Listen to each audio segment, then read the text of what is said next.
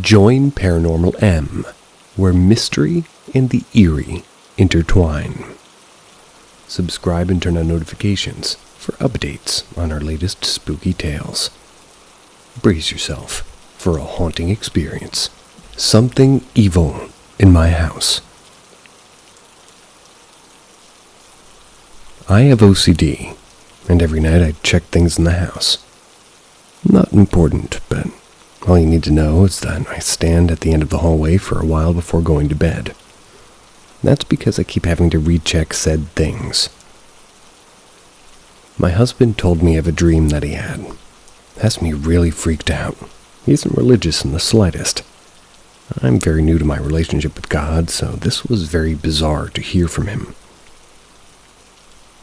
In his dream, he was in something else's point of view, and it wasn't him.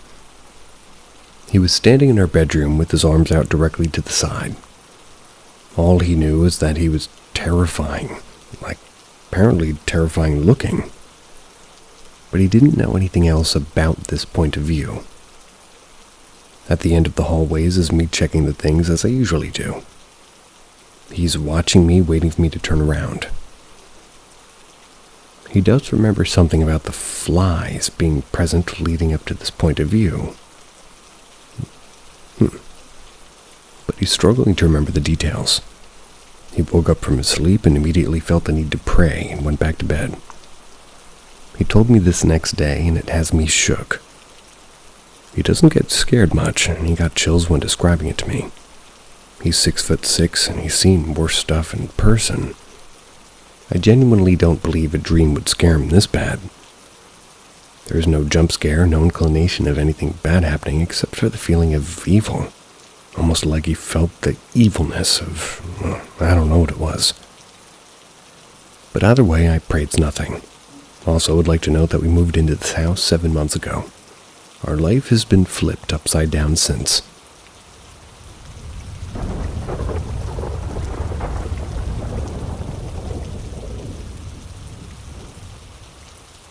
I would be completely dismissive of the paranormal as unexplainable things. That was if it weren't for one experience. I've had a handful of paranormal experiences in my life. Maybe all could be chalked up to anxiety, maybe an overactive imagination, or being high, except for one. It was pretty minor, but I still haven't been able to explain it no matter how I rack my brain around it. Back when I was a child, and still a Christian, specifically of the evangelical flavor, I'd often theorize about things that I read in the Bible as if they basically were any other story. My churchmates and pastor weren't really fans of my hot Christian lore takes, if you were wondering. And one notion that I'd taken to was the idea that demons scare people because that's what gives them power to escalate and do everything else. So, the few times I found myself in the situation that I decided might be paranormal, my approach was to firmly and pointedly ignore it. My childhood best friend lived in a house that she had strange experiences in.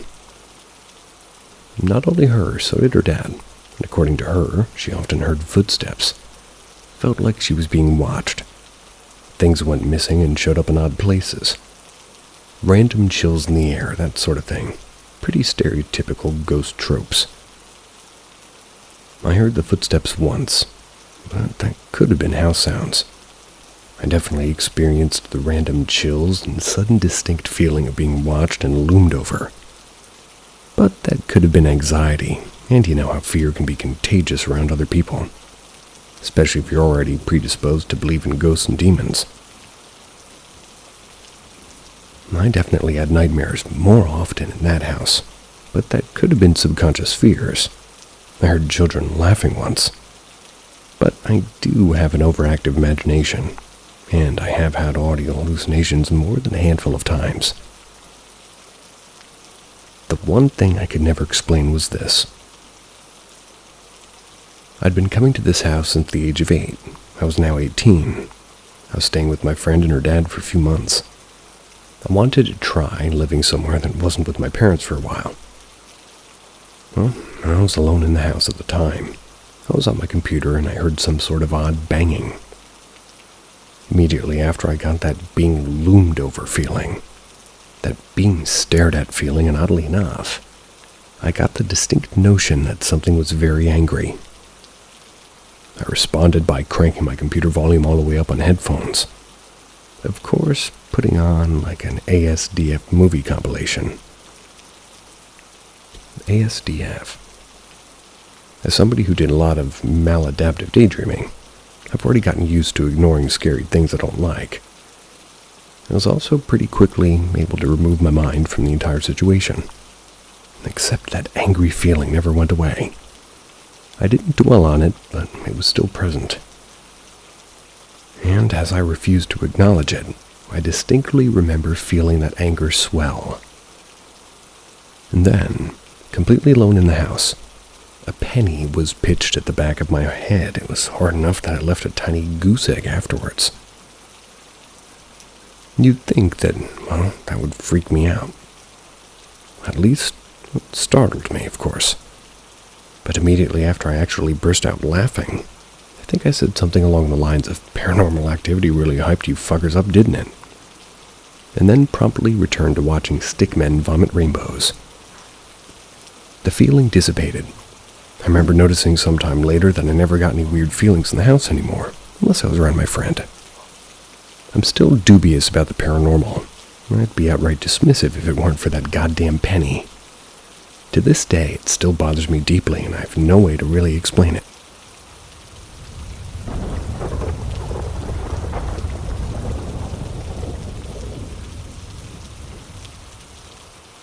Very strange thoughts about ghosts. Did we come into existence purely to exist? To experience pain and suffering as well as joy and miracles, both good and evil? Are we the ones in purgatory? What if aliens are really with us keeping an eye on our planet? Or these celestial beings creating miracles? Good always overcomes evil because the universe is something good, not bad. We do have angels, but we also have demons. It balances out. I wonder if these angels and demons are actually the aliens. What about ghosts and anything paranormal? Things that we can see, that apparitions, movements from another dimension maybe. Sometimes they intertwine with our dimension.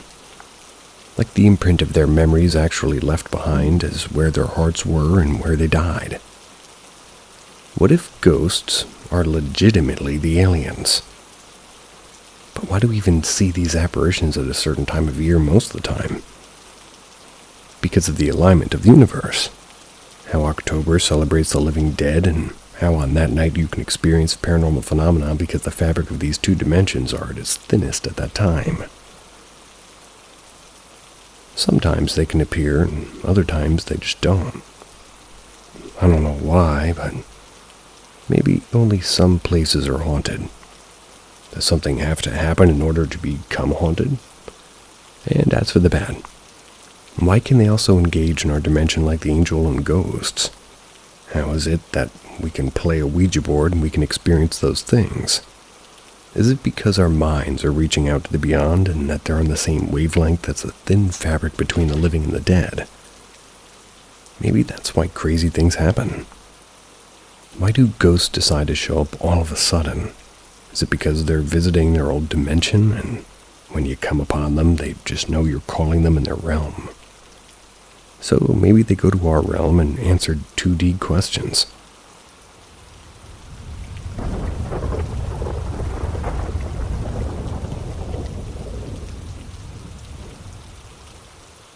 The following happened in a house my parents bought back in the late 80s.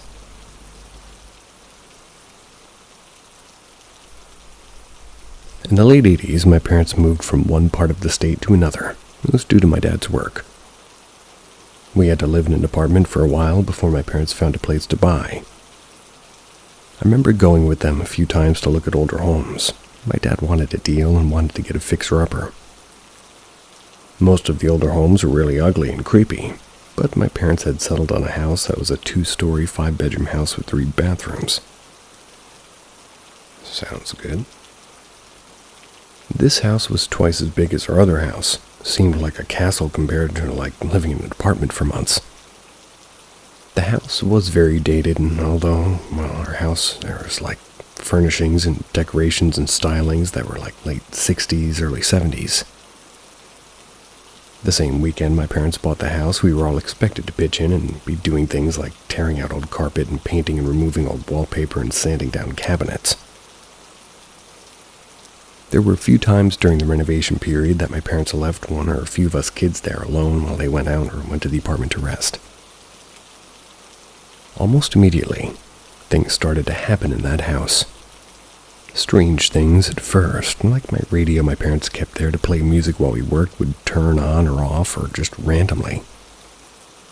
Lights would flicker, and if you were working downstairs, you would hear people walking upstairs. This happened so much that a few times I thought somebody actually broke into the house. After we moved in, things continued to happen. Some of the significant events were when my bedroom was upstairs and I heard somebody walking up the stairway. At this time, I was home alone and thought my parents returned, but they hadn't. Another time, I had heard a scratching at the window. It sounded like a tree branch was rubbing against the window itself, but there's nothing there and there's no tree more than 40 feet or something like that from my window. One time, a few friends from school came over, and it was like we were walking up the stairs all the way across, and there was a wall of mirrors along the stairs, and my friend had seen a lady walking up behind her and thought it was my mom and turned around to say hello, but no one was there, and she screamed and ran out of my house. Another time, a friend had stayed the night, and he slept in the room next to my room. He woke up to somebody whispering next to his head in a language that he didn't know. He jumped up and ran out of the room. We looked around and woke my parents up. My dad accused us of just playing a prank. And like I said, my bedroom was upstairs, and it was down a short hallway where my bedroom door was on the left and the bathroom door was on the right, and straight ahead was a guest room, or a guest bedroom, rather. In the middle of the night, I woke up to hearing a motor running or something. I remember laying in my bed hearing the noise so loud. Got up, opened my bedroom door, and noticed it was coming from the hall bathroom. It was a hairdryer. I rarely ever use that hairdryer, but it was in there sometimes because my sister would come upstairs to do her hair and do the makeup in the bathroom. My parents didn't want us kids tying up their bathroom, so she would use this one. The thing was, I can't remember when the last time my sister was in there, and I don't remember the hairdryer being left out. My parents would often take weekend trips. They'd go back to our old city to visit friends and family. So when I got older, I was left home alone. They would take my sister and my parents pretty often. They had to foster kids too, and they went along. I would prefer it that way, so I would order pizza and have a few friends over and rent a movie. One of these weekends, I didn't get any sleep. Couldn't get any friends who wanted to stay at my house. I was stuck there home alone for a very long, sleepless weekend. Start of the day, my parents left. I think they took an early weekend and left on a Thursday morning maybe. So when I got home from school, the house was empty. That night I woke up to footsteps upstairs. It sounded like somebody was walking across the upstairs family room, but not stopping. Grabbed a bat and walked out of my room expecting to find a thief, or at least somebody who broke in. Instead, I see an empty room. I didn't sleep that night. The following events, I was upstairs and my friends had just left and I was home. I remember I was sitting upstairs and I heard a loud boom. It sounded like something really big had fallen over, like something really heavy. I jumped up, started to call out to my friend Chris and Mike. I was thinking it was them playing a prank on me. Ran downstairs and most of the lights were off. Front door locked, nothing was falling over. I searched every window and door and everything was locked and secured. Barricaded my room, locked myself inside. Later that night, my girlfriend called me and we talked, and I didn't tell her really what was going on because I didn't want her to think I was just some kind of kid being afraid to be home alone. During the conversation, I heard loud footsteps outside. I got really quiet, and she was on the phone asking me what was going on, and she said, "What's that noise?" I said, "You can hear that?" She said, "Yeah." I said, "I've been hearing that all night." She said to get out of the house now. I told her no, that it happened a lot. She stayed with me on the phone till about 4 a.m. and she eventually fell asleep. I started to fall asleep again, and the footsteps started. When I left my room at around 7 a.m., I walked downstairs and found that one of the lights had, these are one of the lights that I'd left on, and it is now apparently off. Checked to see if it was a bulb that maybe burnt out, but nope, it was simply switched off. The final night I was home alone, I had grabbed my dad's shotgun and I kept it in my room with me. It was about 3 a.m. and I was startled awake by what sounded like the garage door from the garage to the house. You know, the regular door, not the big garage door. It sounded like somebody slammed it. I was sure somebody had broken into our house. It made sense that our car was gone and the house looked empty. I grabbed the shotgun, put a shell in it, and walked down my hallway towards the stairway. I'd turned on the lights for the front door as there was a switch for it at the top of the stairs.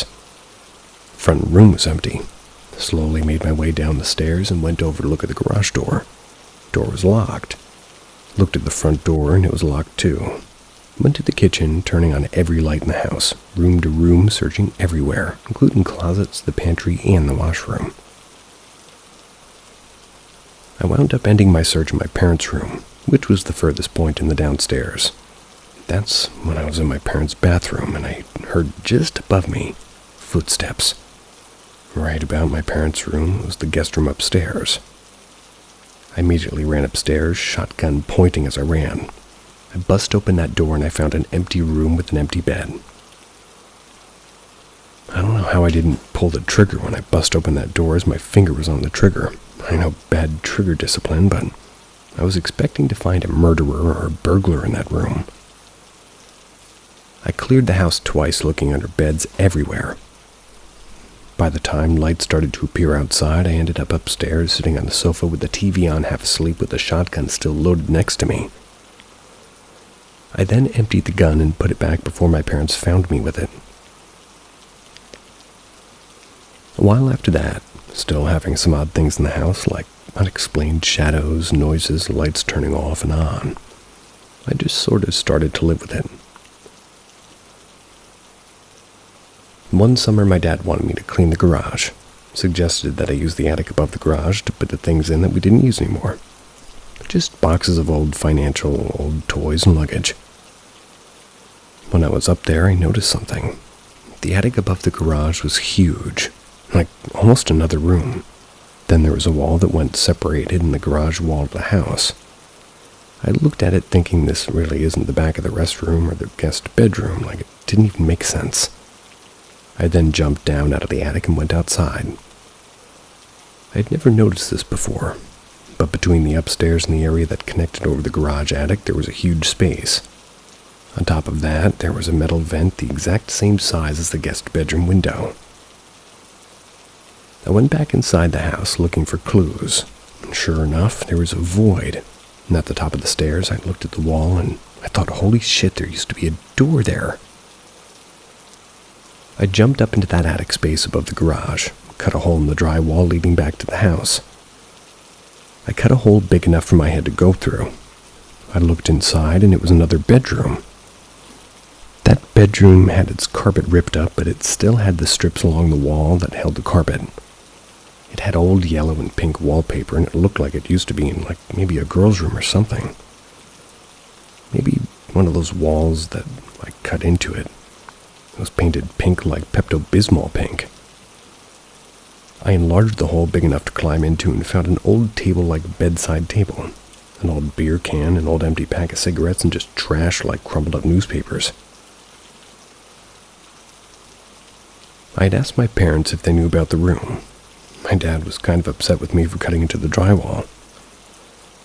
I told him that there's another bedroom and excited about finding it, and he said he didn't want to open it up and just leave it alone. I got the idea that, well, they knew about that extra bedroom, but for whatever reason didn't want to open it up or just deal with it.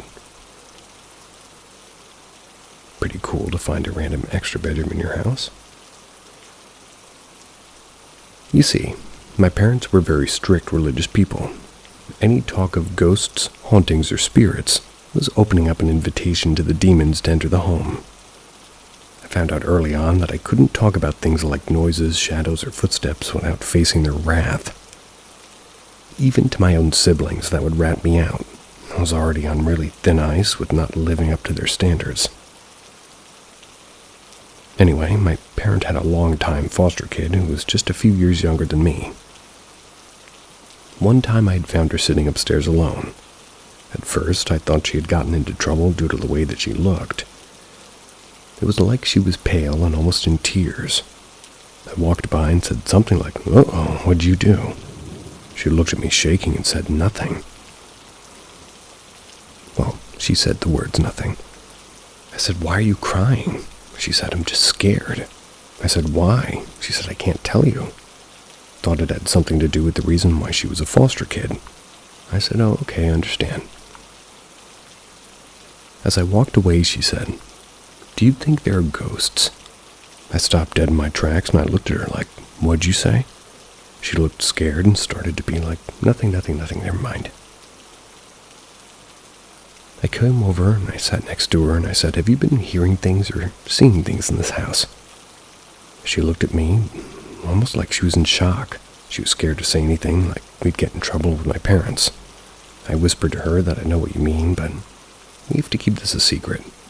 I wasn't sure what my parents would do if they found out that we were talking like this. We sat upstairs whispering together and sharing our experiences. She confirmed that she sees shadows outside her bedroom window.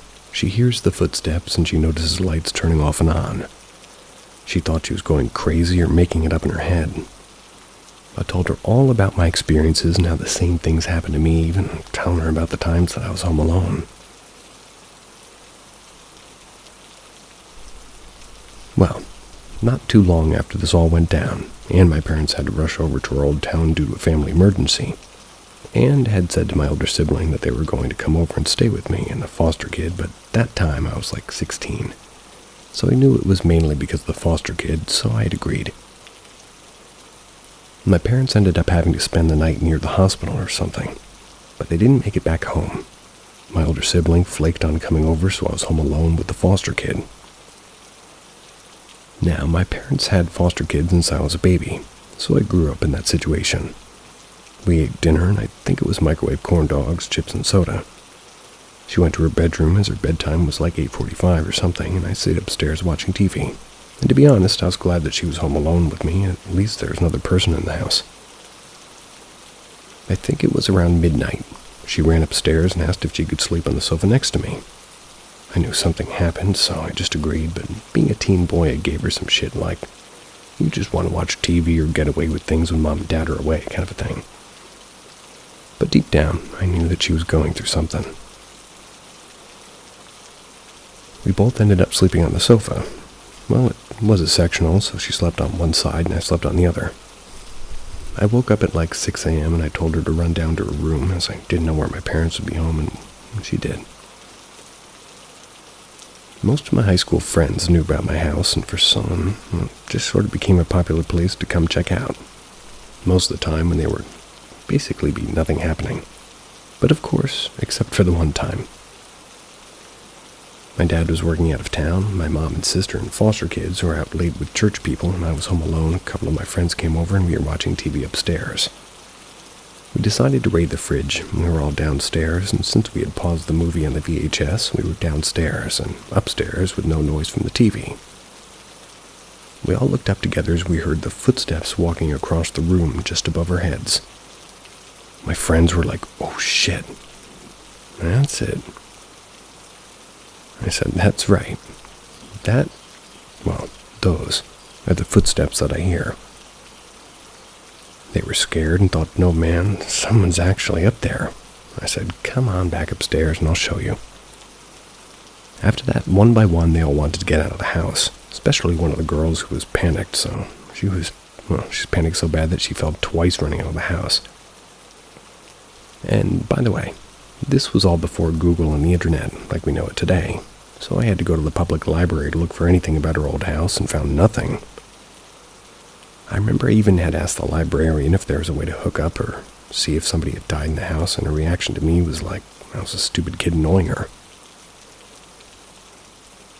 I knew that one of the homes on the block that my parents had once mentioned I were one of the oldest who'd lived in their house since the 60s. I found out which neighbor and decided to go talk to him. One evening he was working on something in his garage. I went over and started talking to him about the city and history and how it used to look when we first moved in, at least. Then, once I got him talking enough where I felt comfortable, I asked him if something ever happened in my house. He was at first like, "What do you mean?" I said, "Well, like if anybody had died there." He stopped what he was doing and he said, "Well, what have you heard?" I said nothing, but told him about the closed-up room and didn't tell him about the paranormal stuff. I just said that, it would make sense if something happened. Or, I guess that's what he said. He looked at me very serious and said, "Well, long time ago there was an accident. The family had teenage and older kids living in that house, but the accident involved a family member who didn't live at the house. He wouldn't go into details except, he said, maybe ask my parents about it. Surely they would know more of it than him." Then he changed the subject and didn't want to tell me more about it. And to this day I never found out really what happened, or even if it actually happened at that house, or with somebody who lived at that house at some point.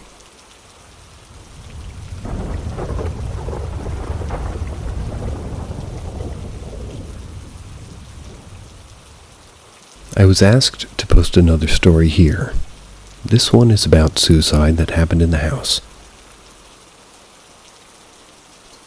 I used to manage a crew, and our job was to go in after maybe a homicide, maybe a suicide, or unattended death, or an accidental death, or other cases that caused a lot of damage due to some type of an incident. Sometimes it was very minimal, and other times it was extremely graphic. Most of my stories are about how sad the scene was, or sometimes just crazy how some people managed to get themselves killed. I did this work in the 90s up until shortly after 9/11. We were usually called in after the investigation was over, so the coroner already removed the bodies or body.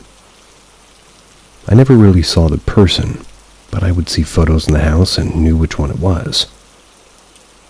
I never really tried to think about it, just at the task at hand. I kept my crew very respectful. I never allowed anyone to smoke while on the scene.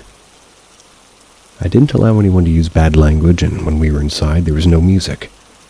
We would almost whisper to each other. It was hard keeping workers in this kind of job. Some, even after their first murder scene, left the job and never came back. Don't blame them. I never blamed anybody.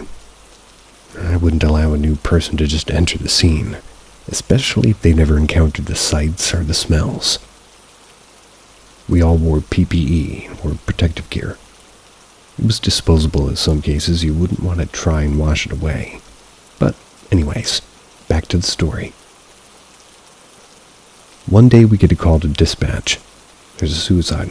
Most of our call-outs, we get some reason. They'd always happen either late, maybe middle of the day, maybe middle of the night.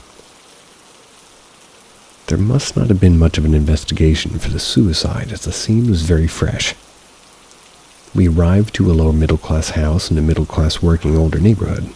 The neighborhood must have been built in the 1940s or 50s based on the way the house looked. My job when we arrive is to get the paperwork sorted before we enter the property. Normally on most scenes of public agencies such as fire department, sheriffs, police, or family representatives have a sign-off for us to enter the property and do what we need to do. It isn't uncommon for a family friend or even a neighbor to sign off as a representative, due to either the entire household being lost or no one else being available. We just have to have someone with stated authority signing our paperwork. When we arrive on scene, there's an older middle-aged woman seated in the garage. You can tell that she'd been crying, and I sit with her and I talk with her. I usually asked questions like, in an affected room, is there anything of sentimental or monetary value that you'd like to use or remove, or put somewhere safe? Is there anything dangerous left in the room? Usually the PD removes that, but I would still ask. I would also ask, can any soft materials like bedding, curtains, or furniture that you'd like for us to try and salvage if affected? I've always been told that I was very good at talking to people in that kind of situation, so that's why, shortly after I started working in the field, I was promoted to supervisor. This lady that I was talking to, well, she didn't seem distraught because of the death of her son, but that she was frightened that she was visibly shaking and kept looking at the front door. My crew was still in her truck suiting up. I'd asked her if she would like to show us the affected area or if we could just enter. She snapped back and said that I'm never stepping foot inside that house again, which is understandable due to the fact that her son had just taken his own inside that house. I said, okay, if you can just tell me which room it is. She said it's the first bedroom on the left, just as you enter the hallway. That's when I noticed that she wasn't looking at the front door, but the first window to the left of the front door. I motioned and she said that bedroom window there. She said, yeah. She grabbed my hand and said something like, this is going to sound crazy, but there's something evil in that house. I just stood there letting her talk. I did nod my head like agreeing with her. She said that I'm never going back in that house ever again. She said that you don't understand. Something real evil is inside that house. I told her that I understood and that if there was anybody that they could just call for her or something. She said that a friend was going to be by shortly. They're from another city. They were maybe an hour away. It's going to take her a good amount of time to get to the house. My crew leader came up and we told her that we were going to get started. We entered the house and it wasn't much of a bloodbath inside, a very small pool of blood in front of the bed and a large pool of blood on the mattress. I also noticed what looked like vomit on the mattress. The thing that really stood out was the wall covered in writing, and the writing was in blood. The whole house seemed dark and heavy is all. That's the best way I can describe it. It was messy, not like a hoarder situation, but they obviously didn't keep it up well. As my crew was working on the scene, I went out to talk to the lady, and I wanted to make sure it was okay with her, that we bag up the mattress and dispose of it. When I went outside, she was sitting there facing inside the garage smoking a cigarette. I'd asked her if she wanted to salvage the mattress or if we can just dispose of it, like I said. She said something like, I wish we could burn the whole place down. Then she started to tell me about the house. She said it started with her husband. She said that a few years ago he took his own life inside the house in the master bedroom. She said about a year ago her oldest son took his life inside the house, and she said that she woke up to find him hanging in his room. She said that the house is evil, and evil spirits will live inside there and attack you. I sat with her and just said I'm sorry to hear about all that you've gone through. She said I don't blame them for leaving me. She went out just to say how demons are attacking anyone who enters. And the thing is, she didn't look crazy or talk crazy. She just looked very worn, tired, but mostly scared. Up to this point, I do have to admit that some scenes are just plain evil. You feel it. I can't describe it, but if you could ever feel evil, demons or bad spirits, whatever you call it, I felt it many times. Let's put it that way. I felt it inside that house, mostly when I looked at the writing on the wall.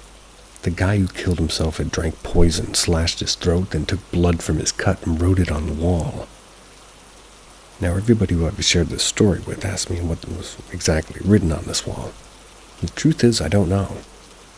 I couldn't make sense of it. I did make out some words here, like, the little blue boy is, and some others that I forgot, but it wasn't in, like, another language. I guess as he was bleeding out, he couldn't write it well.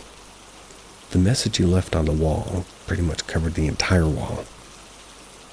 My workers bagged the mattress, cut out the carpet, cut out the drywall, and were quickly, and that was it. They wanted to get the hell out of there. They hadn't heard what the older lady told me. As I told the lady and we were just completed, she sat there smoking a cigarette, shaking. just waiting for a friend to arrive. Felt bad leaving her alone, but it wasn't my job or responsibility to sit and stay with her. My crew talked about how fucked up that scene was. I think the writing had got to them. As we pulled away, I shared what the lady said to me. One of my crew members who always wore a cross said he felt like he wasn't welcomed in there. He was the one pushing to get the heck out of there fast. I know this isn't a typical ghost story, as we don't see a ghost, but I do think evil spirits drove all the male members of this family to kill themselves. I don't know. I don't think I'll ever find out.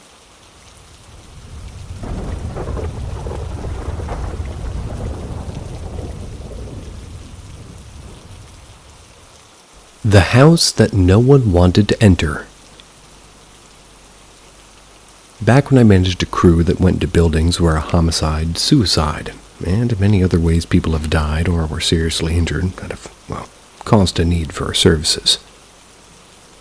We would do our best to sterilize the environment, not just removing biohazards, but making it so that it was visually sterilized. So that if anybody walked into the building, it would just look like a construction or a remodel project. This particular call was during a stormy day, dark and gloomy. Right out of a scene from any scary movie that you can imagine. Just go with that. Off in the distance, there's rumble of thunder, heavy rain, and it's cold. We get a dispatch call to a home in the hillsides. It's a neighborhood, part of a larger city. For privacy reasons, I will not say which city, but this particular area I was not really too familiar with. It seemed like really, really rich neighborhood in an area where you'd expect wealthy individuals to live. The dispatch said that the representative was going to meet us. They were going to the site to release the property to us. I believe the guy that we met was an attorney, or at least some sort of real estate broker. He signed the paperwork and we walked inside and he said anything that we need to dispose of was fine, just keep a record. He gave me his fax number and said just fax the invoice to our services for any paperwork and his office will take care of anything that we need. He handed us the keys and said to lock the doors from the inside and mail the keys back when we're done. My crew starts setting up, suiting up, getting ready to do what needs to be done. I go back out to my truck and I start to get ready. We normally used to take 35mm photos of before and after. Prior to this, we used to use those old Polaroid instant cameras, but we switched to 35mm film cameras for quality. We did this not for taking photos of gore, but documentation and to cover our butts. That says we had one case where a crew was accused of theft. Turns out not to be true, and that the missing item was taken by a family member before we arrived. The house. Well, like I said, it was in a very wealthy neighborhood in the hillsides. It looked pretty well kept from the outside. I remember the driveway was one of those that you can drive in on one side and it looped around. Looped around back to the street like a U-shaped driveway. But it served, kind of went all the way up to the house. Not sure if you can picture that in your head, but it was a long driveway anyway. It was a very large 3-story home. Since it was on a hillside, you entered the house in the middle level. There was one level down and one level up. Inside, my crew was a little bit confused. We were used to seeing fresh blood and fresh damages like bullet holes, broken windows, and typical murder scene stuff. I mean, yes, this house was the scene of a murder. I never got the information on who was murdered or how many deaths. The representative of the house didn't say anything, and it was strictly business, sign here, send me an invoice, and that's it. Since he already stated about, how to dispose of anything needed and to make inventory there's really no need to go into details about anything else, really. My crew eventually enters the master bedroom, and you can tell this is where it happened. Very odd thing was, it wasn't like a new crime scene. Probably happened about a decade or more ago. My crew consisted of 3 crew members and myself. 2 of them started getting the creeps, and pretty much almost immediately. They were the newer crew members, so it's kind of expected that a new guy gets creeped out at scenes. I noticed they did whatever they could to stay out of the house, run back to our trucks in the stormy weather to take trash or get supplies. Having done this job for more than 6 years at this point, I know the scene isn't fresh. The dried blood had almost turned black. But what really stuck out was the age of everything inside the home. was half emptied, like most of the furniture and what you'd expect to be there wasn't in that bedroom. It was like they left it in some time in the 70s or early 80s. I remember thinking how old everything looked in contrast to the outside. The outside looked like it was kept very well, but the inside, it was like a layer of dust, and some areas had cobwebs like you'd see in some creepy movie. We noticed that the blood may have leaked to the floor below, so we went to inspect where the blood had pooled up at one point and see if it went through the downstairs. We located a dark spot in the ceiling below the master bedroom. The room below was like a den and bar area. I told my crew that we're going to have to remove all the carpet in the master bedroom and maybe the subfloor and clean the studs, remove the drywall and insulation in the ceiling below. We also noticed that it had a leak down to the floor in the den below, so we moved a portion of the wood flooring below as well. During our work, our car drove up the driveway and flashed its lights at us. I went out thinking it might be the representative. I go outside to meet with the car and see what he wanted.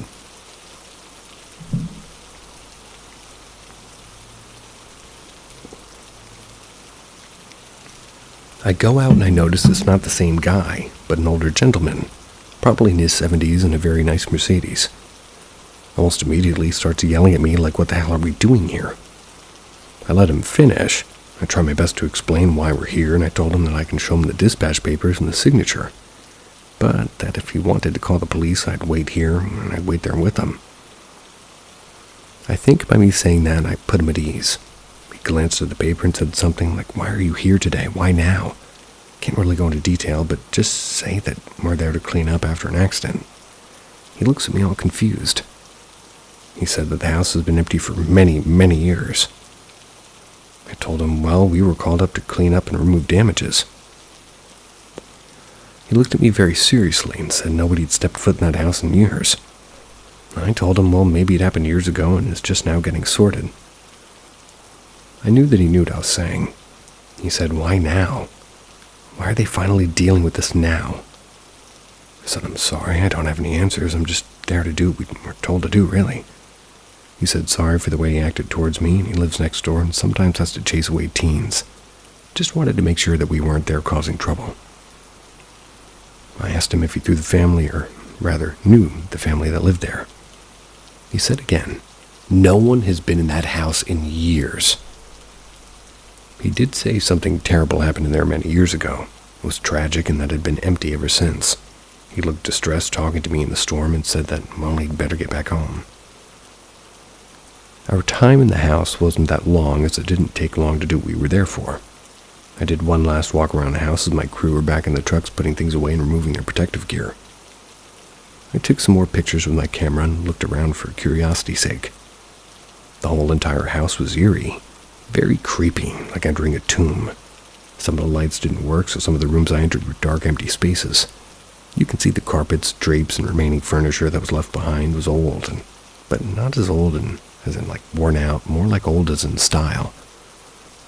I remember seeing some pink dog stuffed animal on the floor next to a lamp. I don't know why that stuffed animal gave me the creep so much. We leave the house to get back to my office, and I finish up the paperwork and give everything to our billing gal, including the film roll.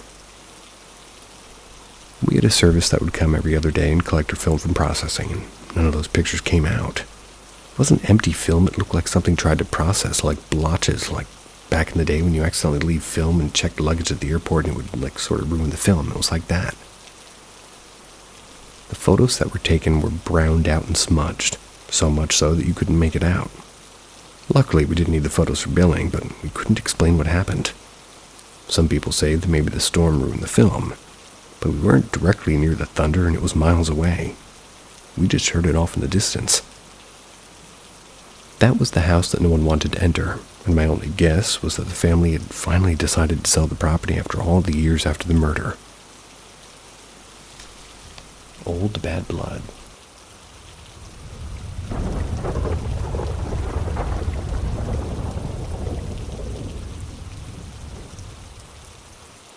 The murder house of a young girl.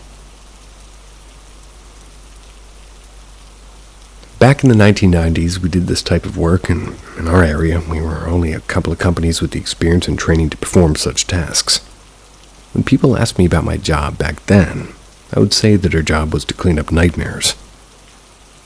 However, back then I wouldn't really talk about it too much because it was a hard thing to really talk about. We would go in after the investigation's complete and sterilize the scene. Not only for biological hazards, but for visuals, as in the family came back to the scene and we'd make it look as clean as possible. Hardly any remainder of what had happened.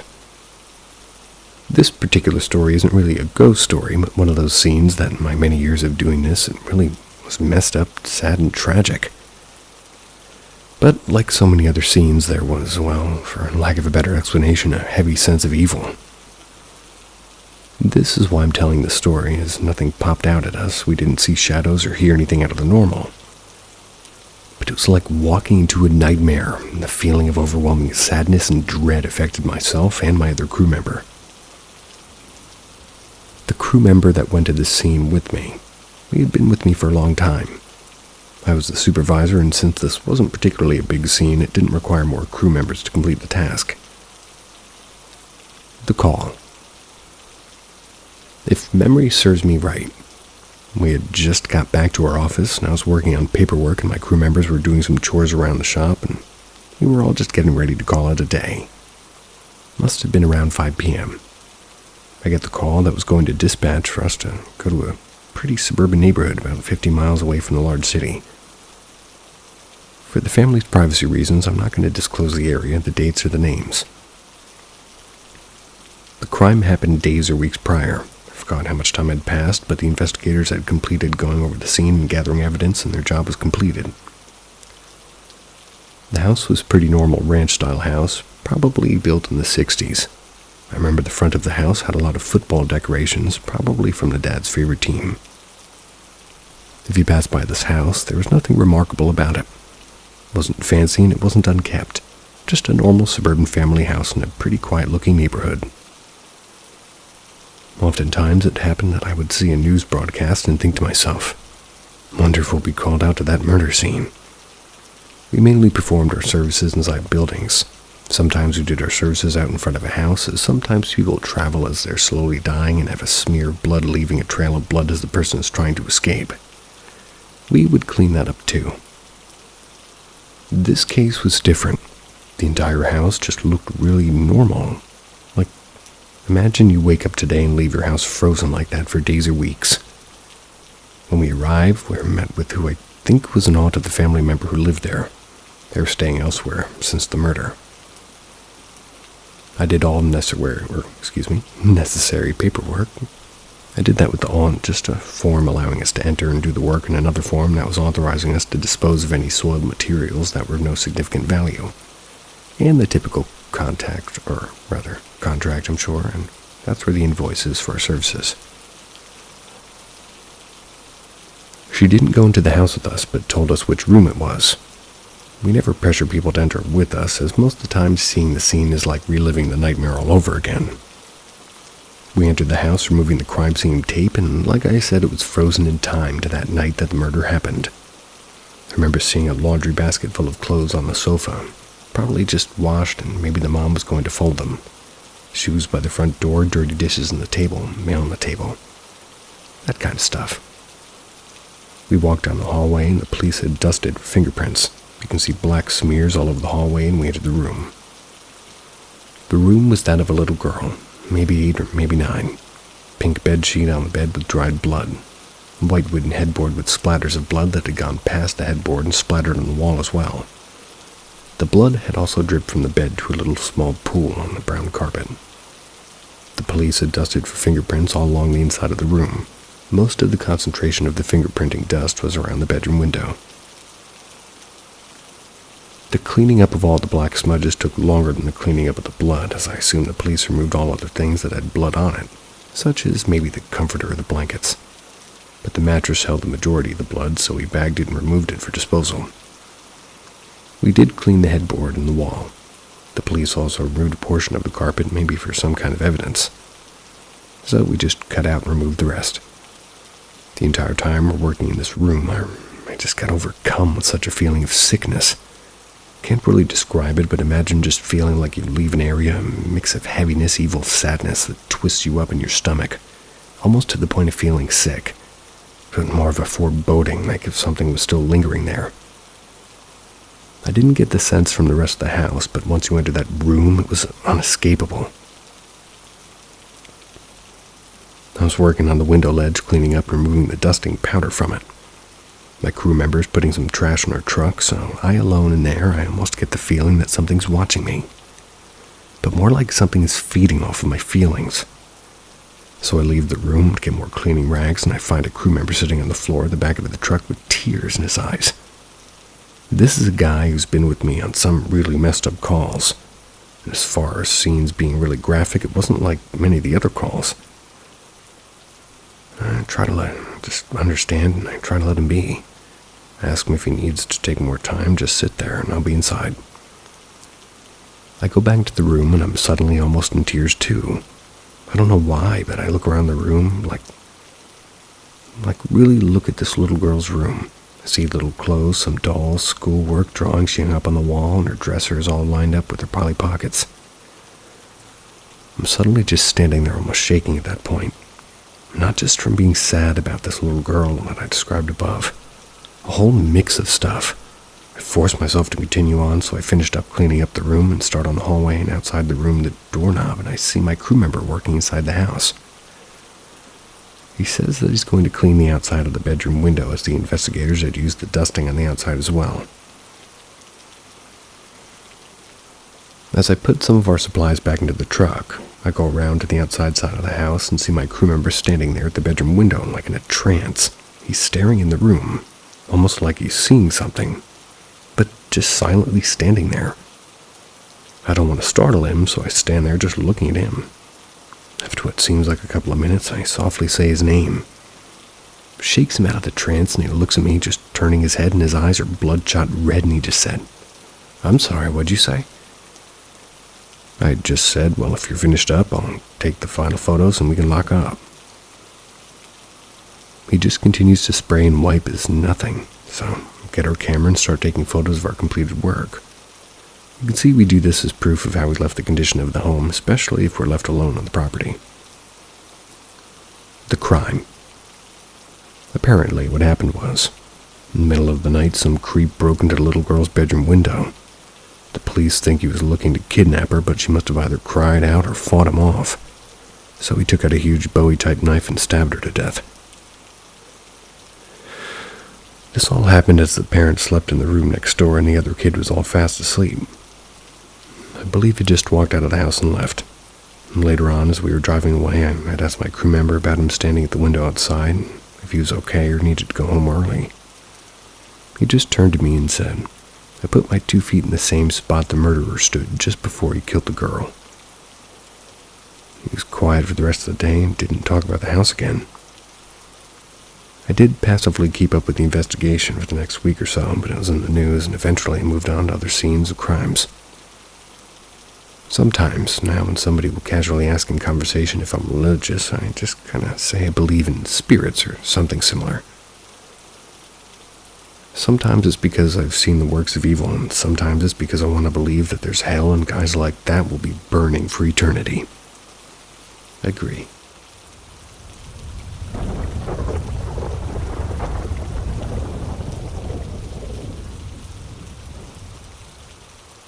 The Dollhouse. Unattended death scene. An unattended death scene can be worse than most of the other scenes due to the smell. Usually when an unattended death happens, it typically is where someone's living alone who died of natural causes and had gone pretty much unnoticed for some time. One afternoon we were dispatched to a house in a nice family suburban neighborhood, nothing too fancy, kids playing in the street kind of thing, you know. The house looked a little bit unkept from the outside, overgrown brown grass full of weeds, pile of junk on the side of the driveway. We were called out by the homeowner's daughter and the son-in-law. The lady who had died went unnoticed for approximately 10 days. The daughter lived out of town and must not have had regular communication with her mom. I can't recall the details of how exactly she was found, but I think it was a neighbor who went to check on her. The police had entered the home to do a welfare check and discovered the body. Then the coroner just removed the body from the house. She died in the hallway of the home, and I think it was a fatal heart attack. Somebody knew about our company and recommended that we come and take care of the house. When a body lays dead for days, several things can happen. I won't go into all the details, but sometimes the gases build up due to decomposition and body pops. Then there's also the leakage that happens just before. This is the situation that we're dealing with. The homeowner had been found just before popping, but something else started happening inside the house. There's usually a fatty film that builds up on the inside, maybe from the off-gassing of the corpse, that seems to cover every surface of the house. Also, thousands of maggots and flies. Our job was going to be a big one. We had to clean the house and get rid of the smell. Ugh. The house. When we walked in, the smell was the first thing that hits you. Penetrates everything on you, and you, even wearing a full-body suit, it still feels like you smell the corpse for days. However, aside from the smell, what really freaked us out were all the dolls in the house. I'm not talking about a doll collection, but in every room there were creepy dolls that were all posed like people. In the front room, all of the seats and the sofas and chairs were like the dolls were having a family reunion. On the dining room table, there were dolls in every chair, as if they were expecting dinner to be served. In the den, there were dolls set up to watch TV, and the lady had a bar area in the den, and there were dolls sitting on the stools waiting for their drinks. And when I say these dolls were all set up, I mean they had plates, glasses, and some of them had magazines in their hands. Most of the dolls were big ones. They had weird clothes on, like many of them looked like clowns. Some of them were ventriloquist dolls. In the other bedrooms, there were dolls laying in bed, sitting on chairs in the bedrooms. Here's the weird part. Or at least the weird part I didn't notice. But it was one of my crew members did. He said this whole place has dolls except one room. The master bedroom. The dead lady's body, room rather, was void of dolls. The other thing is he pointed and said why that she should have a deadbolt and a door lock on her bedroom door. Okay, odd coincidence, but we had work to do. Like I said, this was a job that took a few days to complete. We'd remove all the carpet, clean the walls, and we'd ask the daughter and the son-in-law there if anything inside, and they wanted us to try and keep it. You know the drill. I asked them not to try and enter the house, as the smell was very overwhelming. But when I'd mentioned the dolls, she looked confused.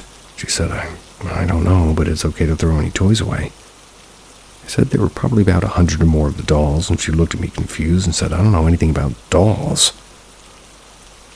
I didn't think much of it, so I said soft goods can be laundered separately, like blankets and towels and bedding. She said, no, it's okay, we're only going to take important papers and family albums from the house, and there were a few items that belonged to her dad in the garage. I told them that the garage wasn't affected. It was detached from the house. Her husband was going through the garage as we worked inside. My guys started collecting all the dolls and putting them in huge plastic bags for removal. I remember the husband looking puzzled as he'd never seen the dolls before. On the last day we were out there, we got a really, really late start. Ended up trying to finish that house towards evening time. That last room we finished was the den. Most of the clown dolls were in there. Now, I didn't see it, but one of my crew members ran out of the house saying, "Fuck this." He said that one of the clown dolls that was sitting at the bar turned his head to him. We all joked with him about it afterwards, but deep down, I wouldn't trust these dolls. Especially the way they're all over the house creeping me out. Especially since the deceased lady's own family, didn't even know about them. And they certainly took over the house. I would have left them all there.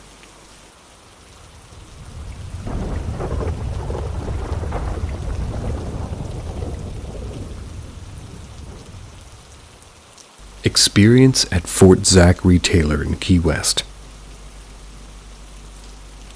Earlier this month, we visited the old fort in Key West called Fort Zachary Taylor. I believe I read that it was built in the 1840s, and it's an old earthworks fort with lots of brick, and most of the gun emplacements have been removed. But you can still tour around the fort in many of the area that the soldiers would have used, such as the barracks, the mess hall, the chapel, and the powder storage room, etc. Just off the chapel was one of the smaller rooms, which looked like maybe it was used as a cell. That particular room didn't have a description plaque, but most of the other areas did. My wife and I walked inside just to look around. It was all brick and was like 7 foot by 5 foot wide with iron bars over the window. When we stepped inside, we both smelled the smell of pipe tobacco. Like if just moments before we entered, somebody had smoked a pipe. It was a very sweet tobacco smell. I knew it was pipe tobacco because I smoked a pipe every once in a while. And the thing is, the smell never faded while we were in the room. I looked around like, what the fuck is going on? Once we exited the room, the smell disappeared. There were hardly any other tourists around the fort when we were there, and there was an Asian family with kids all under 10. A couple of ladies walking around, Hispanic family, and a small kid. The thing is, no one that we saw looked like they would have been smoking, especially with kids around. Especially on a historical site like this.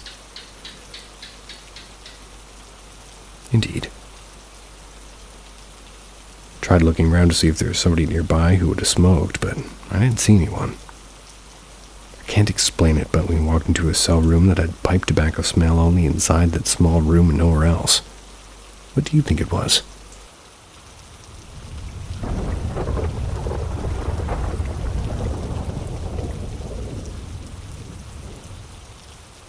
Welcome to Paranormal M, where the unknown beckons. Subscribe and enable notifications to catch every new spooky story. Get ready for a journey into the mysterious. Conversation with my wife last night about her experiences working at a hospital. My wife works at a hospital that specializes in traumatic injury, long-term care, and end-of-life care. It's not just an old folks' home. But she has had several young people, and one was a gunshot victim, another motorcycle accident, and things like that. We watched a movie the other night that was a ghost movie, and last night we were talking about it because she recommended the movie to a coworker, and that led to a conversation about where she works. I asked her about how did she feel working at a place where people sometimes die. She said in her years working there, hundreds of people have died, maybe 1,000. Some might even say 2,000. Which is not to say a bad thing about the place, but it's the kind of place where people either end up dying there or get transferred to ER care and die there. Sounds kind of bad to me. She doesn't work directly with patients, but in administrative, so she doesn't really go into the rooms or venture out into the floors that much other than delivering paperwork to family members and sometimes getting signatures from caregivers. She told me about the time that when she had to work overnights there when she first started doing staffing issues. She needed cover for one of the other managers, and it was a brief number of times that she had to do that. But she said if she had to work those hours, she would find another job. I asked her what did she experience. She said that during the night, that staff was significantly less thorough, or rather throughout the building. Like all the nurses and the medical staff were there, but out of the other part of the building. But that night they'd turn off most of the lights near her office, as most of those staff members were day shifts, only like billing and admissions and etc. So her office was in the middle of all of those. She would just keep busy and have music or a podcast playing in the background while she worked. However, she hated going to the restroom, or going to get a snack as she would walk, quote-unquote, through a dead office space. Sounds like a lot of office spaces.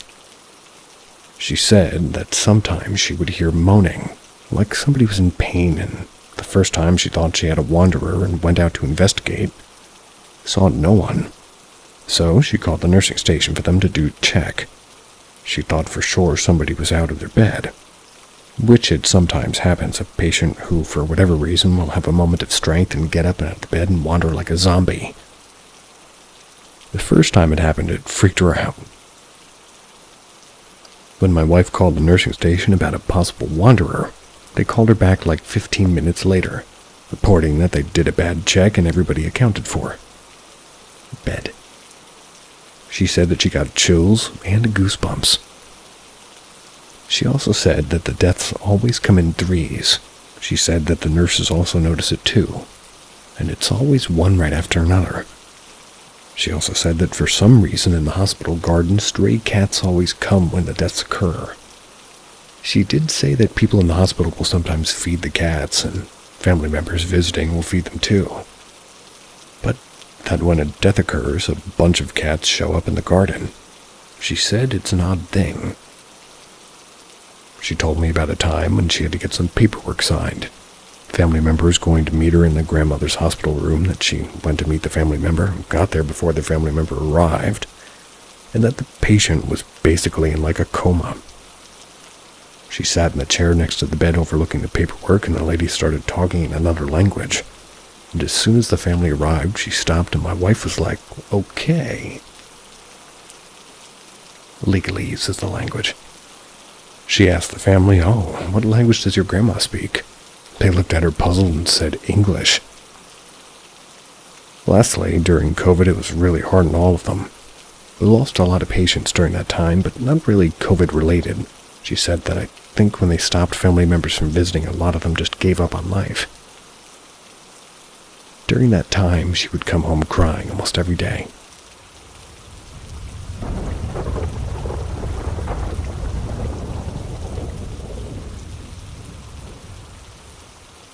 Painting that hung in my childhood home.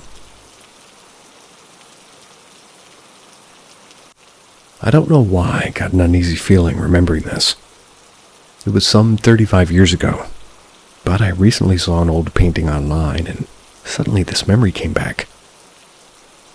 For as long as I could remember, my parents had a painting hanging on the wall. It was just past the entryway to our old home, just before you entered the hallway to the bedrooms. This was a very old oil painting, and apparently my parents had found it when they bought the house before it was born. But it was up in the attic, and they thought it was nice, and they hung it on the wall. I was too young to remember if it had always been in that same spot, but for as long as I can remember, it had always been there. The painting was about 2 feet by 3 feet in size. It had a wooden frame, very ornate, with golden accents, like gold leafing. The painting itself was like the Greek or Roman building in ancient times, and there were stone pillars and people laying around and some people talking to each other. It looked sort of like a scene from some kind of ancient meeting place. It must have been 30 people in the painting. They were all wearing white robes, and some had red sashes. I don't remember when this first happened, but it had to have been when I was maybe 6, maybe 7 years old. But this one time, I stood out in front of the painting, almost like actually seeing it for the first time. You know, one of those things that are always there, and you don't really pay any attention to it until one day you really look at it and study every detail. I remember looking at all the people. I remember a lady laying down on an old stone bed. She had grapes. I remember there were 2 men who were more in focus. They were closer to the center of the painting, too. They looked like they were having a heated discussion. There was like a fountain also in the picture, and people were around it. I remember being so fixed on the painting, staring at it for what seemed like forever. That was until the people started moving. I stood there, seeing the little people moving and talking with no sound. Then they started to look at me. I got freaked out and ran away. I know I wasn't home alone at that time, but I don't remember my parents or siblings being near me. After that, I hated walking past that painting. I would do what I could not to glance at it, and if I was ever alone in the room with it, I'd try my best not to look at it. I mentioned what had happened later to a childhood friend when one time we were talking about scary stories. He dared me to look at it again for 5 minutes. I did, and the people didn't move that time, but I swear they were in different places. Anyways, over the years, we had this oil painting hanging until one day we moved out of that house. This was when I was maybe 13. We moved to the other part of the state, and I never saw that painting again. Fast forward, and now I'm in 10th grade in high school, which was probably the last time just before really now thinking about that painting. I remember it had something to do with the school. Not sure if it was a project or an assignment, but it was about ancient times. I remembered that painting that used to hang in our old house. I'd asked my mom, "Remember that painting that used to hang in the front room just before the hallway, the Greek or Roman painting?" My mom didn't know what I was talking about. I said, "You know the one." The one that Dad in the attic found. You know, when he bought the house before it was born. She said, oh, that painting, well, we never hung it up. I think your dad sold it in a yard sale many years ago, maybe when you were a baby. I said, no. It used to hang in the front room. You know, when you would walk in the front door to the right of the wall and start at the hallway. She said that we had a mirror there. So I dug through our old family photos of every picture of that front room. There are many photos, but none of them had that right angle or was taken from the other side, not showing that small area of the wall. I was insistent with my mom about the painting that used to hang in the front room. I went into detail about it, about the Roman or Greek-looking people and the fountain and the stone pillars. She looked at me like I was on drugs and said, no, the painting that they had found was like a flowers in a field with a little house in the back. I know what I saw. I know what was there. Yet we had a mirror by the entryway door of the front room, but it was on the other side of the wall, closer to the jacket. It's by the closet by the front door. I'd asked my siblings about it. My sister was the only one who was kind enough to remember the painting. But she said that she thought it was in the hallway, which was not the case because my mom only used our hallway for family photos. What do you guys think about this? Right now in my head I can see this painting. I would suggest that that painting was somewhere else kind of impactful because the lady of a house knows what decorations are in her house.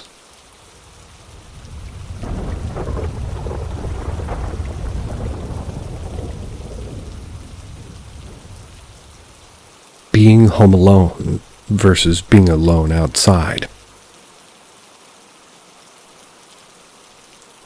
Recently I had a conversation with a friend who's now divorced, and for the first time in decades is now home alone. He's over 50 years old, and he had trouble adjusting to being alone in his home.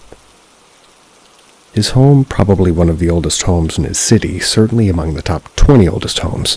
It's fairly large, like 5 bedrooms and almost 300 square feet, or rather, 3,000. This home also has on record 3 deaths. 2 were from natural causes. We were talking about how can grown adults, especially guys, still be scared of the dark in a way. I told him that I've camped in the past all alone in the middle of nowhere, in a campsite or campgrounds in quotes. But just going out in the middle of the desert and camping out, or in the mountains, or hiking or camping for the night. I have on occasion have been home alone with the wife and kid out for several days. And yeah, it's hard to fall asleep because to me it's like things are all out of normal. But not that I'm particularly afraid, but that I do hear every noise, creak, and sound that sort of alerts me. He's not been camping out by himself before.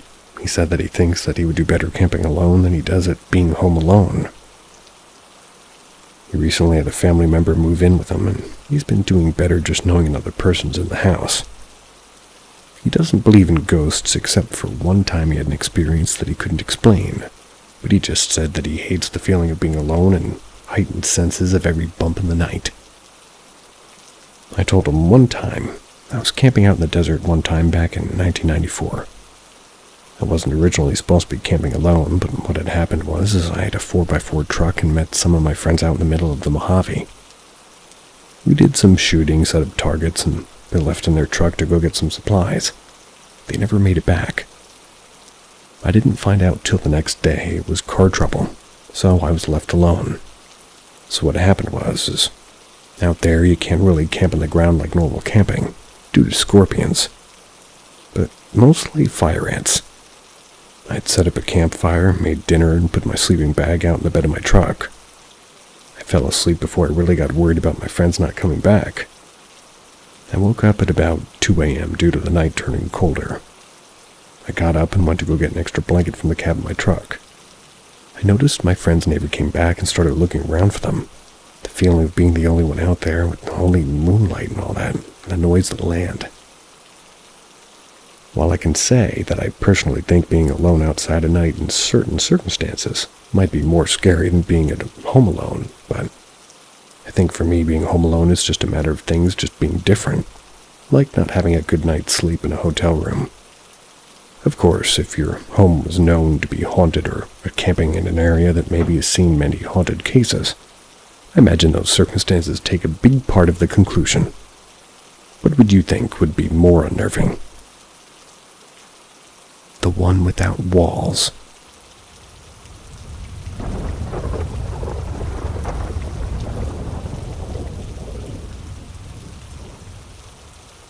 Every Saturday morning I went to an old cemetery. Was recently on a trip and traveled to an old cemetery.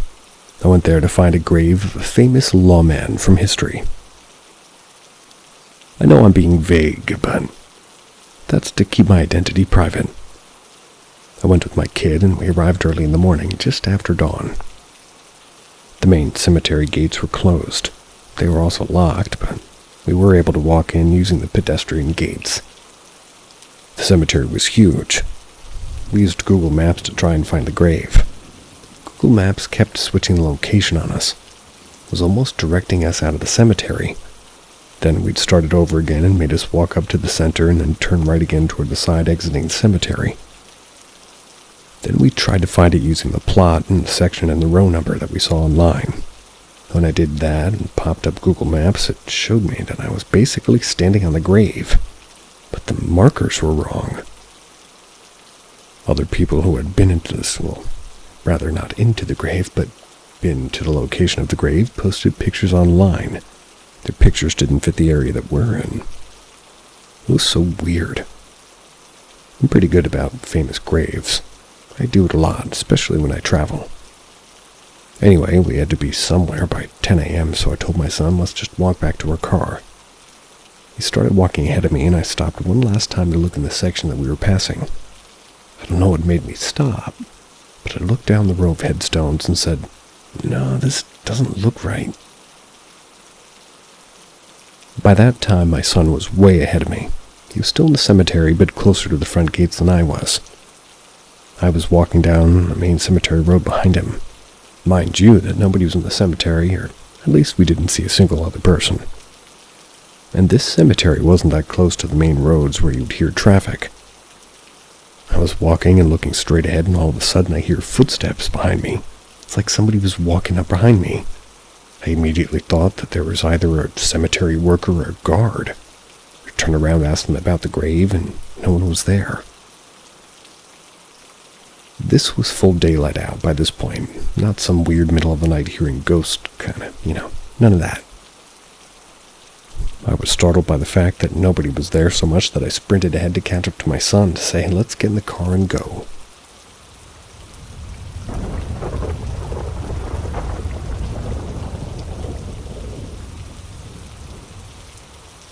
Kind of a spooky thing that happened to me in Gettysburg.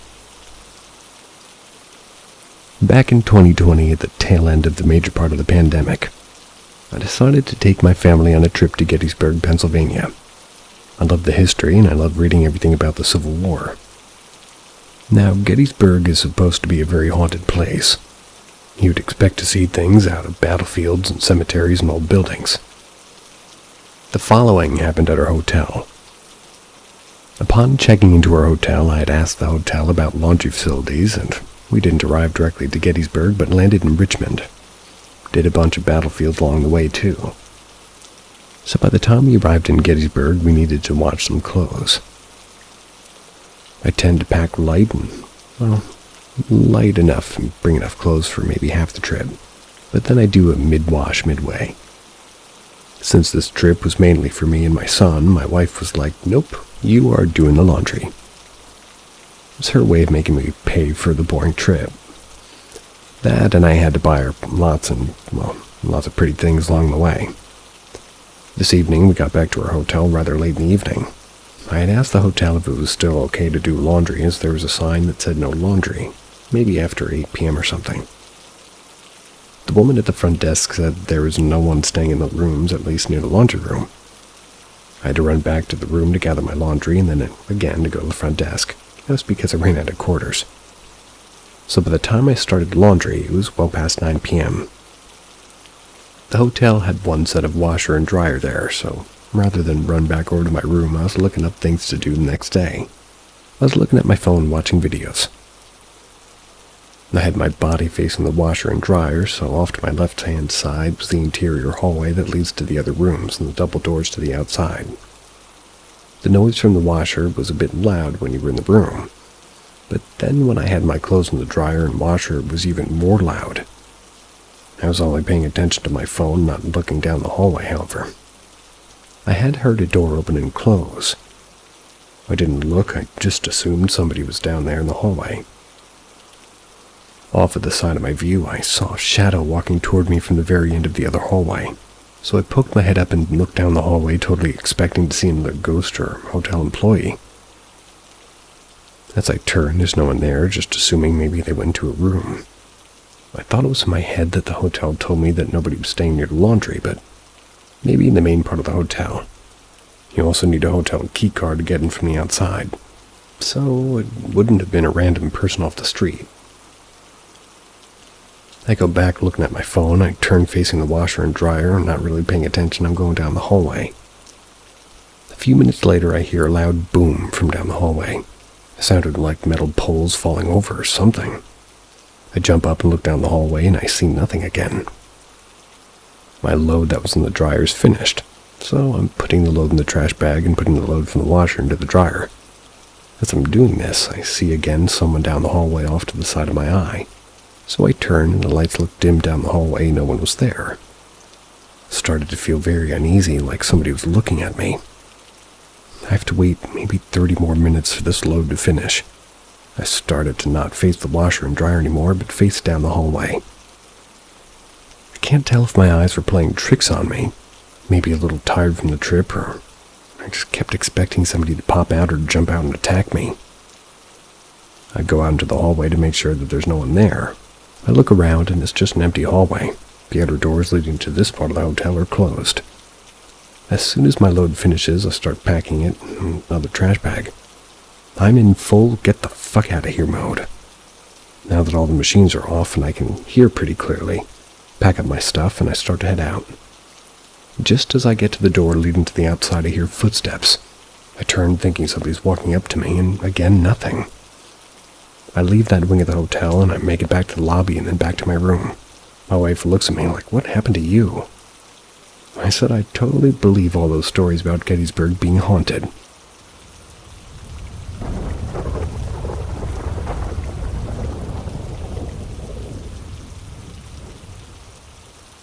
Ask Reddit.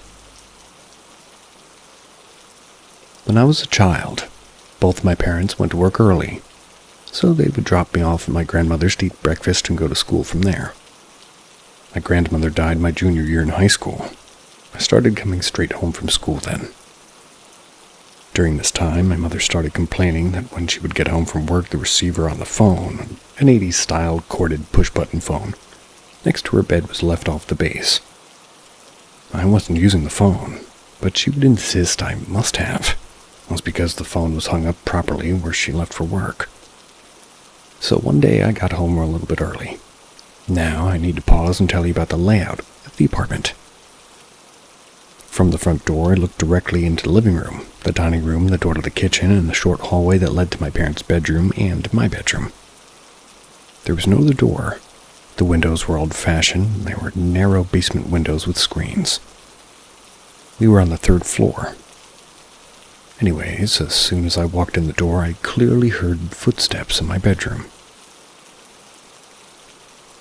I dropped my school bag and foolishly ran to the bedroom. It wasn't far and took only a few seconds. I got to the bedroom and no one was there. However, I immediately noticed that the receiver of my phone on my mother's bedside table was on the floor.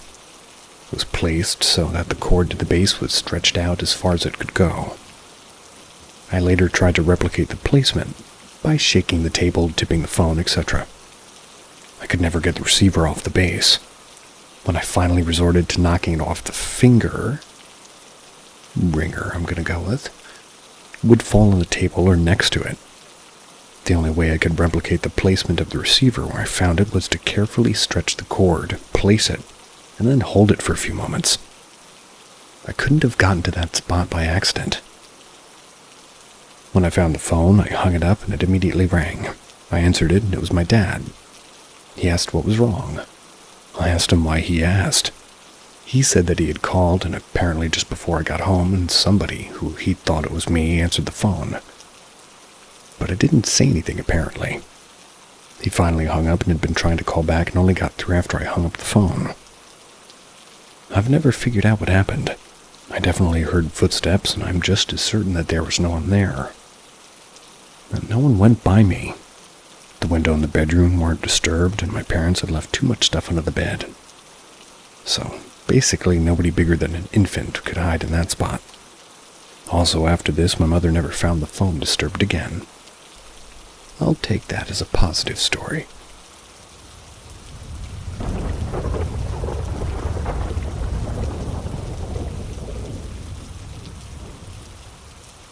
Ask Reddit. One day, my parents were pushing my elderly Nana in her wheelchair. She was about 90 at the time. Nana was telling my mom, who's her daughter, about my mom's sister Karen. They had a friend who lived in Spain. She had been found dead at the bottom of the stairs, and a lady's daughter was suspected of her murder. Shocking news, in a kind of trivial way, as we didn't know the dead lady or her daughter by anything by the name. Well, fast forward 2 years, my mom and dad are sat in the pub. They get a call from Karen. She proceeds to tell my mom about her friend being found dead at the bottom of the stairs in Spain. Her daughter is a prime suspect. My mom says, "I know, Nana told me." Her sister goes silent. My Nana had been dead 18 months at this point. Karen says, "What? How? She died last night." My mom goes pale and passes the phone to my dad, who is only hearing one side of the conversation so far.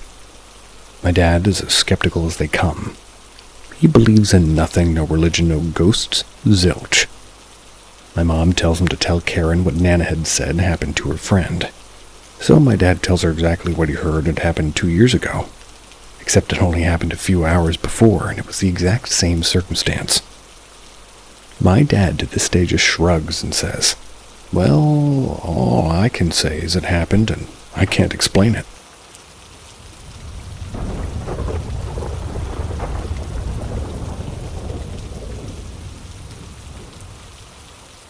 Ask Reddit. My ex-girlfriend passed away years ago. Before she passed, me and my brother lived together. My brother had a big pit bull named Max. Max was an awesome dog, and she was a big animal lover. She knew Max very well. I immediately moved out, and he had got that girlfriend who had a kid and needed the space. Okay, so that's established. Of note, my ex-girlfriend had long blonde hair. She was in her 30s, and she was buried in a pink sweater. That's one way to wear 'em. A few months after she passed, my brother took them all on vacation, asked me if I could watch the dog and feed him. I said, yeah, of course. They kept him crated, and the crate was in his girlfriend's daughter's room, kind of a big basement room. I hung out with the dog and eventually had to leave, so I put him back in his crate. I felt bad, but I had to. Before I left, I looked up from the sky and I said, "Meg, if you're still around, please keep Max company. He's going to be lonely."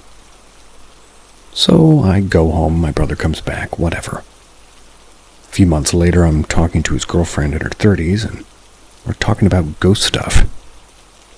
She tells me that her house is haunted. I'm like, no way. I'm there all the time. I've never seen anything. She explains to me that it seems to happen out of nowhere. She hadn't seen anything, but her daughter, who was around 5 or 6 years old, told her that sometimes, when Max is barking or freaking out for whatever reason, her daughter tells her that she sees, in quotes, a lady about mommy's age with long blonde hair wearing a pink sweater, who calms down the dog. I'm pretty sure I invited a ghost in their house, but I'm damn happy that I did. I wish I could have seen her.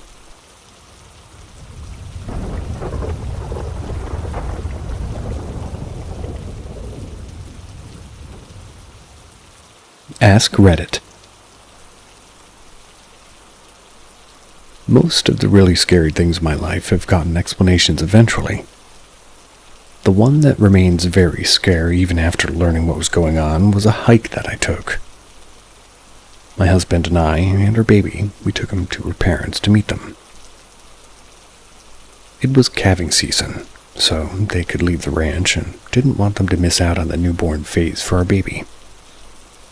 Once there, my husband gets to work working on the ranch. I was still recovering from a difficult labor, third-degree tears, etc. So I was absolutely not allowed to help pull calves or haul hay bales. Certainly not. So, I decided to use our baby carrier and take some slow walks through the canyons around the ranch. It's a beautiful area. For the first time out there, I saw butterflies. Not just one or two, but a whole little cloud of them. I followed them a little dry canyon where I could see like a little stream a little bit ways beyond. There were 4 or 5 different types of butterflies, and just dozens and dozens of each type. When the wind shifted, I smelt intestines.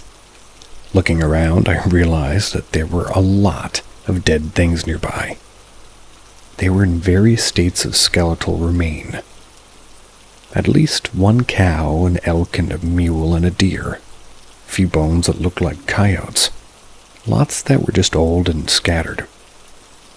But there was one that looked like it was recent, really recent, just laying under an overhang. That was the one I'd smelled when the breeze shifted. I had passed on my way into the canyon without seeing underneath the butterflies, and had to pass it again to leave.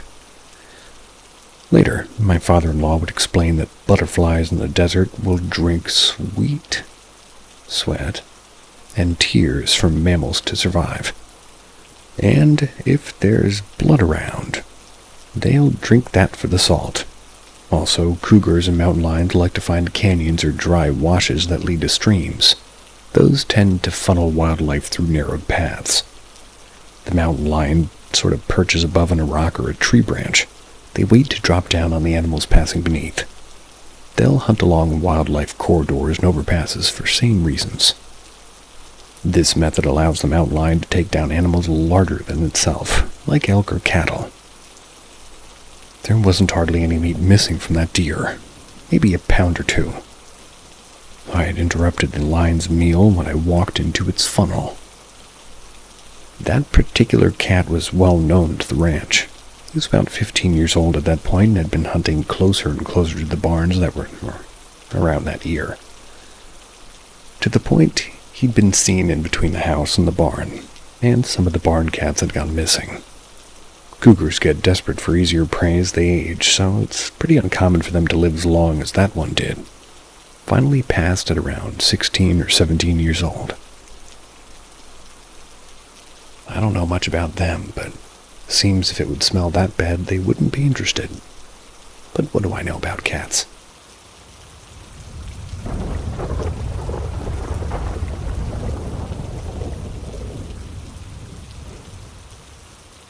Ask Reddit.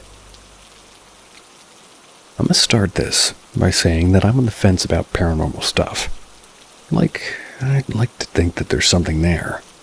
But I'll also go through about every single logical explanation I can first. I'll do my best to put stuff down to normal incidents, you know. Anyway, my old family home was a little bit off. Like it generally had a heavy air about it, no matter how homely we tried to make it feel. You always felt at least a little bit unwelcome. We lived there 12 years and it never felt like home. It was a pretty old house. 2 100-plus-year-old terraced houses knocked together in West Yorkshire. So creepy-ass coal cellar included, although for some crazy reason we only had access to one half. The other half was walled off with a single brick sort of knocked out for ventilation.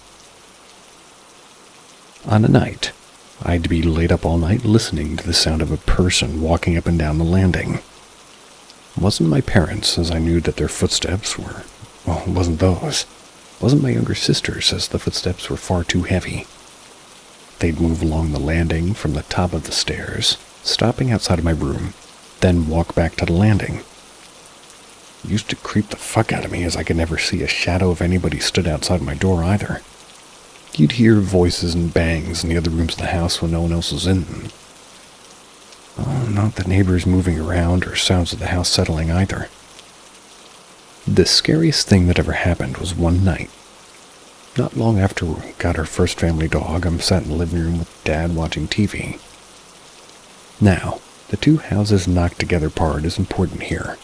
That's because of this. One half of the lower floor was the living room. The other half was the kitchen and dining area.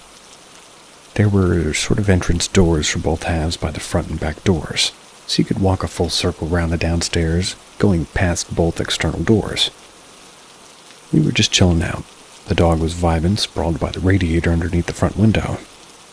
All of a sudden we hear an almighty bang, the sound of the back door slamming shut and rattling.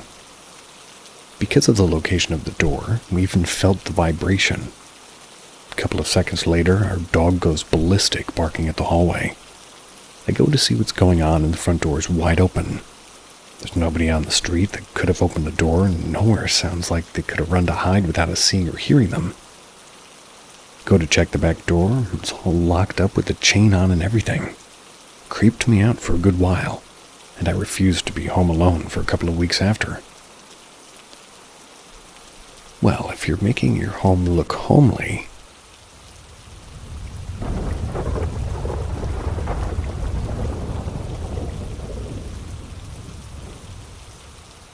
ask Reddit. Around a year ago now, I moved into a new apartment. It was in a nice area, had a good amount of space. At first glance, nothing was wrong. Very soon, I think just a couple of days after moving, that place started to feel really off. I had this unexplainable dread. I felt like I wasn't welcome, as if the apartment itself just hated my guts. Often I couldn't shake the thought that I was just being watched. My mental health got pretty bad too. I already had OCD and developed an eating disorder due to stress quickly after moving in. But I wanted to make it clear that my mental illness and the neurodivergencies don't make me see or hear things. They also don't make me delusional in any other way. I think paranormal stuff is cool, but I don't really believe in it. Most of the time, there's a good, at least what I consider to be a logical explanation for everything. The feeling of not being welcome and being watched persisted the whole time I lived there. My weirdest experience was when I saw clear as day a shadow-like silhouette of a man in the hallway. His upper body and head were clearly visible, but down from his mid-torso it was a blur. He was there for a second or two, and then he just vanished. I still remember how he just fucking stood there, bit hunched over, kind of a side view, head tilted a bit toward me. Very human stance, like the guy had just had a lazy posture. I recently asked one of my friends who had once visited me in that apartment if he noticed anything odd there, not specifying anything more. He just said, "Oh yeah, I wouldn't be surprised if that place was haunted and felt weird." He's not really one to dwell on paranormal stuff. I don't think he likes horror or anything akin to that. After around half a year of living there, I moved out. My new apartment, that's in another city, and honestly a lot shittier in terms of size, environment, and such. But I'm very much okay living here. It's because it's a relief to not feel that dread constantly. Quickly after moving, I recovered from the eating disorder I developed in the old place too. So that's great. I'm kind of hoping that place just had some, invisible mold or something that just made me go nuts. Godspeed to whoever lives there now. Hope they don't see the Shadow Man.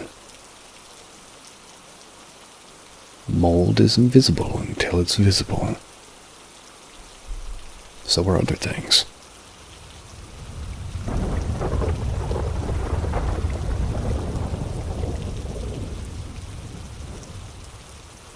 Ask Reddit.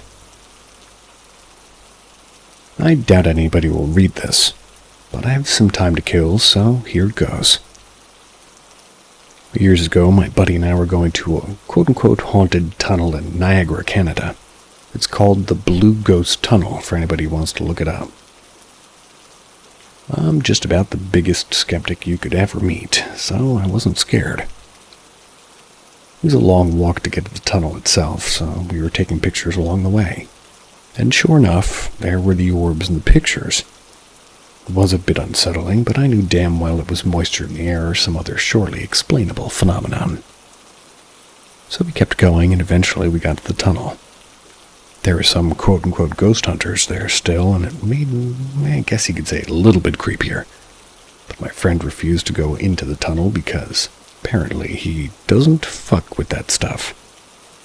So I went in with one of the ghost hunters, and it wasn't scary. We walked nearly to the end, and we had a flashlight. While we were out, the people at the entrance said, "Whoa, man, there's a huge orb above your head." They later showed me the picture. Pretty creepy, but again, easily explainable. So they left.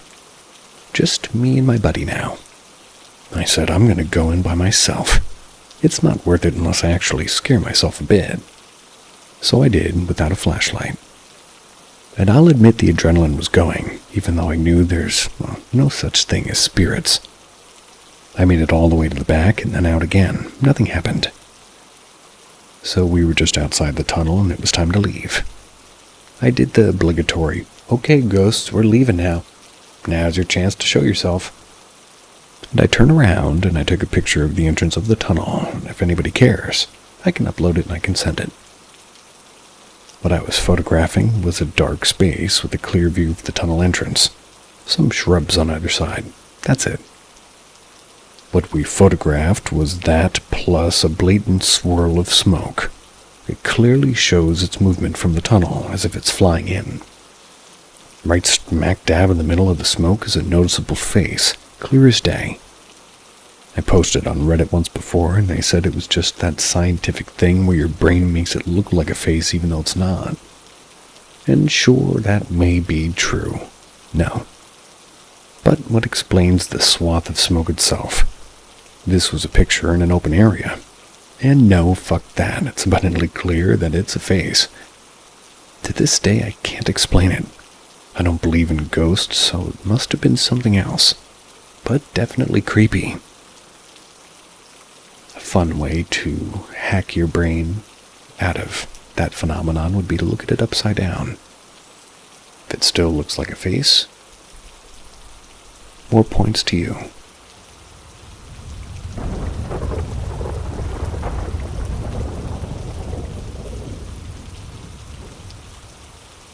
Ask Reddit. In the 80s, there was a derelict hotel near where I lived in East London called the Galleons. Terrifying place built in the 1800s with gargoyles, the lot. Look it up. All the kids used to dare each other to go to the third floor, bang on the corrugated iron blocking the windows, and run down almost total darkness. One day in school, on holidays, about 6 of us were over there messing around for hours. Had literally searched the whole place with the help of some stolen workman lamp. The kind with oil and a flame. We found nothing. The place was empty. It was trashed after being vandalized for decades, probably. My younger brother, who was 13, joined us later on in the day. And he had never been inside, so me and my friend took him in to go to the dreaded third floor. The only way in was through the cellar, which let in daylight. Once you got to the ground floor, it was totally dark. I suggested that we sit on stairs for a minute to let our eyes get used to the dark, as the oil lamp barely gave a sort of orange glow. As we sat there, we heard footsteps coming down the winding wooden stairs from the floor above us. There was no mistaking the stairs were creaking, and the clump was someone walking down the stairs. We shit ourselves and then panicked and ran down the narrow staircase back to the cellar. In the panic, my friend dropped his lamp as it fell down the stairs, came to spilling oil, which ignited and caught the stairs alight. We didn't look back, just wanted to get out. Scared shitless, the whole gang ran across the field. I forgot to mention this godforsaken place sat alone in the Thames as a disused dock. And to the bus stop, which luckily had a bus sitting there. When the bus pulled away, we went to top deck and looked back at the hotel. Smoke was bellowing from it. We all went home and spent the night terrified that the police would knock at the door and it was a listed building with historical value. The next day, we decided to go back to see what damage that we had caused and if it was even still standing. To our astonishment, it was, and it was there. Those stairs were on fire and the place was majority wood over 100 years old with rubbish everywhere. Should have burnt down. I'm 54 now, and this is the only thing that's ever happened to me that might convince me of the paranormal. We had searched that place top to bottom and there was no one in there. The hotel's now renovated and open. One day I should book a room on the 3rd floor.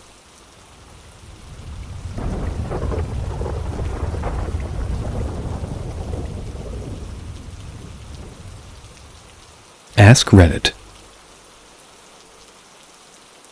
I was camping with my cousin in the high Sierras, west of Mono Lake. It was an overcast night with no moonlight, possibly the most pitch-black outdoors I've ever experienced. My cousin had one of those LED light-up frisbees, so we decided to go have a catch on the beach on a tiny lake nearby. It was the equivalent of running around playing catch in a sensory deprivation tank. Absolutely wild. You couldn't tell who or what you were playing catch with.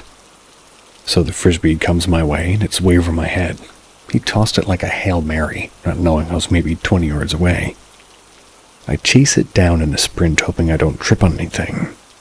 I jump up, catch it, and land with planted feet in rocky sand.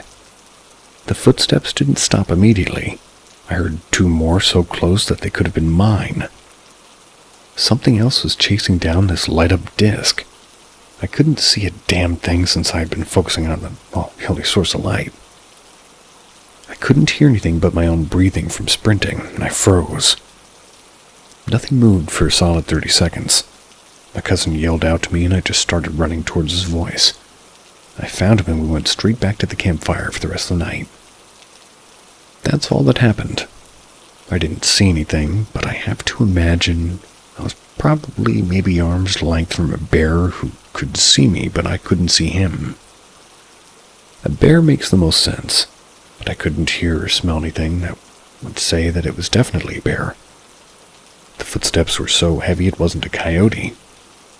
I'm choosing to believe it wasn't a mountain lion because that's just a little bit too close to escaping certain death for my taste. And a bear isn't. And a bear has an interest in frisbees. Putting point on paranormal on this one.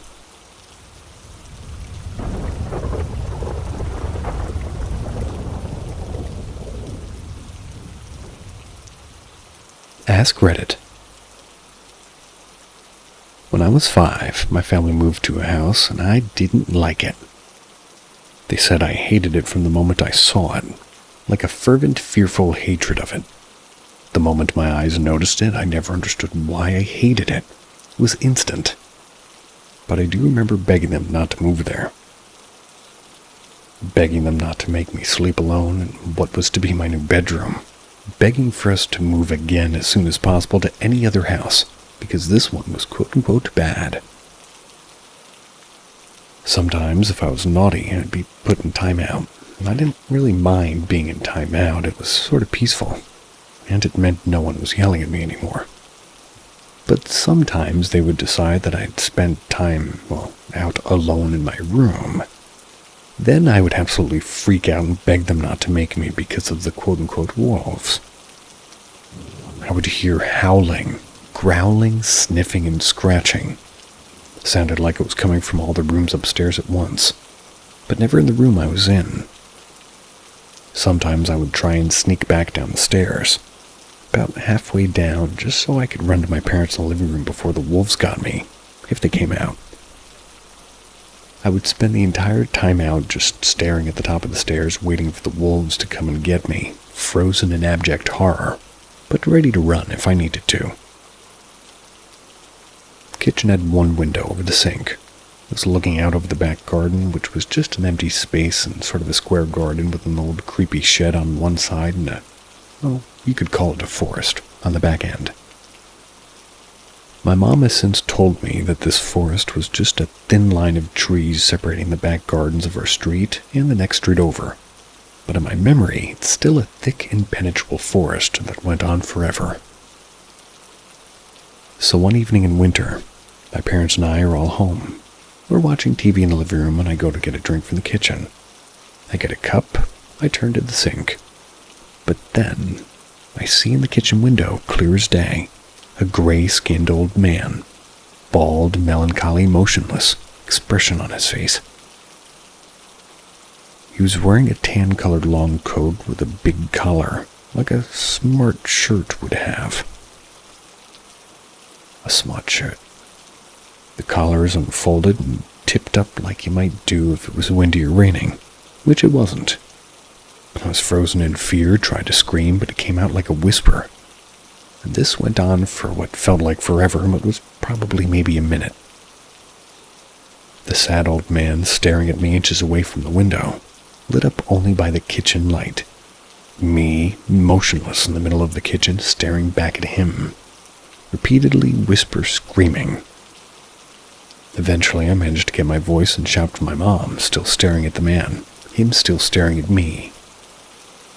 She comes into the kitchen, and as she does, he just fades away. Not backing away from the window, still motionless, it just looked like he slowly became invisible. She could see I was distressed, asked me what was wrong, and I just kept saying, "There's a man in the window. There's a man in the window. He's staring at me." So my dad comes into the kitchen too. He picks me up, shows me my reflection in the window, and tries to say I probably just saw that. But I wasn't having it. I wouldn't have been able to see my own reflection because I was too short for the angle to make sense. The window was above the sink. I was shorter than the sink.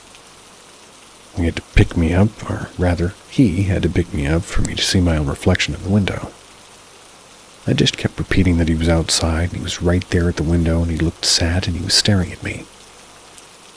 My dad went out to check, found no one, then came back in, and I spent the rest of the evening trying to calm me down. Cut 2 years later, and I'm recounting that story for friends. I'm doing that with my mom there, and she was shocked that I still had all the details of the man's appearance in my head. The details of how it all went down. She didn't know about the whisper screaming. That felt like it lasted a lifetime because I never brought it up at the time. My mom then remembered all the other things that I hated about the house. Asked if I remembered the wolves, and I said yeah. Then she tells me they got a good deal on the house, and they apparently bought it from a friend who was selling it because it was her parents' house, but her mom died unexpectedly from a quick illness, and her dad later hanged himself in the shed. The daughter just wanted to get rid of that house as soon as possible. The parents were pretty much looking at the right time. So one of them died upstairs and the other in the shed. I felt haunted upstairs, and the shed was in the back of the garden where I saw the sad old man. I do remember that we only lived there less than a year, and that the event in the kitchen must have affected my parents' view of the house, because when we did move, they asked me how many times while we were viewing houses and what I thought about them, and asking if it was a bad or good house. They picked the house they still live in today. It was the only house the still 5-year-old me said felt good.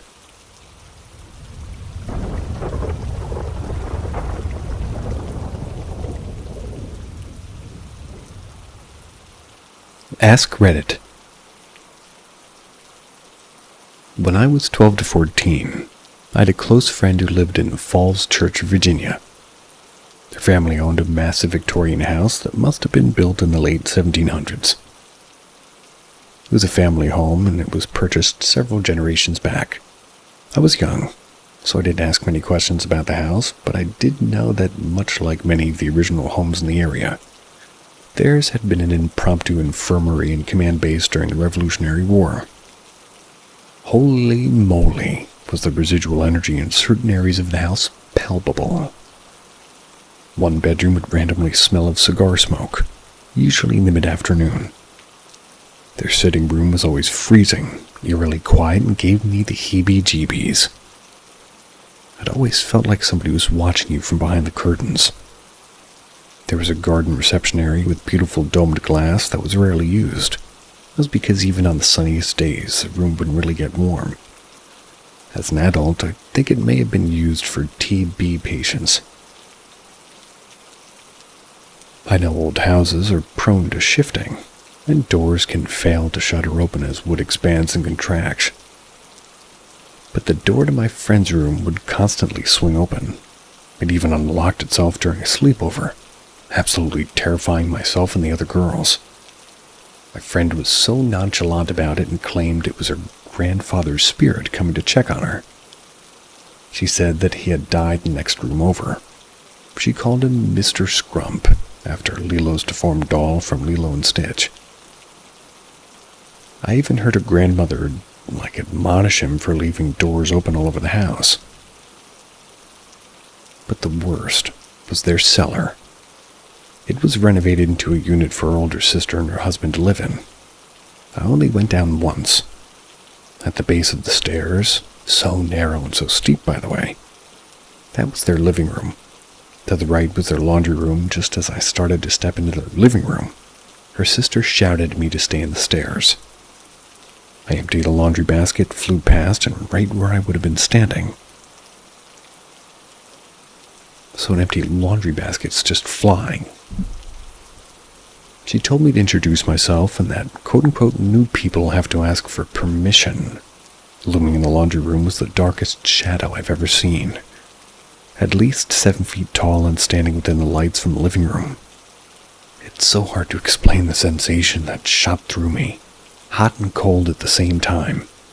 I was embarrassed for some reason, but mostly I was just terrified.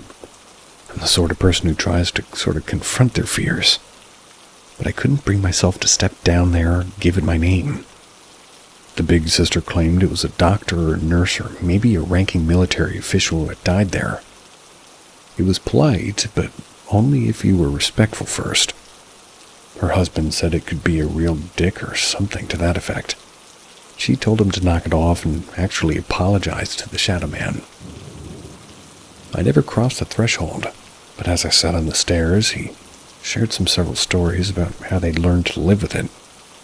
She said it never tolerated her husband raising his voice, and as much as it was a nuisance, claimed that it had protected them from a break-in several years prior. My friend told me later that animals couldn't live down there. The family dog wouldn't ever set foot on the stairs. He would just stand at the top of the stairs, barking and growling.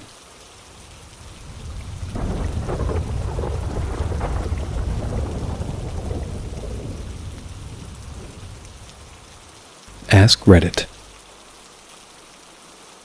It's been a good while since I posted this story. It's not mine, it belongs to a guy who posted under the name of Darth Tang. Here's the story, unedited by me except to break into parts so it'll fit. Frankly, I don't expect this to be believed, but I'm going to tell it anyway, simply because it's been weighing upon me. So I ran into Flash last weekend. They were back in town and he spoke to me about it. Knowledge of the physical environment is essential to a Leo in patrol. It is one reason why seniority counts for a great deal in this line of work. The longer you work in a given jurisdiction, the better you know it. Locals who become police officers quickly learn that growing up in an area does not mean you truly know it. Part of it is that of a Leo, unlike most people, have no perception of private or personal space. We can go anywhere given the correct circumstances. And because of that, a great deal of idle time or routine patrol is spent exploring. Can you get a patrol car through the gap in that fence? Where does that track lead? Is there a way to get from this parking lot to another? If you walk this easement or power line access, what will you see? This is essential because at some point this knowledge can mean shaving 30 seconds off a response time, or catching a fleeing subject. In every police jurisdiction of any size, in my experience, there's always at least one strange place. Not the spots you take rookies to play mind the mud hole, or the crime scene you use to scare explorers, but the real thing, The places that nobody talks about much. The places you don't find out about until you have to go there. The places you only go if you have to. We have a place that's sometimes called the Patch. It's about 35 acres of very broken ground covered in scrub oak on the edge of town. It's completely isolated from everywhere else. Out beyond an old brick plant that now makes clay pots. Nothing as far as I can tell has ever been built there, nor is it really good for anything.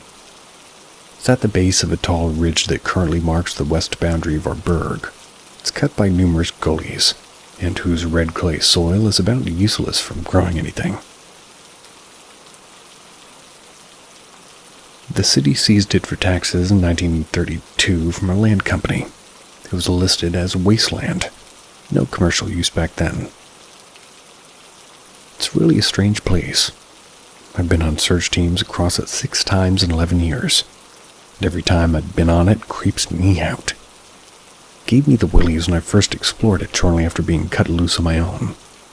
You can't get a car very deep into it, and frankly, a short walk on foot into it gave me such a bad feeling I never went back without a reason. It wasn't until about 18 months later that I learned that I was not alone in my reaction to this place. One factual thing that bothers me about the place is that I get lost in it. I have since I was old enough to really think about such things, an unnerving instinct about the direction of north. I can always find it. Nighttime, snowstorms, forest, whatever. Give me a few seconds to concentrate and I know which direction north is. Even the desert, which screws many people up, never bothered me. The army taught me land nav to a fine degree. I'll run compass courses with multiple dog legs and hit my target location every time. Even on featureless terrain, such as Fort Hood, where one bit of scrub is identical to every other bit. But every time I've been to the Patch, I've gotten turned around. Broad daylight with a ridge line a quarter mile away that's only a couple degrees off a true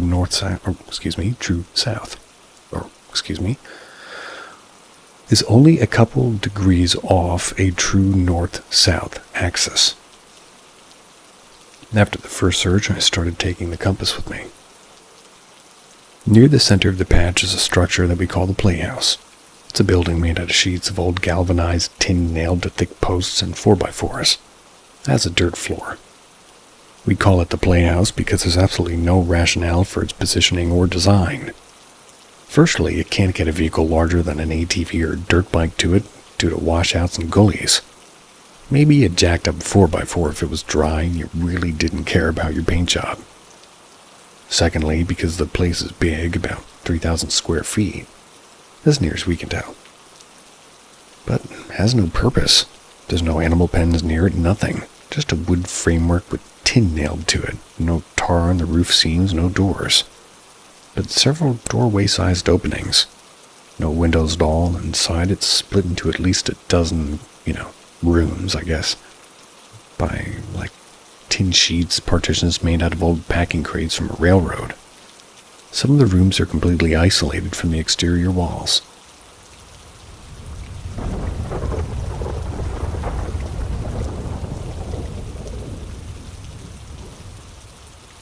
Ask Reddit. I lived in a share house for a while. One night I was sitting with one of the housemates and he started to tell me that whenever he had pictures taken of him, there would be tiny little white dots that would cover him. Not just on his skin, but also across his clothes. He proceeded to show me many examples of this in his phone's gallery. And sure enough, at first the pictures looked normal, but when he zoomed in, he was covered in these, tiny white dots like he had described. When there were other people in the pictures, he was the only one with these tiny white dots on him. He also added that this was only ever occurring when he had relapsed on drugs. Didn't have to be high at the time, but during that time period when they would appear. I was obviously skeptical that this was anything odd, so I decided to test it for myself. I asked one of the other people living in the house to take pictures of us.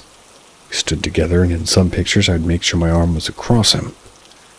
And sure enough, when zoomed in, there was hundreds, maybe thousands of tiny white dots only on him.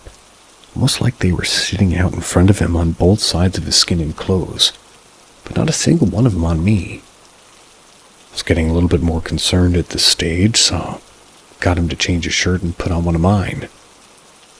I got a wet cloth wiped down his arms, and then had another housemate take all new pictures. Didn't matter what I did, there was always the dots in the picture, and only ever on him. His theory was that it was his dad who had passed away and was telling him that he needed to change his life. That happened about 8 years ago. I still think about that night often, as it was by far the most unexplainable thing I've witnessed. Anyone with a good explanation for this phenomenon, I'd like to hear it. I'm a massive skeptic, but that night shook me up.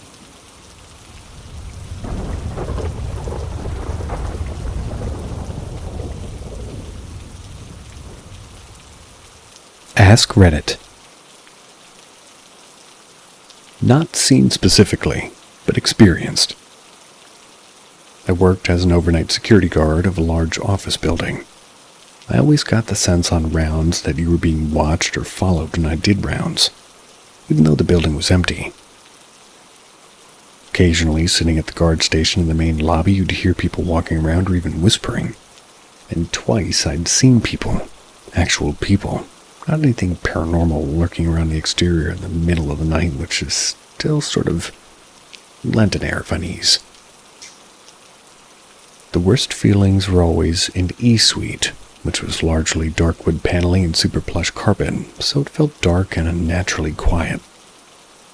I and another guard who had to do an overnight would get in the habit of shutting the doors to each of the offices on our passes through the executive area, because it was so uncomfortable feeling. But we all reported as often as not to our next set of rounds that some or all of the doors had reopened themselves. And to be clear, when you did an overnight, you were the only person there, the only guard on shift. And entry and exit require badge swipes so you could verify if there were people in the building. So one night while on rounds, the creep factor was extra high and I shut all the office doors. When I went around a little over an hour later, some of the doors were opened again. I walked into each office with an open door, shined my flashlight around. Seeing nothing, I would exit and shut the door again. On the second to last office, I thought I heard a noise in the room, so I called out, "Security! Anyone there?" Perfect stillness. I shined the flashlight around, catching sparkling reflections off glass-faced cabinets, and the computer monitor making it hard to see in the dark. But nothing was in the room as far as I could see.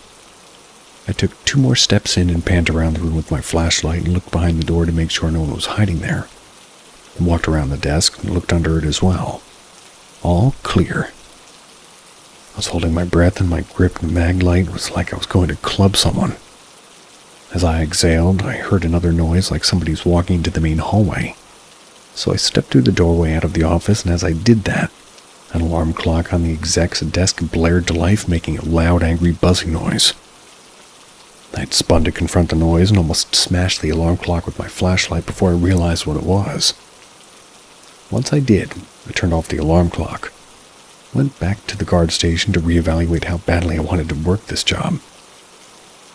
It's easy enough to explain any individual piece, and sure, the alarm clock could have just been a fluke, though some cosmically spectacular timing. But I could never shake the bad feelings in the building. I'm gonna go to sleep. I'm exhausted. Sweet dreams.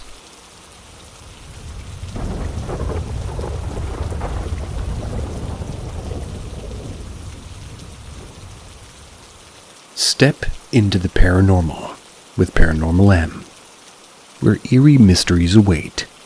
Subscribe and hit notifications to stay updated on our latest thrilling tales. Prepare for a truly haunting experience. Haunted by my deceased neighbor. Or what? I live in an apartment-style condo. All of our entrances are private from the outside. Think like a motel. This summer, new renters moved into a unit downstairs. It's catty-cornered to me. They were a very sweet older couple in their 80s. I spoke to the wife a bit when our paths crossed, waved to the husband when I saw him. One morning in late August, I heard a loud smashing and crashing sound. I ran to my sliding glass door and I see that one of the exterior tempered glass windows had shattered. I go outside to investigate and I don't see anything, or at least anything that could have caused this. I check my security cameras, nothing. The glass just shatters out of thin air. I shrug it off and go about my day.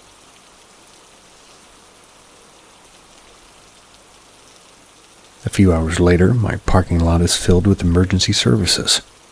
There's a fire truck and an ambulance. I see the state police pull in and I think, oh no, something's happened to the couple downstairs. I rush out to make sure that they're okay. The EMT gives me a look. I see the wife is on the porch with her son bawling. Since she's someone to support her, I go back to my unit and I give them space. Later, I found out the husband had passed into sleep somewhere between 9 a.m. when the wife woke up and noon when the son came to visit and found him. The window shattered at 10:29 a.m. My neighbor swears that it was related. I'm skeptical, but what do I know? Fast forward to 3 weeks ago. I hear a knock on my slider door, followed by a slam. My dog gets up and is facing the corner looking at something I can't see. Her hair is standing up and she's growling. Things in the corner of the room start falling. I calm her down. It was strange to say the least, and I think back to the old man in the window and I shrug it off and go about my day. This past weekend, I'm getting in my Tesla. As I go to sit down in the driver's seat, I catch a glimpse of the radar showing a human figure walking along the car toward the driver's side front door. I close the door and I look up to see nothing there. I turn back to the radar and I keep watching. On the screen, I watch as a figure walks up to my door, turns to face it. It then pauses for a few seconds before walking to the back driver's side door, where my dog was actually waiting for a joyride. Turns to face it, pauses for a few seconds before vanishing. A few days later, I tell my husband. He says, oh yeah, that happened to me yesterday. It's a system and a glitch. I saw a human figure walk to the driver's side front door, pause and vanish. It was the system lagging and showing me walking to the car and getting in. Here's the thing. I don't think that's what was happening. The Tesla radar system has never showed a lag to my knowledge. It's never done it in thousands of times I've gotten into the car. The other problem with that theory is the figure didn't follow the path that I took. I let the dogs into the car and then went back inside to grab something I missed. When I returned, I went to the driver door and I got in. It doesn't track. Fast forward to last night. My husband turns out the lights in the kitchen and the living room and goes to bed. That's while I'm in the shower. So I get out of the shower and I head for bed when I notice the kitchen light is on. I grumpily and begrudgingly turn the light out to go to bed. In the night, I wake up and I notice the hallway seems illuminated by light from the kitchen and living room. I ignore it and I go back to sleep. My husband gets up before me to go to work. And this morning, my husband asks me why I left the kitchen light on last night. I didn't. I turned it off, and I know I did. My friend made me download some ghost tube app today. I had it on for a few minutes while talking to her on the phone. I thought words or phrases would just appear on the screen, but apparently the app sort of plays audio that it's quote-unquote picking up. So out of nowhere, the app started speaking, and I freaked out and I shut it off. I didn't want to do it. It was against my better judgment because I don't even like thinking about stuff like this. I definitely don't like to mess around with it. I also didn't want to use some potentially scammer app and increase my paranoia. But here we are, spiraling on Reddit. Check Reddit about that app. It's phooey.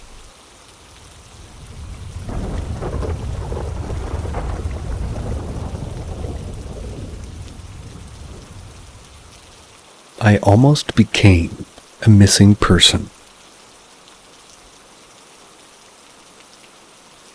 I'm from Gettysburg, Maryland. And back in 2018, I had a part-time job in Silver Spring. I didn't have a car, so I'd have to take 2 buses to get to a downtown Silver Spring. The commute was about an hour each way. I worked nights, so on weekends I'd get out especially late, around 11:30 p.m. or so. Buses stopped running around midnight, so I'd usually manage to catch the first one. But if I was unlucky, I'd have to walk home for the second station. The second station was Shady Grove Metro, which wasn't too bad since it was just up the road from my neighborhood, about a 1.5 mile walk. The sidewalk ran alongside a usually busy intersection and highway, but at this hour it was dead quiet. I was 18 at the time, and I always had my headphones in, completely unafraid of my surroundings. That was until this encounter. Halfway through the walk home, I was about to cross a large intersection. That's when a lone car drove past me, went a little bit further up the road, and then stopped. It opened its passenger side door.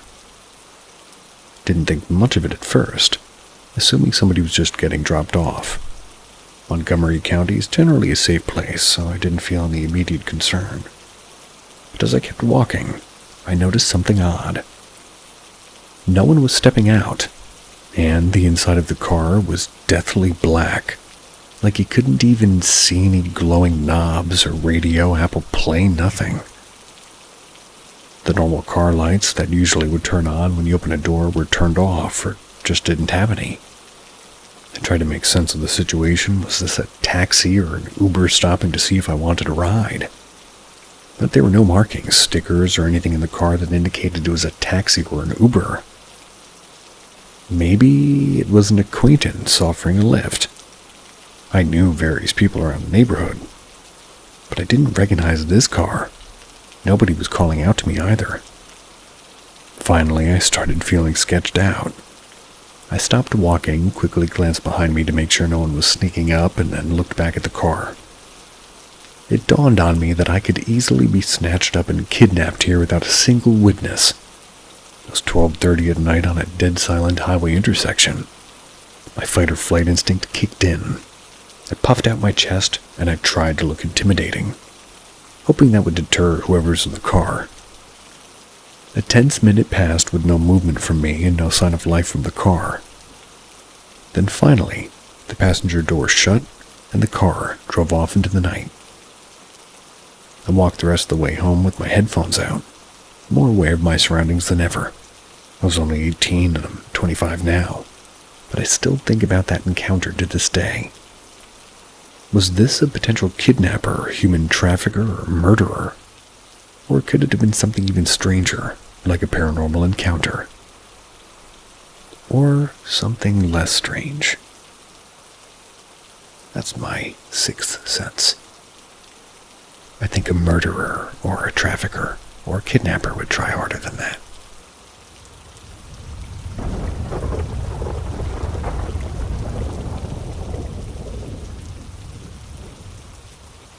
Should I do something, or is it innocent?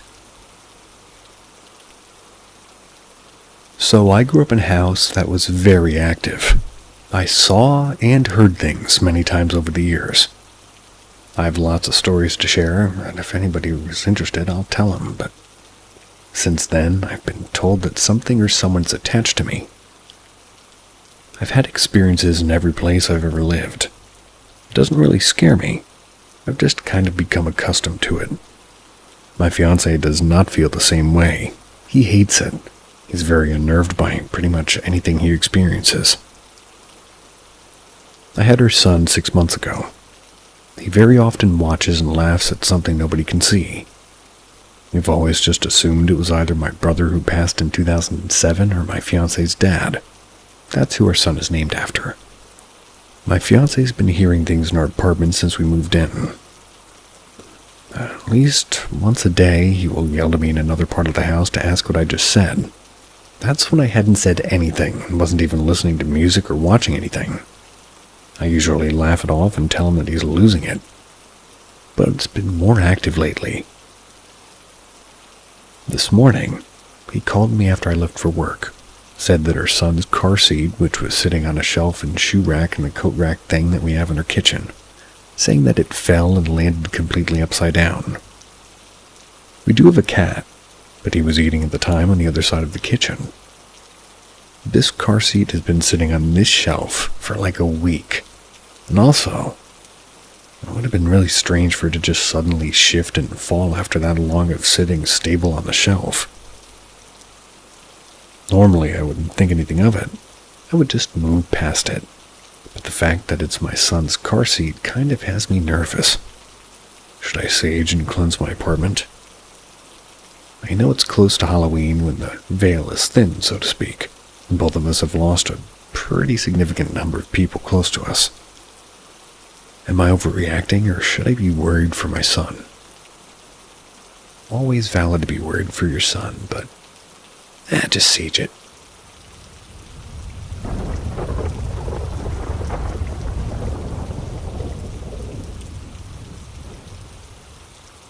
Wife's soul, I think, floated in front of me. I used to live in an apartment with my newly migrated wife. Interesting terminology. I didn't know at the time, but she was very ill. One night in particular, before we knew she was sick, we were sitting in our living room and this glowing orb, it was like sort of lightning in the middle. It was almost bluish white, not like lightning. I just have never seen anything like that before. She looked at me and I looked at her and we both said, "Do you see that?" Our son was on the floor and it just kind of floated above him, like bounced around and then it just left. 4 months later, she officially had a stroke multiple times. And as I think back, I think she had had one then. A couple of weeks after that, we had this unexplained opening and closing of our baby gate, like this strong wind that went past it. I think it was her. She had bypassed brain surgery for a serious genetic disorder. And I know that she's not the same person anymore. I think that the first stroke was last night. That was the night that she died or left us.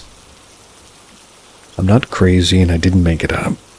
What I do know is the person that she is now post-brain surgery. That's not whom I married. The orb was not dust. It happened at night. I don't have any images and I didn't take them. I was scared shitless. We moved the following month. I just want to get other people's take on what happened to us. Could it have been her soul? That one's kind of brutal.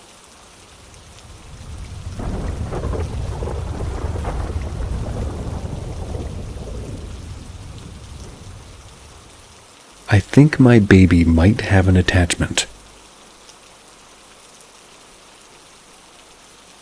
I really didn't have an explanation about what was going on till my baby went with me and my mother-in-law for a sleepover. My mother-in-law used to dabble into witchcraft and the bad stuff. I don't really know, they all speak Spanish and I don't really understand that much. This is what my boyfriend has told me. They asked him if our baby was having trouble sleeping more than usual, which at first we thought was normal in babies, right? Like sleep regression. But honestly, I don't know. Dark bags under their eyes and has always been restless. Mind you, my child is only 11 months old. The bags started when my baby was about 4 months old and he still has them. They said something negative was attached and was taking energy from my child. After my mother-in-law's friends did a prayer and a cleanse on her and brought her back the next day, this was about mid-October. Don't get me wrong, I know about the basics. I've dealt with trickster spirits before, but the thing that worried me most was her saying something about an attachment. The only reason I'm willing to even believe it is because it makes everything make sense. We moved into his dad's house in October of 2023. I was about 8 months pregnant and my boyfriend and father-in-law worked all the time. I'm barely home.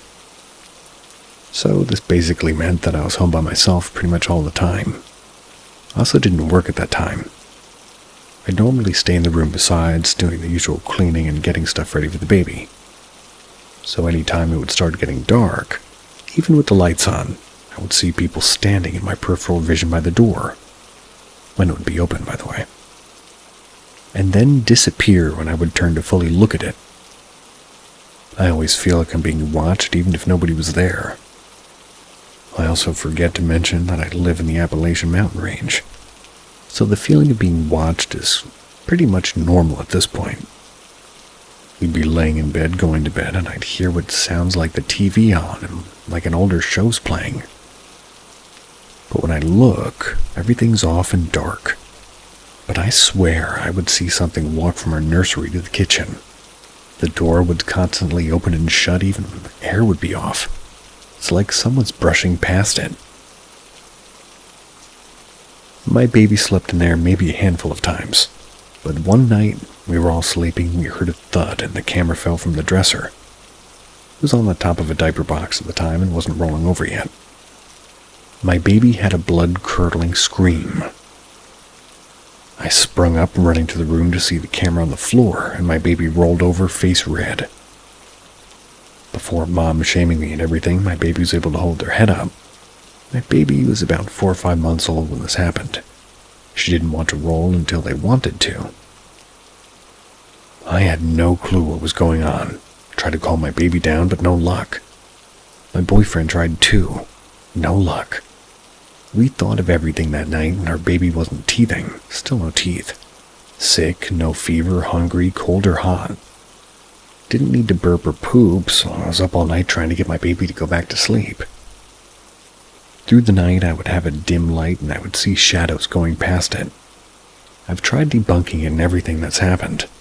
It's not possible for any light to come in our room because we had cardboard over the windows to block the sun. We had no animals then, so I really don't know what to think it was. But I did brush it off. After that night, even if my baby was in deep sleep, they would scream immediately when either of us would get ready to lay them down. So what's been going on in the last 3 months? Let me tell you, completely bullshit. I swear I feel like I'm going crazy. We switched rooms because his brother was moving in with his cat. Now we're all in the same room. Cat likes to go outside. When his brother and I were here and I was getting a bath ready for the baby, that's when I asked him to get me something. We walked about halfway down the hallway and as clear as day, 3 loud knocks from under the floor, right in front of the front door. We both looked at each other and I asked him if somebody knocked. He looked out the door window, nothing. Then we realized it came from the floor. He was about to open the door, but I told him no and to lock it. I wasn't really sure what it was. Our bedroom door will swing open and shut, and I always remember to tell, and the AC wasn't on at the time and the fan in the room was off. The cat was outside, and it'll always happen when my baby's taking a nap. I've tried to get it on video, but I haven't had really much luck yet. This one thing that happened did genuinely freak me out and made me want to get the house cleansed. Our main couch in the living room sort of faces their dad's room. I saw the back half of a cat go into the room and my baby in the walker rammed the door shut. I didn't open it because I was chasing my baby back and forth trying to get the car keys. I made a mental note to open the door once I got the keys back. About 20 minutes goes by and I still haven't let the cat out. I know it's bad on me, but I genuinely got distracted. That was until his brother walked out of his room. My baby's old room. His old room before my child's. Down by his feet, the cat is walking out with him. I looked at them and I asked him when he came out of the room to let the cat out, and he said the cat was with him the whole time. I laughed a little, like, "No, dude, your cat was in there." Straight face, he looked at me and said, "He was on my PS4 the whole time. I kept trying to get him to stay off of it." That's when I told him about what happened. I also forgot to mention that another reason that we're drawn to believing that it was my father-in-law's, his Bible had what looks like, I guess, something stabbing it from the bottom up. It's in a closet in the bathroom and an altar. The closet and bathroom door are always shut, and the cat nor the baby can reach it. Anyways, stuff is still happening, but just the little stuff that I've explained. My baby's still having the bags, but aren't as dark as they used to be. We're honestly clueless on what we're dealing with, but whatever it is, we want it gone. The intentions it has makes everyone in the house feel like something's there. We're joining the church and have already blessed the house. We're also working on finding somebody to cleanse the house. But my question is, what's going on? Does my baby have an attachment? Do any of us? I need opinions and advice. Any questions, please feel free to ask.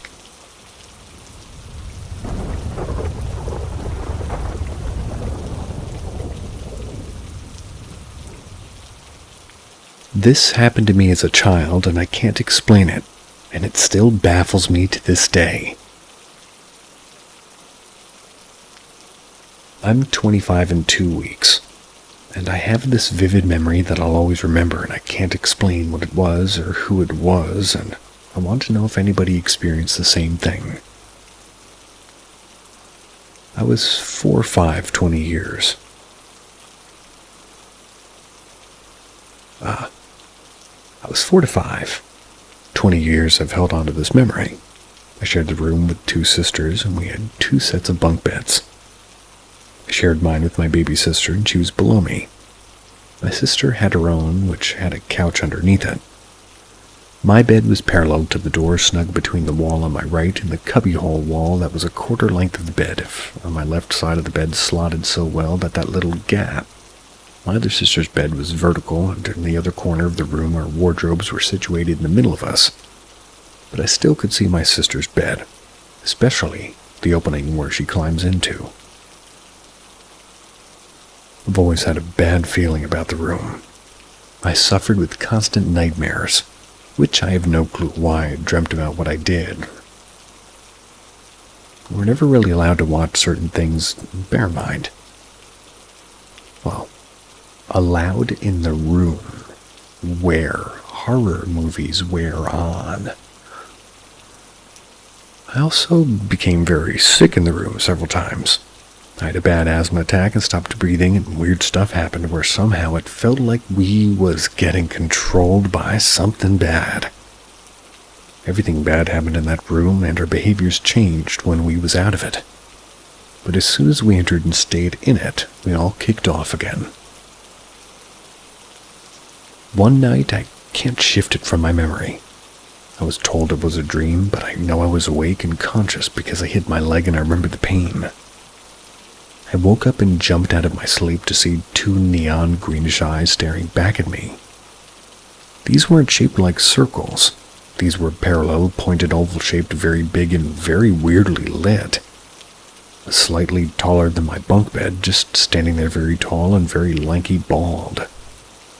I was frozen in fear. I could not move. I couldn't scream or anything at all. All I could do was stare back in disbelief. Whatever it was, its body seemed like a shadow. It was hard to distinguish it. It didn't blink. It didn't breathe. It had no warmth emitting from its body. It was just there.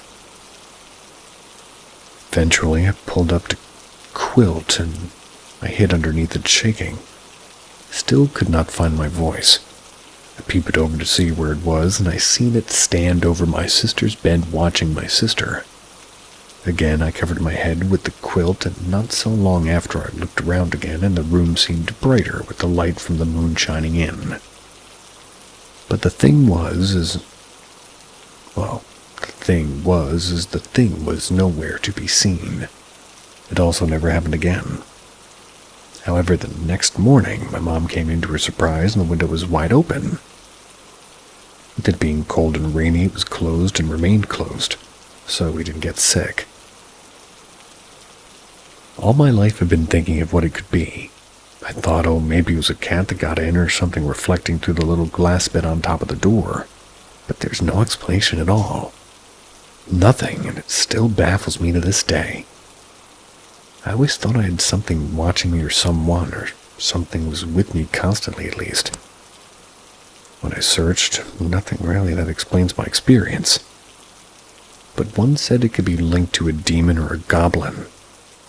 I currently don't really believe in anything like I used to. I don't believe in ghosts, God, and the afterlife. I used to, but as I got older and currently going through realization of morality, I don't really believe in anything, and I know that sounds depressing, but that memory is something I still can't explain. I've tried to tell people about it, and they've looked at me as if I'm crazy. No one else has experienced this who I've spoken to. Does anybody know what this could be, or even, well, has anybody experienced anything like this?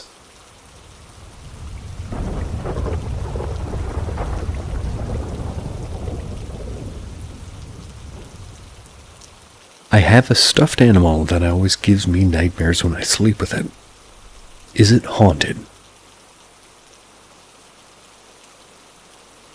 I have a stuffed dog named Doggy. I got it when I was 4 years old. And for context, I'm 24 now. Doggy went with me everywhere, and I would always hold him when I fell asleep. He was my best friend. However, I think when I was 6, I had a horrible dream that I still remember to this day. I was in a black room with a red halo glow on the horizon. All of a sudden, a very loud, dark male's voice booms out. "You are going to hell." It was my first dream that scared me so bad I couldn't sleep by myself for a long time. I want to say that this is when the nightmares started, but I really have no idea. I just know that from then on, every time I slept with Doggy, I would get some of the worst nightmares I've ever had in my life. I stopped sleeping with him because even my tiny child brain couldn't tell that there was something really not right. I would start sleeping with my tiger instead. Tiger never gave me nightmares. But of course, I wanted to sleep with Doggy. He was my best friend. However, every time I tried, I would get a really bad nightmare again and get too scared to sleep with him. I tried at different points over the years to see if it would happen again, because I can't accept that my favorite little buddy is capable of causing me such mental pain. But it happens every time. Even the fur over his eyes has shifted, making him look angry. Can't push his fur back into place, and it's sort of stuck like that. Can't find any information online of anybody else who's had any similar experience. So I wanted to see if anybody else has a similar experience because I literally feel crazy. I don't know if it's just me or something paranormal. Also, if anybody can help me save my poor Doggy, I would really appreciate it. There's got to be some kind of stuffed animal taxidermist that can straighten him out.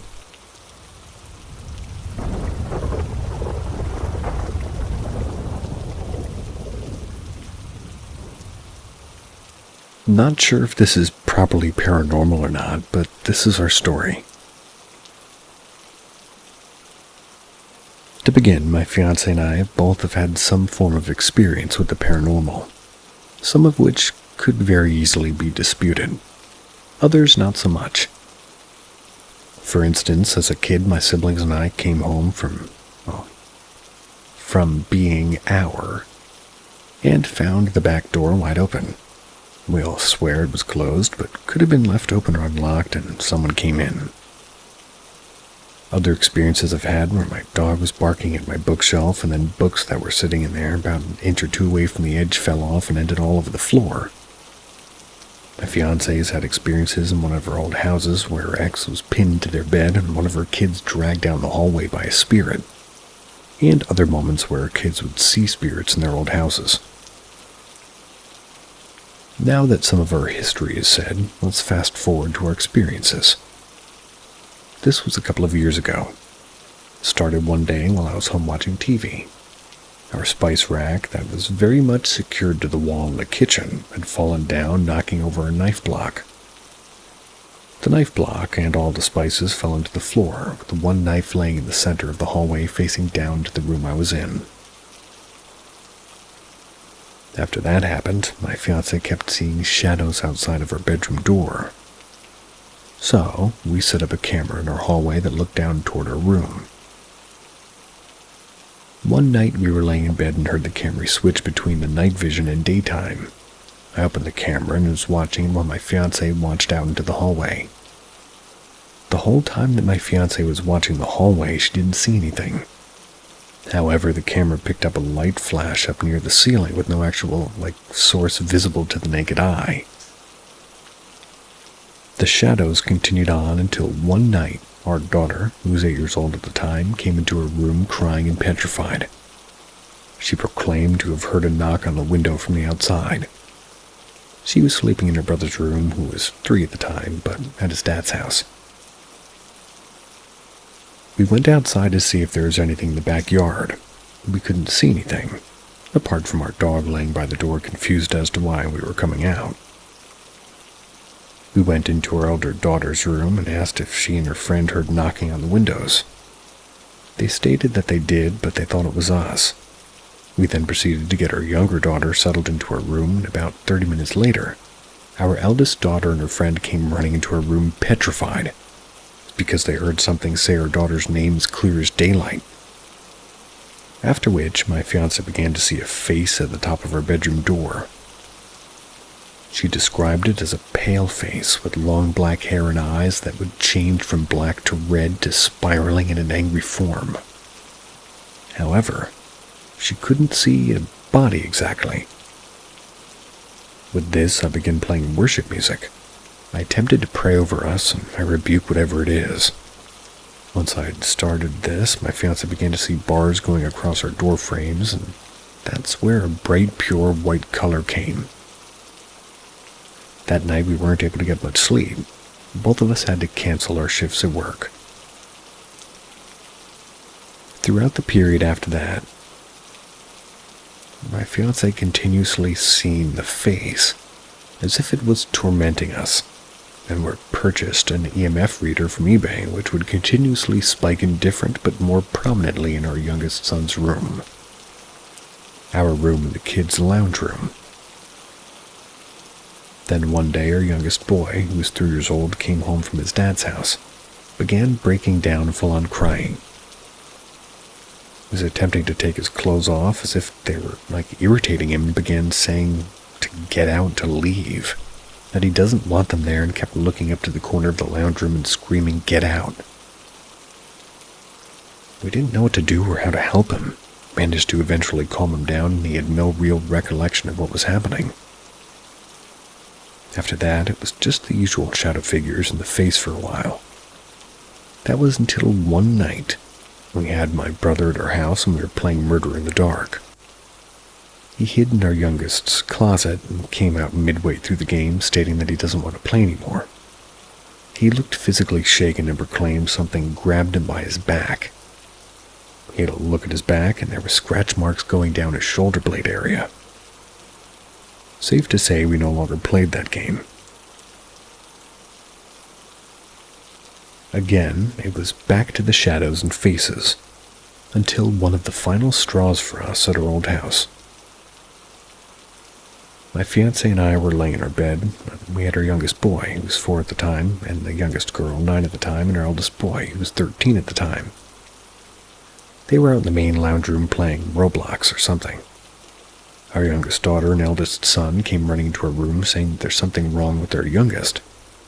My fiancé and I run out to the lounge room and found him laying on the couch, bawling his eyes out and speaking incoherently. We picked him up and my fiancé took him to her room. I asked the elder two what happened, and they said that he just got really angry and was going to throw an Xbox controller at something in the dining room.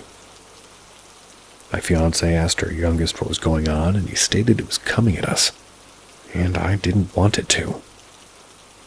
We managed to get him settled, and he soon fell asleep. After which we began to try and figure out what it was and what it wanted, using things like Ghost Tube and the EMF reader, and the responses we got indicated that it was allegedly evil and wanted our youngest and I. After we again rebuked it and only seen the shadows. We've since moved into our new house and finally started to get back to normality from it all. However, our youngest boy, who's now 5, now doesn't want to sleep in his room. We've begun hearing footsteps and seeing the shadows again, as well as hearing things bang throughout different periods of the day with no one near where it would come from.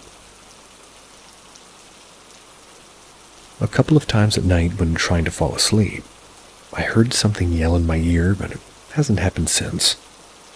However, my fiancée and I are both really itchy on our arms and legs and have random bruises coming up. Could be low iron or something in the water.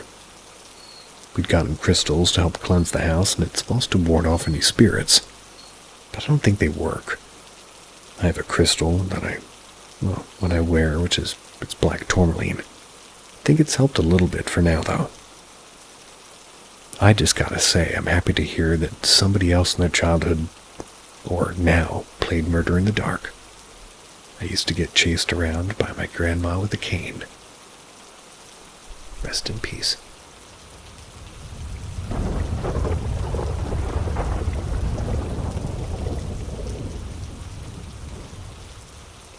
So, giant 17th century woman? Question mark. Hi all, I wanted to check the vibe of the Reddit before I opened up the whole experience. I could remember this when I was very young. The event was so wondrous to me, I remember it more vividly than my age at the time. We'll say no more than 6, but maybe younger. I'm 34 now, and I remember it as if it was yesterday. In the middle of the night, I sat up to go to the bathroom. However, when I opened my eyes, I wasn't in my room. Instead, I was in a small wooden floor in a pile of straw in the middle of what appeared to be a Salem witch trial-era kitchen. I remember sitting there in awe, wondering if I was in a dream. Everything was just real to be one. I could smell the straw I was laying in. I was old enough to describe it as the daily stench of living in the past. And across from me was a giant woman with black seas apron and hat and everything saying something that was not in English. And I mean giant. I felt like a noise in size comparison. I remember sitting there gasping, but when I blinked I was back in my room in my bed. I remember being dismissive and trying to go to sleep, but I couldn't. I was just too wired. And somehow to this day I've never had the same experience. Never told anybody about this experience until now. Now I'd like to think of myself as a man of science and logic. I don't necessarily not believe in the paranormal and supernatural. I just think that there's an insurmountable likelihood of such things being fake or religious, rather than real and tangible. Religiously, I'm at most a deist, so I'd like to believe that it's unlikely I'd give this experience to go up to spirits or demons. I'm at the point where if it chooses to believe, or if I rather choose to believe that God exists, where do I fit that? What else is real? Demons, angels, hydras. The thought's overwhelming, and I'd say that maybe why I've sat down and given it a serious thought. I reach out today because while I was working on a project, I had YouTube running in the background. It auto-played an episode of The Why Files. He sort of mentioned why, he mentioned that this event happening to thousands of people. I wanted to reach out to see if anybody had actually also expire. He's the same thing I did, or was it said for entertainment purposes? I haven't even decided if I was going to take it seriously, but the idea that even one other person's experienced the same or similar intrigues me a little.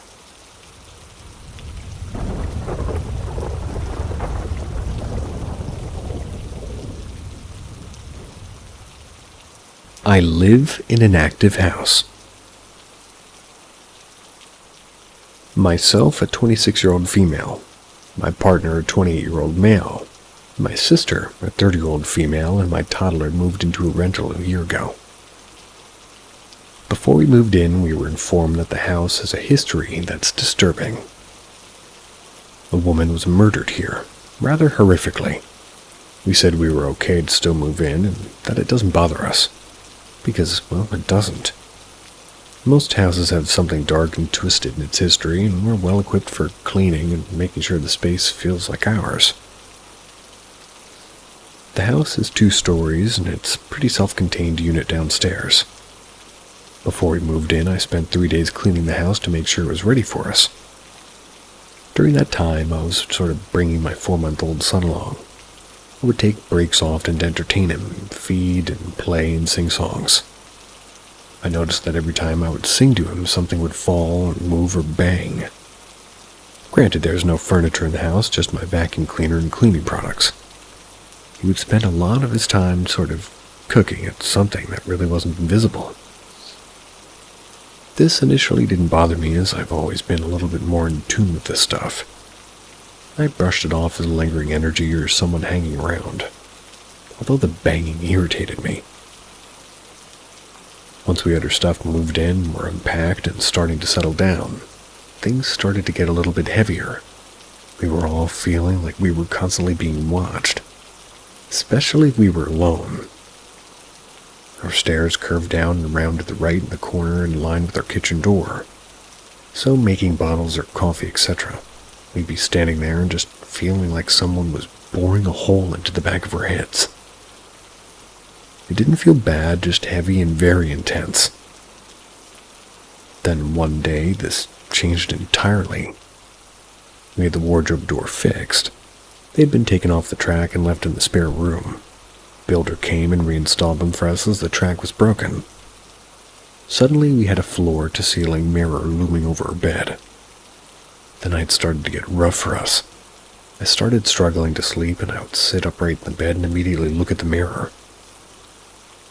My partner, who's very closed off to this type of thing, started doing the same. Sometimes we would just be waking up together, sit up, and look at the mirror. Our son uses white noise to help him sleep. He's used this since birth. Never really had any issues with it until this house. The white noise would get loud, then quiet, then start warping. Then our son would wake up screaming in the night. This wasn't common for him. His baby monitor would trigger when he was fast asleep. You could hear a clicking sound or movement in the room. One night, after being up with our boy for 2 hours, as he just wouldn't settle, we put him into our bed with us. Not the usual. We followed all safe practices with this, and he had a Pepe pod for those nights. Peppy?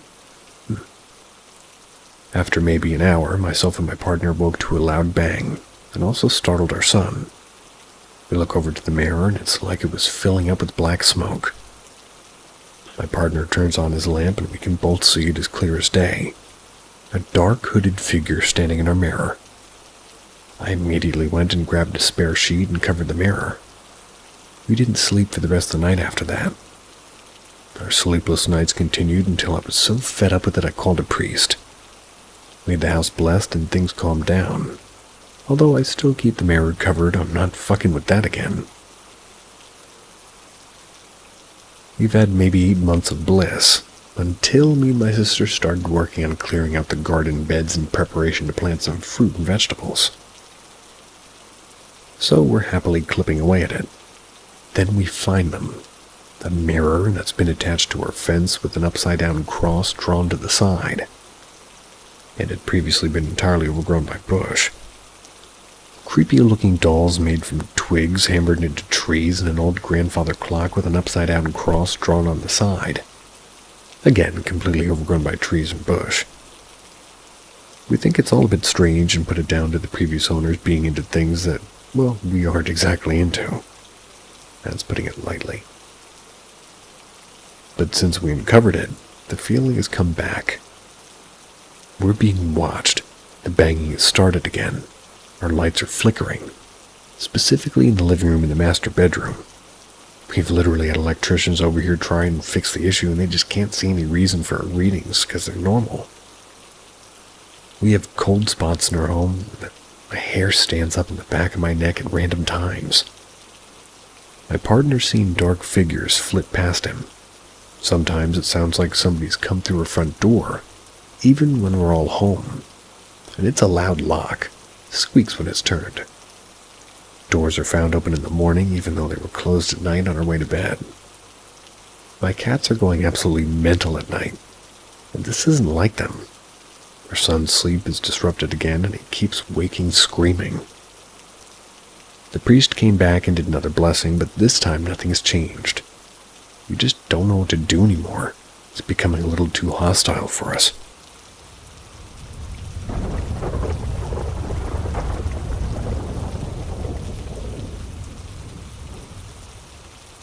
I think I experienced a mimic. I'm really confused and I want to know what I truly experienced that day, because even typing this experience brings me goosebumps. This happened in the summer of 2019 during the morning of, I believe, July or August. I was on vacation with my grandma, my grandpa, and my 2 younger siblings. It was a Friday morning, and around 9 a.m. my grandma told me that she would go to the shopping area with my grandpa and 2 siblings. So that meant I would stay home alone in the house. The door of the house has kind of a curtain in it, a traditional Greek curtain that makes noises when someone enters the house, or even if outside there's air. My grandma usually leaves this door open during the summer because it's already too hot and we already close it during the afternoon and night. The door of the house was closed that day by my grandma. I didn't want to open it at all. I remember being in that one section of the living room that the door cannot face. I was making some TikToks and scrolling through the app when suddenly I heard the door opening and the curtain making the noise it makes when somebody enters the house, and I heard footsteps behind me. I guess my grandparents or siblings were home already, so I called out to the back facing the door. "Grandma, you come already? Y'all came home?" Nothing. I turned back and I saw the door was never open and no one had entered the home. I remember being physically ill when I came to the realization.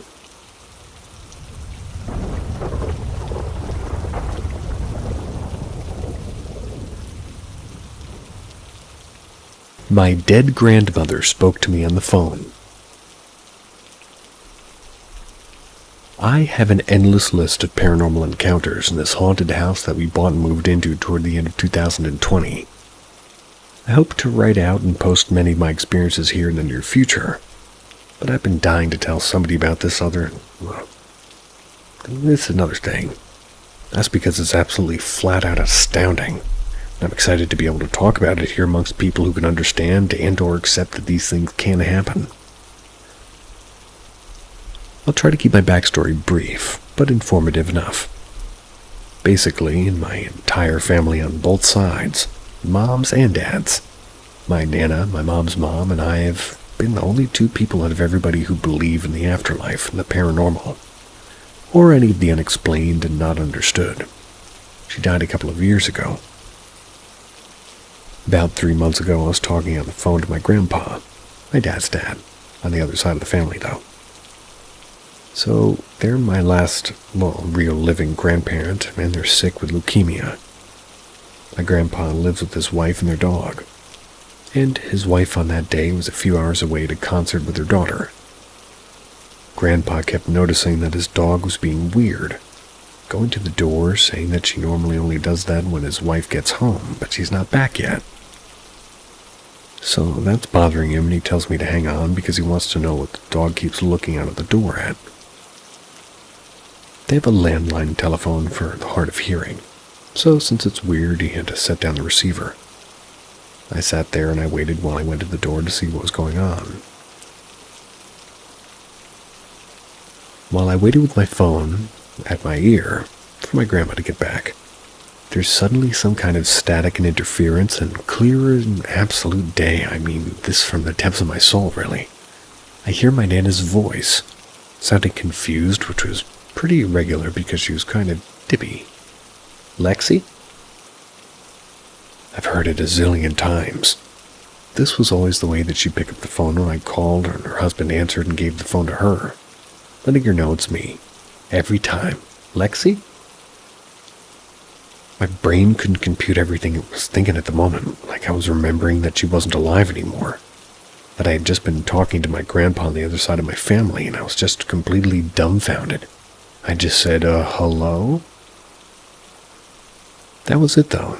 She said nothing more than that. Another minute or so passes, and I'm still in absolute disbelief when my grandpa finally makes his way back to the phone, and I say to him, "Grandpa, holy crap, you're never going to believe what just happened to me." Unlike my husband or pretty much anybody else I've told this story to, my grandpa did believe me. He didn't think that I was crazy. Maybe by the time you're 80, nothing surprises you anymore. It's different than other incidents I've heard about and read about with people having phone experiences with their deceased loved ones. Mostly because I didn't receive a call from her, but she interrupted one I was already on. Even still now, 3 months later, thinking about it and mentally reliving it trips me out and makes my stomach flip-flop. But thing is that really ultimately brought me so much comfort. That's because these experiences reinforce for us that we haven't or never really will see the last of the people that we've loved and have loved. Does anybody else have any experiences like this that they'd be willing to share?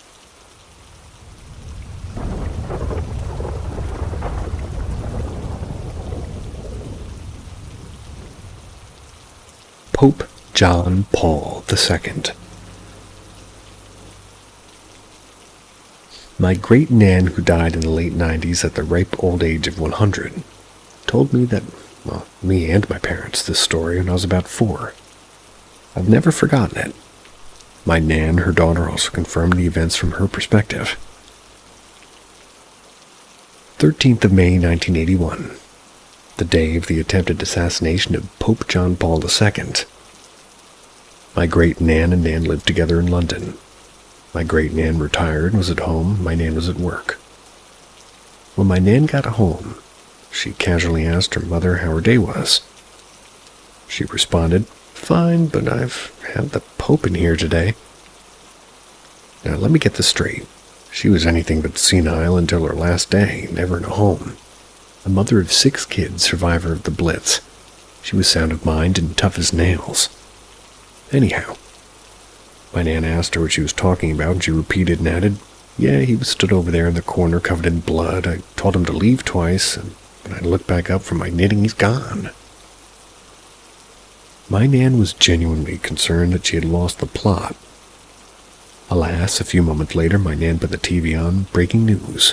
Pope John Paul II had been shot. I also wanted to state that my great-nan had not been watching TV. She knew absolutely nothing about this, and she absolutely wouldn't make something like this up. They were both Christian, but Anglican, not Roman Catholic. To this day, I have no idea why she saw him before he was shot. Why he came to her.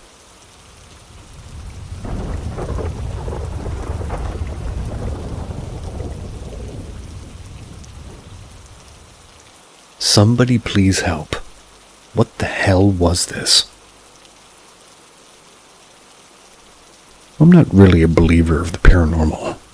I've always found it interesting and I've always been skeptical. But after last night, I'm not sure what to believe. This story happened on November 3rd at around 4:30 a.m. I had just gotten out of a relationship with my ex, and for the sake of keeping her anonymous, we'll call her V. Now, V and I were in a relationship for about a year and a half before we had mutually agreed to end things. Still wanting to be there for each other, we both agreed and we'd still want to be friends. On November 2nd, we planned on hanging out at the beach. So that's what we did.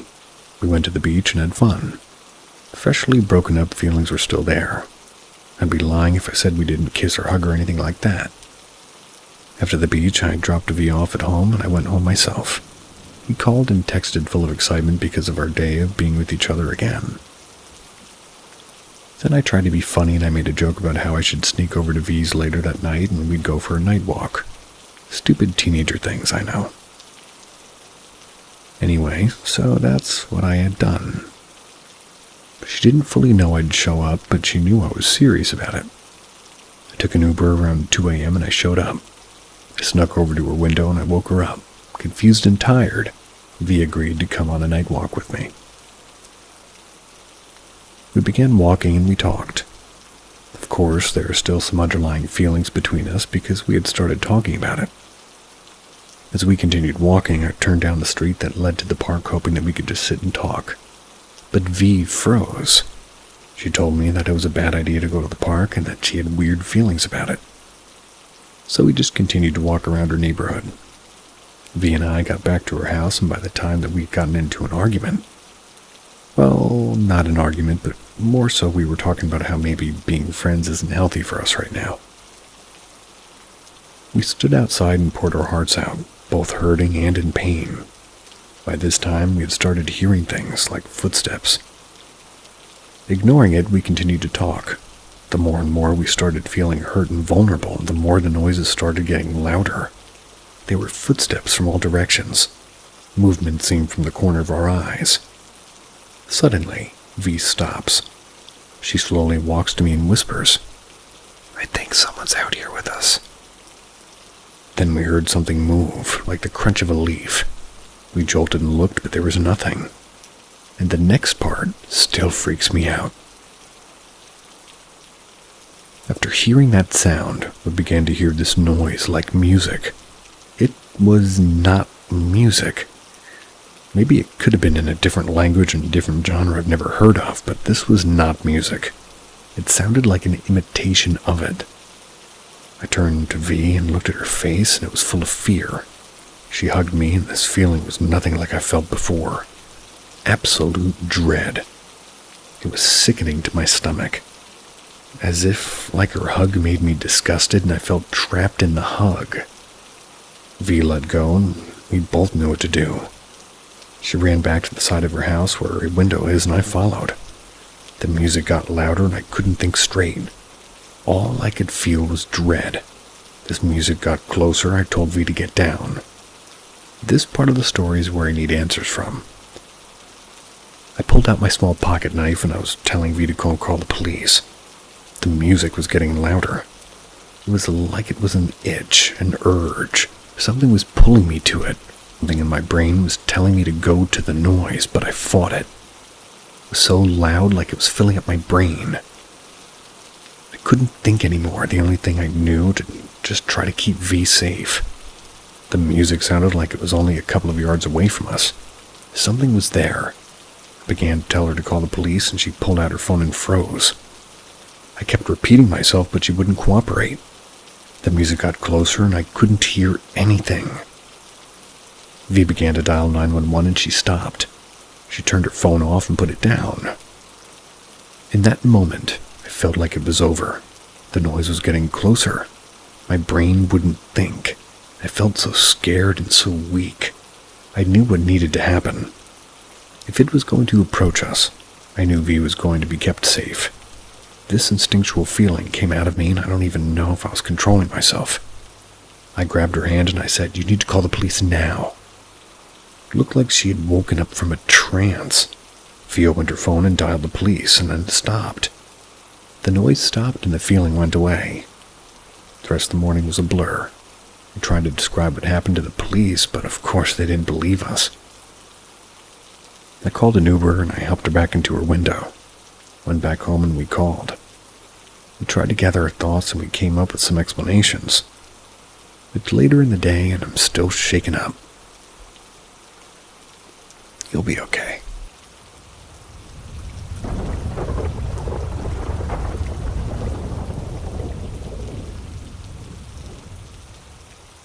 Ask Reddit. I was young, let's say around 4 or 5, and I was an extremely sneaky little shit. I loved sneaking snacks. I loved food. My mom didn't like this, so this made me become so incredibly sneaky at a young age. And trust me, this is relevant. Anyways, I refused to sleep in my room at this house. I felt so scared and uncomfortable to be in my own bedroom that I'd sleep in my mom's bed or on the couch in the living room, but never in my room on my terms. I felt uneasy and sick when I was in there. Cut to the night after the ring washer incident, and I'll explain this after. And I have to sleep on the couch. It's the only place I can lay and be comfortable with my arm, which was wrapped in I forgot what. But it was not a cast. Couldn't really move my arm too well, and anyways, I wake up hard. Not the slowly waking up you naturally do. I was just suddenly extremely awake and coherent.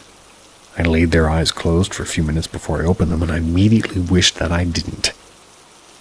As I see this enormous, weirdly shaped grayish blob moving just out of sight down the top hallway. Imagine a roundabout. That's how the house is laid out. Mom's bedroom is on the far side of this roundabout, and I'm on the left of the couch in the living room. That's with the stairs going up at the bottom. The stairs going down at the top, sharing the hallway to the bathroom, hallway closet, and my room. The only doors are for the bathroom, the hallway closets, and my room, and there's no doors closing this roundabout. That means my mom's room had no doors and was open to the rest of the house, basically. Anyways, I see this thing moving down the hallway, and I'm immediately terrified. That's not my mom. I don't know who that is. We're the only people living in this house, which has passed down to the family for a while. I watched this thing for what I believe is about 4, maybe, passes through this hallway. When it turns around to go back down the hall towards my mother's room, I flipped off the couch and switched to the bottom side of this roundabout, silently moving and watching this thing turn around in the hallway right outside my mother's room and start moving its way back towards the living room. I make my way and the movement is just gone, jumping into the bed and then closing my eyes. My big plan was to wait for another pass before I pulled the covers over me. My biggest mistake. I'm waiting, it's silent, and then I open my eyes only to gaze at this gray blob thing, which is now literally standing over me, bent over, about a foot away from my face, not even. I don't know how it happened, but I remember my vision going black, and then I was waking up at 2 p.m. and something I never really did before. I was always awake before my mom.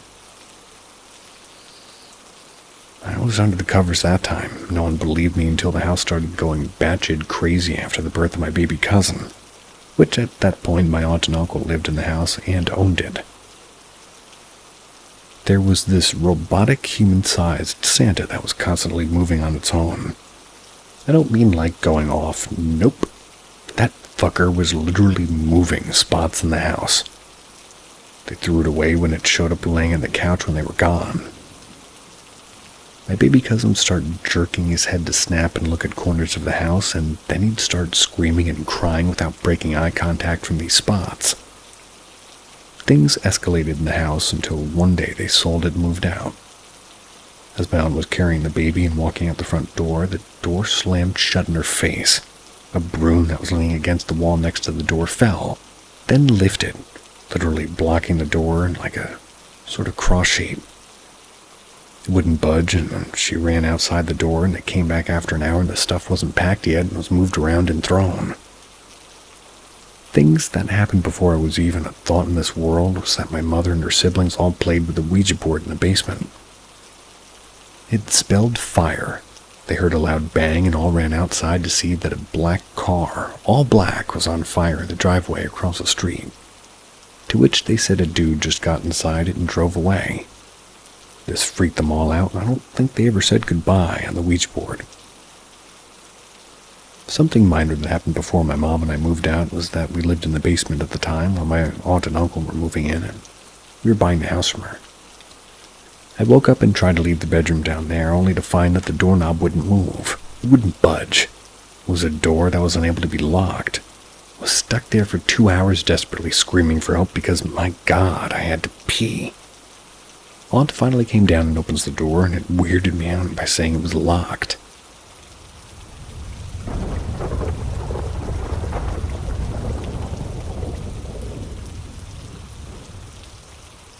The Little Boy. I grew up in a rural area that at one time bore witness to an atrocity carried out by native tribesmen and the European settlers living there. I'm not sure if this has anything to do with what I'm about to tell you. When I was a child of maybe 6 or 7 years, my bed was situated against a bank of windows. I would lay looking out into the night until I fell asleep. One very moonlit evening as I lay there, I distinctly remembered seeing the shadow of a boy run across her yard. This was extremely odd given that her house sat atop a small hill, approximately 150 feet from the road. Being a child, I wanted to run outside after him, but he moved so quickly that he was gone before I stood up from my bed. As the years went on, I thought about this many times. I wondered if it was just my youthful imagination. Fast forward, now I'm 16 and started sneaking cigarettes from my mother's pack. I was out sitting on some concrete steps enjoying one of my, ill-gotten smokes. And I was keeping a close eye and an ear against being caught smoking by my parents. And that's when it happened again. I'll be damned if that shadow didn't run past again quickly and silently, not 10 feet from where I sat. Mind you, there's no physical body to cast this shadow. No sound of feet falling on the lawn, just the unmistakable silhouette of a child running as fast as he could across our lawn toward a thick section of woods. This section of woods ran along the northern line of her property. I was blown away, to say the least, but didn't mention this to anybody for several days, till one night I brought it up to my older sister, who, by the way, seemed to be pretty much an antenna for supernatural events at that point, who at once lost all color in her face. Abandoning all cheerful expression, she looked at me blankly and said, "You see him too." Apparently, this little apparition appeared as a solid living boy of about 9 or 10, wearing overalls with a well-worn newsboy-style hat upon his head. He beckoned to the girls to follow him into the woods. Only females saw him in this form, and as far as I know, I'm the only one to see him as a shadow running. After I explained to my sister what it all was that I saw, not a full figure of a child, but a merely shadow cast by an unseen body, she informs me that her older sister saw him too, and several of their friends. My mother and 3 of my aunts, apparently. I asked my cousin about this years later, and before he could finish the questions, he describes the boy in the overalls and the hat just as my sister had years before. And if that isn't creepy enough, a couple of years back I was hired to do an electrical installation at a new home of the daughter of one of the girls who used to frequently visit our farm. This girl had stayed in touch with my mother and continued visiting Mom even after my sister married and moved away. One morning, as I prepared myself for work, she approached me. She asked if I was aware that she often visited my parents' home with her mother when she was a girl. I said I did remember her being there with her mother. Then out of nowhere, she says, "Did you ever see a little boy in overalls and an old, hat over by the woods?" This gave me quite a shock, as they had mentioned this in many years. I guess he's still there, though all of us have gone running through the deep night from some danger long ago and trying to entice the girls to follow him into that small patch of woods.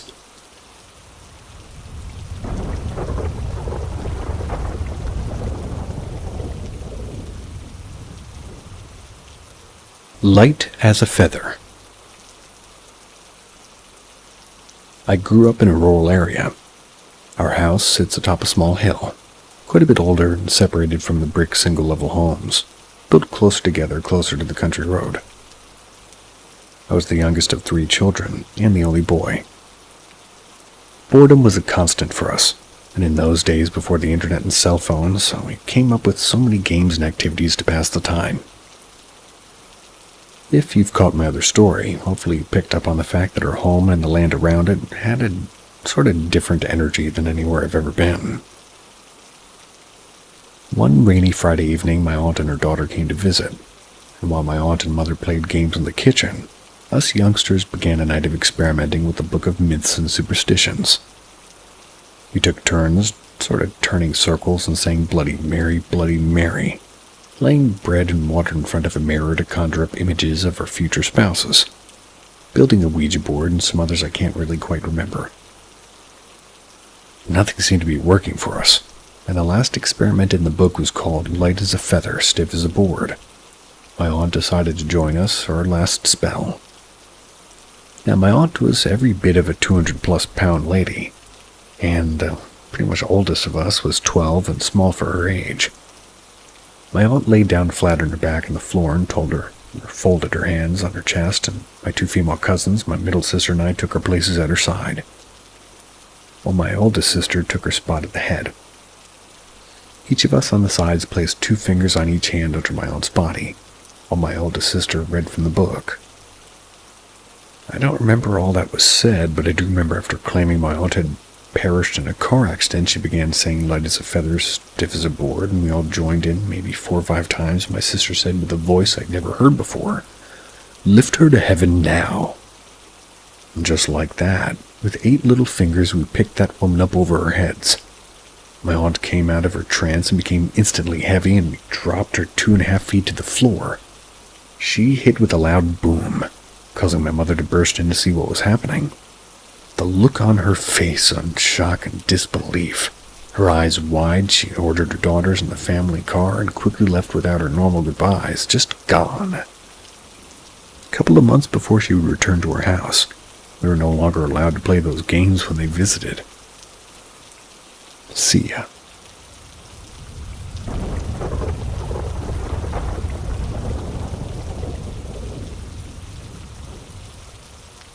Welcome to Paranormal M, where the supernatural comes to life. Subscribe and activate notifications to never miss our eerie stories. Get ready for an unforgettable adventure. My old house.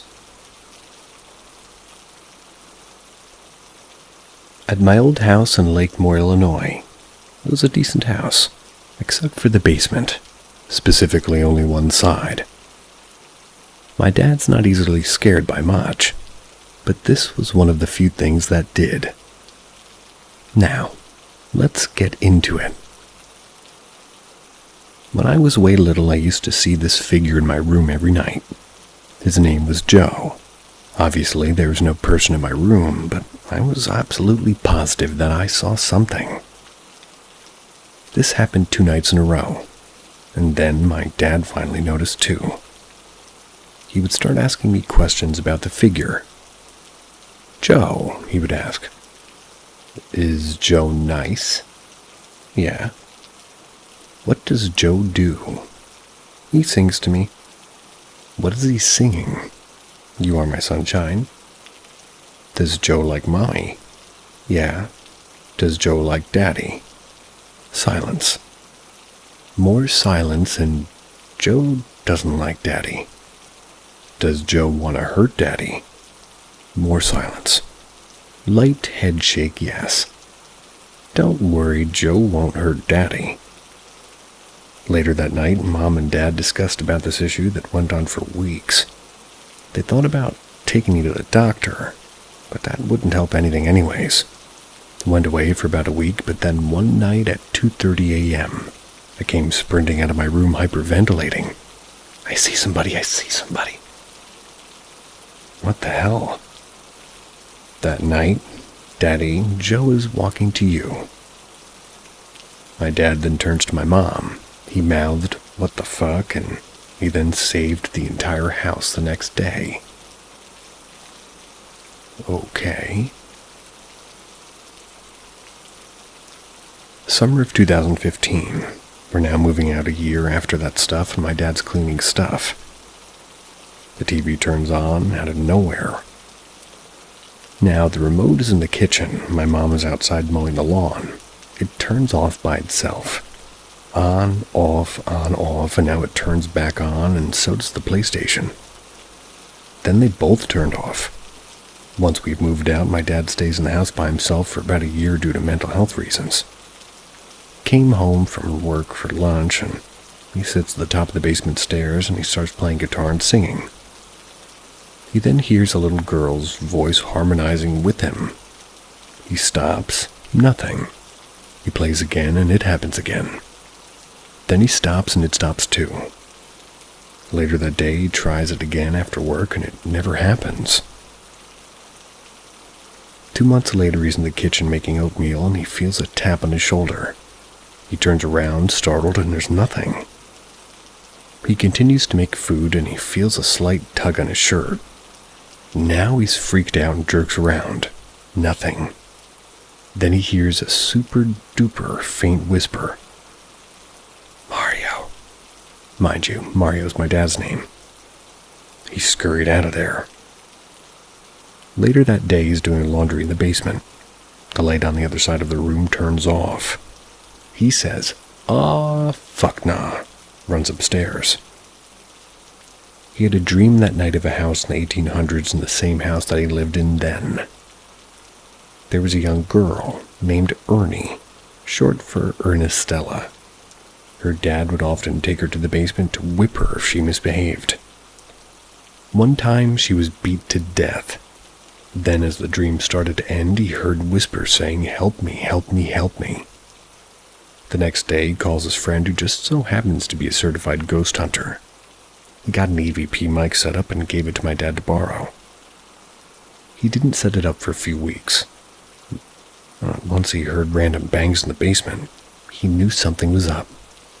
He finally set it up, and the next day he finds a loud growling noise in the recording. It's like a loud noise and then it ends. He then went downstairs behind the stairs to find a boarded-off area made of drywall. He unscrewed it all, and when he looked down, a whoosh of cold air hit him fast. Then the hairs on the back of his neck stood up. He ran the fuck up those stairs the fastest he's ever ran. His friend told him to board it up and never go down there again. He did, but he first shined a flashlight in there. It all looked light until it hit one corner, where it didn't light up. He went down later space. He wrote a Bible psalm on the wall to command it out. The banging continued for several nights. One day he'd had enough. He went down with Sage and started yelling random commands to get the fuck out like a maniac. After that, nothing else happened. He went to get the records in the house because he was curious. The only record is that it was built in the 1920s, and that my parents bought it in 2010. Him and the agent both thought it was weird, especially that there were records, but they went missing in '99. The only thing they found is that the place that house was built on was a Native American epic battleground in ancient times. A lot of people were dead and buried there, who moved in with us after that. No other things have happened ever since. Trauma's never a big deal until you're one with it. I'm scared to death hearing all the shit that my dad told me. Good night, y'all.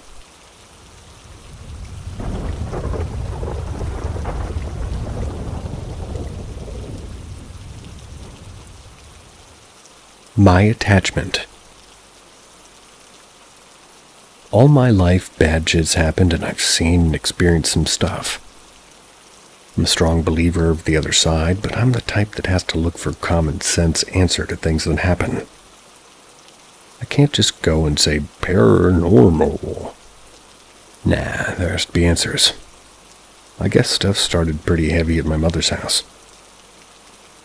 Her first house, really. Never had any good luck. No matter what I did, I'd always come up short. But I always blamed it on how things just were. But eventually I would notice some things. For one, every now and then I would hear a very loud thud, as if somebody jumped on the ground but stomped with their heels on landing. She had a mirror that would face toward the basement. At night, I would see a black figure standing and looking at me or walking from right to left. I always thought it was my imagination. Until one day my brother asked me if I ever saw it. Just out of the blue, we weren't even talking about the paranormal or anything like that. I'd seen a black figure at my grandmother's apartment. It came toward me, and the worst part, I feel like it was fucking with me. I was sleeping over at my grandmother's house, and I was sleeping in the living room. I had to pee, so I got up and went toward the door, turned on the lights. It wasn't dark, just dim.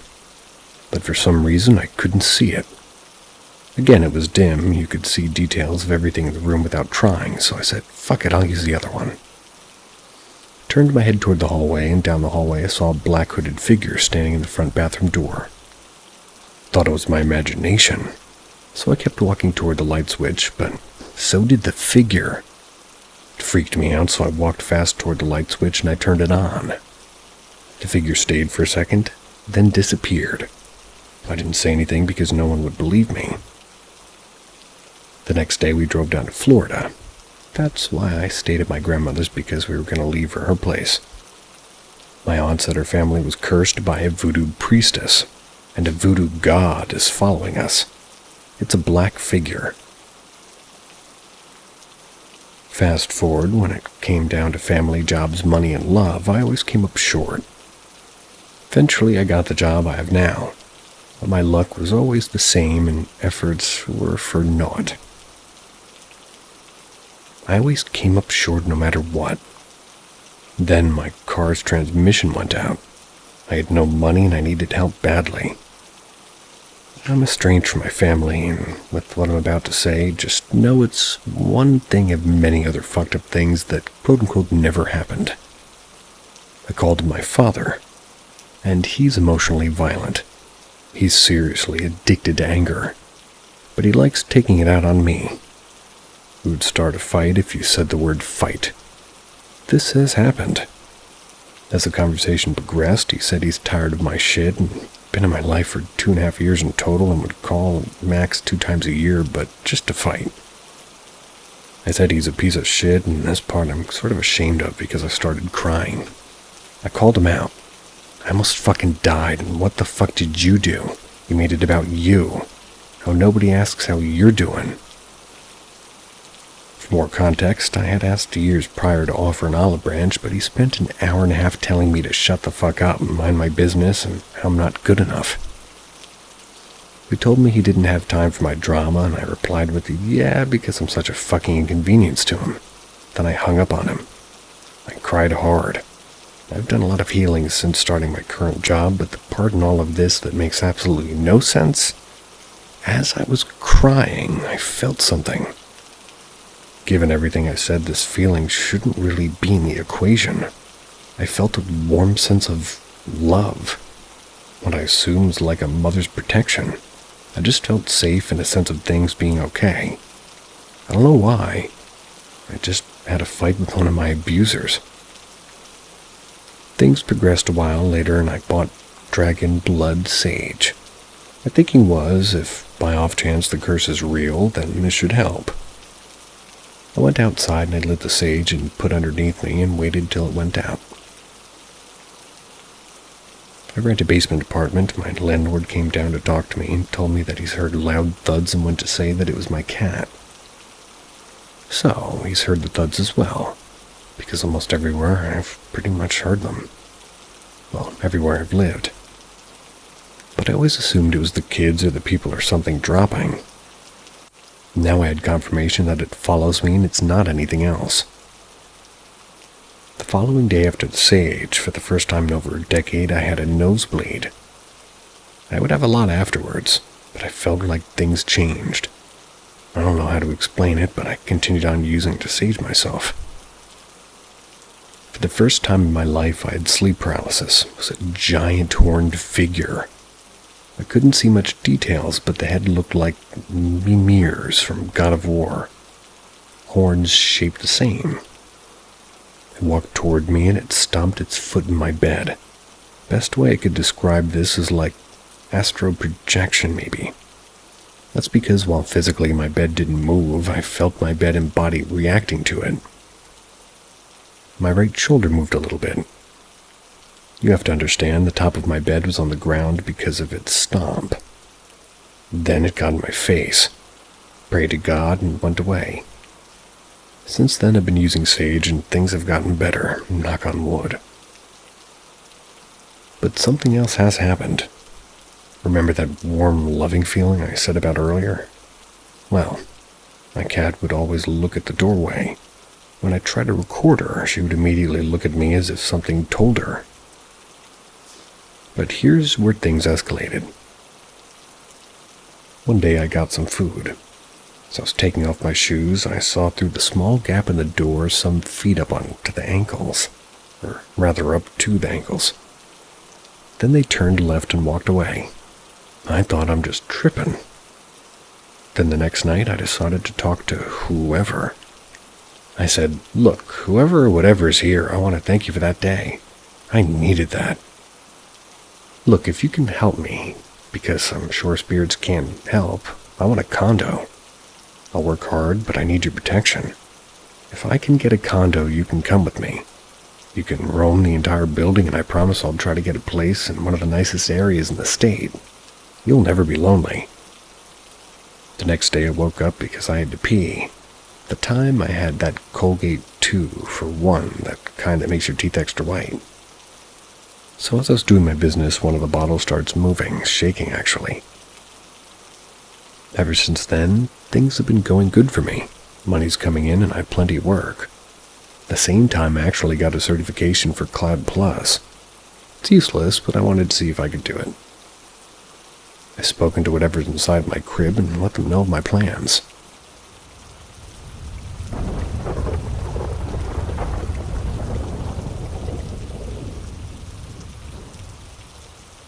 Halloween Post. My Paranormal Stories.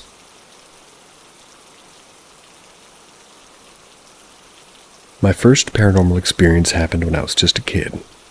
Probably not more than 10 years old. I was visiting a friend who's male who lived in a small town. That's while I lived in the city. We used to spend afternoons playing video games together. My friend lived with his grandmother in a big house. His grandmother's brother, who was terminally ill, also lived there. He was a frail old man with pale skin, white hair, and light blue eyes. I rarely saw him, but I always felt uneasy around him. We referred to him as quote-unquote uncle. His room was right across from my friend's, and one of the house's rules was no closed doors. So one day we were playing and making a lot of noise, and I saw the grandmother's brother sit up on his bed through the partially open door. I saw his legs move up as he sat up, and I told my friend and another friend who was with us to keep the volume down because we'd woken up his uncle. At that moment, my friend turned to me with wide eyes and asked me to repeat what I'd just said. I told him again that his uncle has just pretty much awoken. My only concern was that he'd tell us off for being too loud. Then my friend looked seriously at me and said that his grandmother's brother had died about a month and a half ago. I insisted that I'd seen him sit up in bed and even saw him move. We all got really scared and ran out of the room. We ended up telling his grandmother, and she said that she sometimes still felt her brother's presence in the house and wasn't surprised that I'd seen him. She herself sometimes thought she'd seen him out of the corner of her eye while doing chores. After that scare, we moved the game console to the downstairs living room. My friend even switched bedrooms with his grandmother. He was pretty shaken up and told me he couldn't sleep ever. The second story happened during my high school years. I don't remember exactly what year, but I was still young. One summer I went to visit my grandfather who lived in the countryside. That night there was a party in the community. My mother and brother decided to go, but I stayed with my grandfather. After dinner I went outside to play with my grandfather's dog, since he was watching the TV. The patio was dark, except for the porch light meters away. I played with the dog when I suddenly saw a figure moving on the porch. The figure was ethereal, like a white mist moving in the air.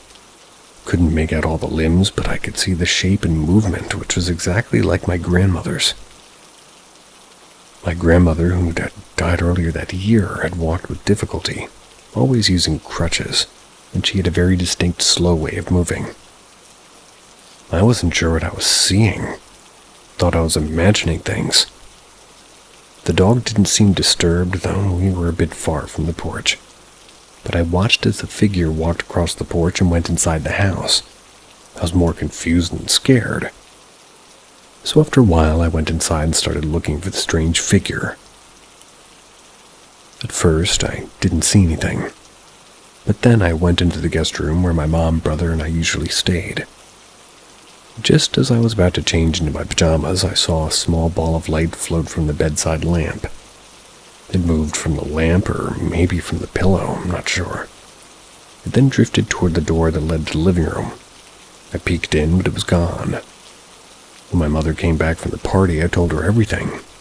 But she just said I'd basically imagined it, asked me not to tell my father or brother.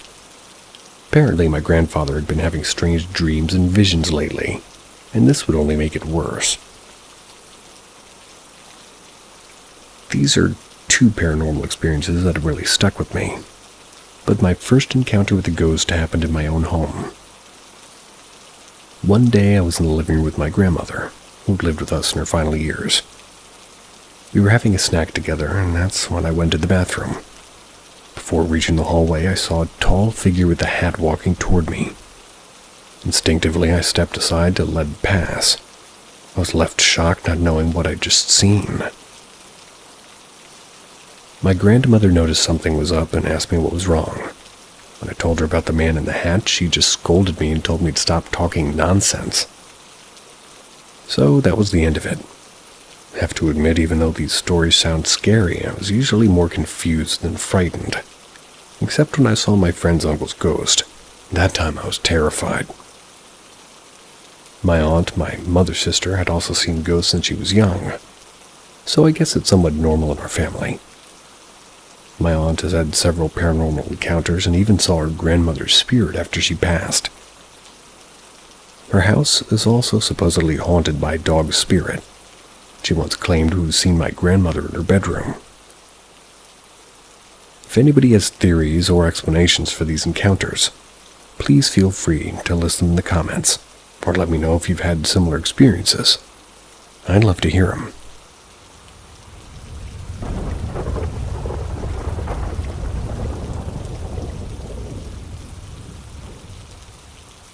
Vista Hermosa ghost sighting.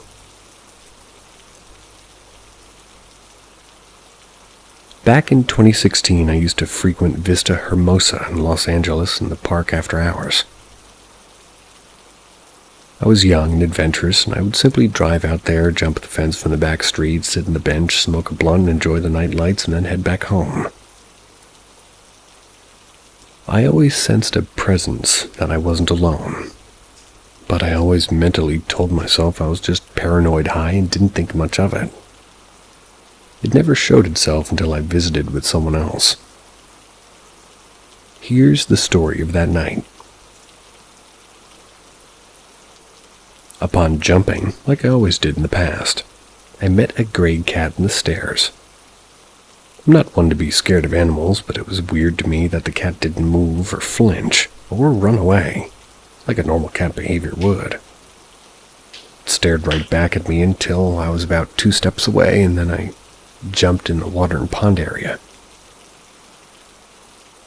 Also, I must state the cat had green eyes that glared bright in the reflection of the light. Anyways, we walked in to sit and bench, spark up the blunt. Couldn't shake off the feeling that someone was watching. Sure enough, when I turned back, I'd seen a white figure playing peekaboo from one of the bushes located across the field from behind the bench. At first glance, I thought it was just a homeless person in the park, with painter's uniform clothing or something like that. I didn't get scared. After all, painters do wear all white. It was after the 3rd time that I looked back.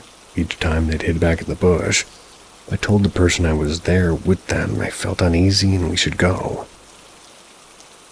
Without hesitation, we turned off the blunt. Both got up and made our way back to the exit from where we came from. As we're approaching the stairs again, the white figure crossed us. The whole time, it was their back, so we were about 20 feet away. And in a split second, the figure drops into all fours, hands and feet, then did the exorcist type of walk and looked back towards us. I seen the exact same glare the cat's eyes had. In that moment, I felt my heart stop. I was scared. I asked the person I was with if they'd seen that. Their response was, "What?" Then I said, "That," pointing toward the figure. But when they turned to look, it was gone. I find it interesting that it decided to show itself as we were exiting the park. I find it even more interesting it decided to show itself only to me, the only time I decided to visit with someone else. I'm wondering if anybody's had any similar experience there, or similar to my story.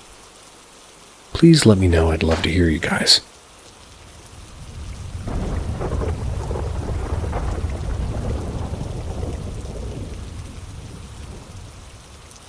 A leaky ceiling upset my poltergeist roommate.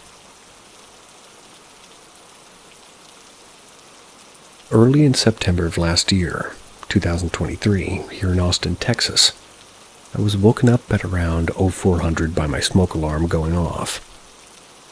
It had been raining and several gallons of rusty brown water had pooled in the inaccessible cavity above my top or third floor apartment. The water had funneled into and drained through the smoke alarm in my living room, frying it and leaving a large slimy puddle on the floor.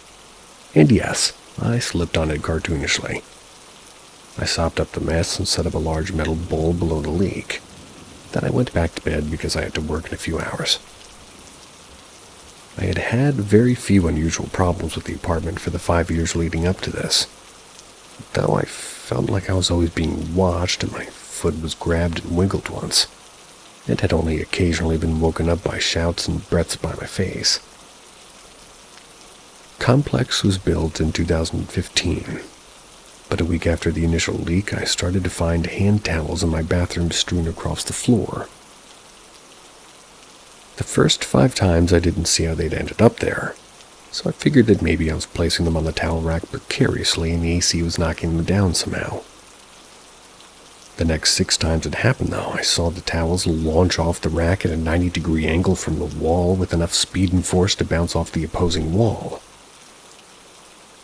I was living alone with no pets and I was working from home, and each occurrence was during the daytime, which is when my AC was turned off.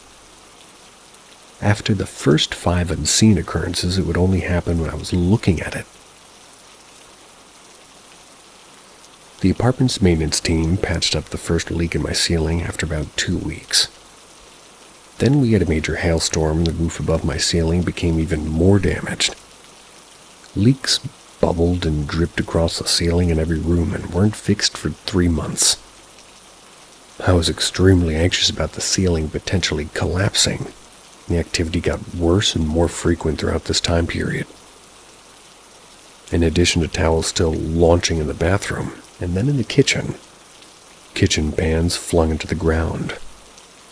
That was when they had been sitting in the drying rack next to the sink.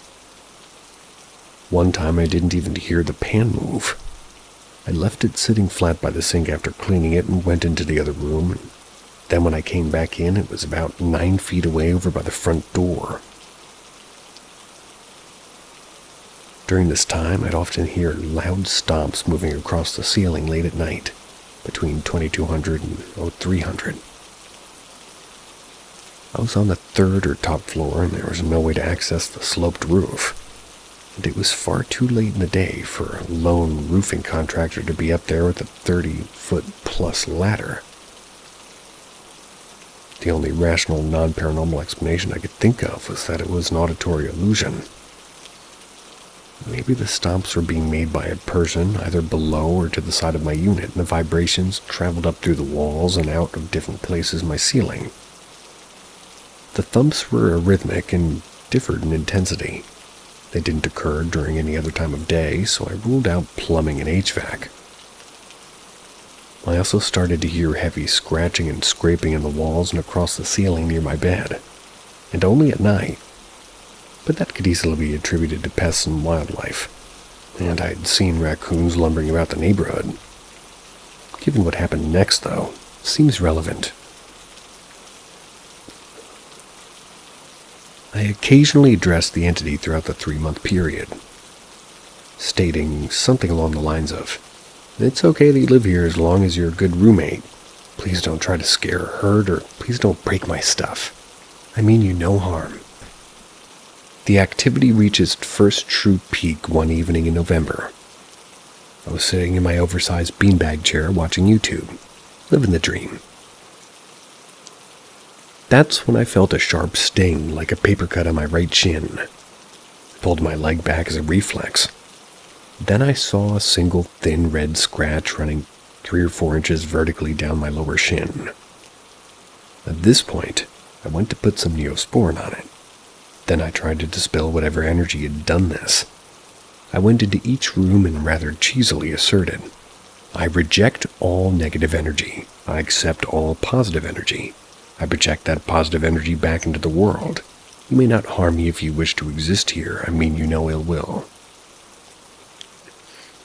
The tension in the apartment changed into something less hostile, though it still felt like I was trapped in a cage with a pacing wild animal calming down from a wide-eyed panic. The next night I felt another paper cut sting, this time on my right foot. When I looked down, I saw a fresh bite mark. A full semicircle with deep impressions of 3 gap-toothed human incisors. It encompassed 3 smaller ones. I felt a presence crouching next to me behind the chair, but it didn't feel hostile despite what had happened. It felt like a scared animal with its tail tucked, almost human. At this point, I understood that something that had been residing peacefully in the crawl space was feeling displaced by the leaky roof and ceiling. It didn't like the situation any more than I did, but it was growing impatient. Whether or not this presence was the same one that bit and scratched me or the same one that had been throwing things, I'll never truly know. I put some Neosporin on the fresh bite mark, and then I changed my assertion to, "Be at peace. They will fix this soon and you can finally rest again. In the meantime, do not touch me. I've done everything I can to speed them up, and it's beyond my control. I mean you no harm, be well." And the tension and pressure in the room quickly dissipated.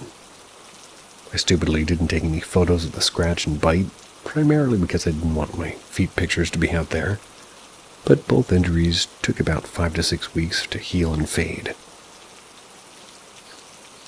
The activity became limited to impatient stomping sounds for the next few weeks after the bite.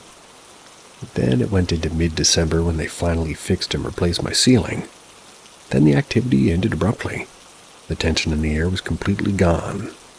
For a time.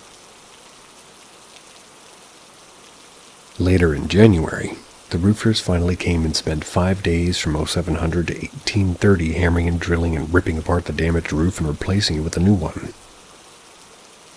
This process was extremely loud and violent. The vibrations were strong enough to crack the tiles in my shower. During this 5-day stretch, the nightly stomping and daily towel throwing returned, and the lid of my garbage can violently flipped open and popped off its hinges. And this time I actually saw the upset presence sulking in the corner. It looked like a lean, emaciated adolescent with sullen cataract eyes, gapped teeth, dark matted hair of medium length, pale bluish gray skin. They were wearing a plain but sort of filthy white tee and boxer shorts. They looked damp, cold, and sad while sitting there between my chair and the wall, holding their knees. Clouded eyes searching my direction, taking deep labored breaths. I froze while looking at them. After what seemed like 5 to 10 seconds, they were gone. At this point, I didn't want to feed any more of my fear or anxious energy to it. I didn't even want to acknowledge or invoke the presence until I had found some way to protect myself. I didn't know if it was something to legitimately feel sorry for, or if it was something that wanted to trick me into opening myself up to it through empathy. I bought and started burning white sage candles the next day. I kept them burning almost any time I was present and awake inside the apartment. Given the history of things being thrown, I didn't want to leave a flame unsupervised. I'd occasionally carry one of these candles and cleanse every corner of every room, reciting, "I wish you peace and I wish you happiness, I wish you tranquility and I wish you rest." They seemed to keep things mostly quiet all the way up through late June when I moved out. There were still occasional stomps, and when I ran out the candles one day, I threw a figure off a shelf and broke a plate in the kitchen. Luckily, I haven't had any such experiences in my new apartment since. I'm not sure where this entity or energy came from. I don't know if it had been there the whole time or if it was something transient. I just know that I never summoned anything or went to any known haunted locations bringing home attachments, at least leading up to this time period. The electromagnetic field did feel high in that apartment, which could discredit anything weird I saw after 5.5 years of prolonged exposure. But that wouldn't explain objects moving or the injuries on my leg. I did have many posters and reflective frames set up throughout the apartment, some of which were facing directly across from each other. And one popular idea is that mirrors facing each other connect and create a portal or a vortex for energy. At the time, I was working at an exceptionally shitty job with an awful manager. and many documents that I processed for this job contained information for photographs of injured, maimed, and deceased clients. Several documents were quite graphic and distressing. A lot of my childhood trauma was beginning to bubble back up to the surface right before all of this happened. My unscientific speculation is that this is pure speculation, by the way. It's that my heightened distress fed into the surrounding energy. This coincided with the roof issues and amplified whatever is already going on. One or more entities could have been displaced from the crawl space by the leaky roof, or they could have been attached to the land for maybe a longer time and were drawn to my heightened stress and negative energy. Or maybe it was all transient energy drifting by and somehow became trapped and manifested itself in different ways. The only thing that's certain is that there's no way for me to definitively know what happened. And that's okay.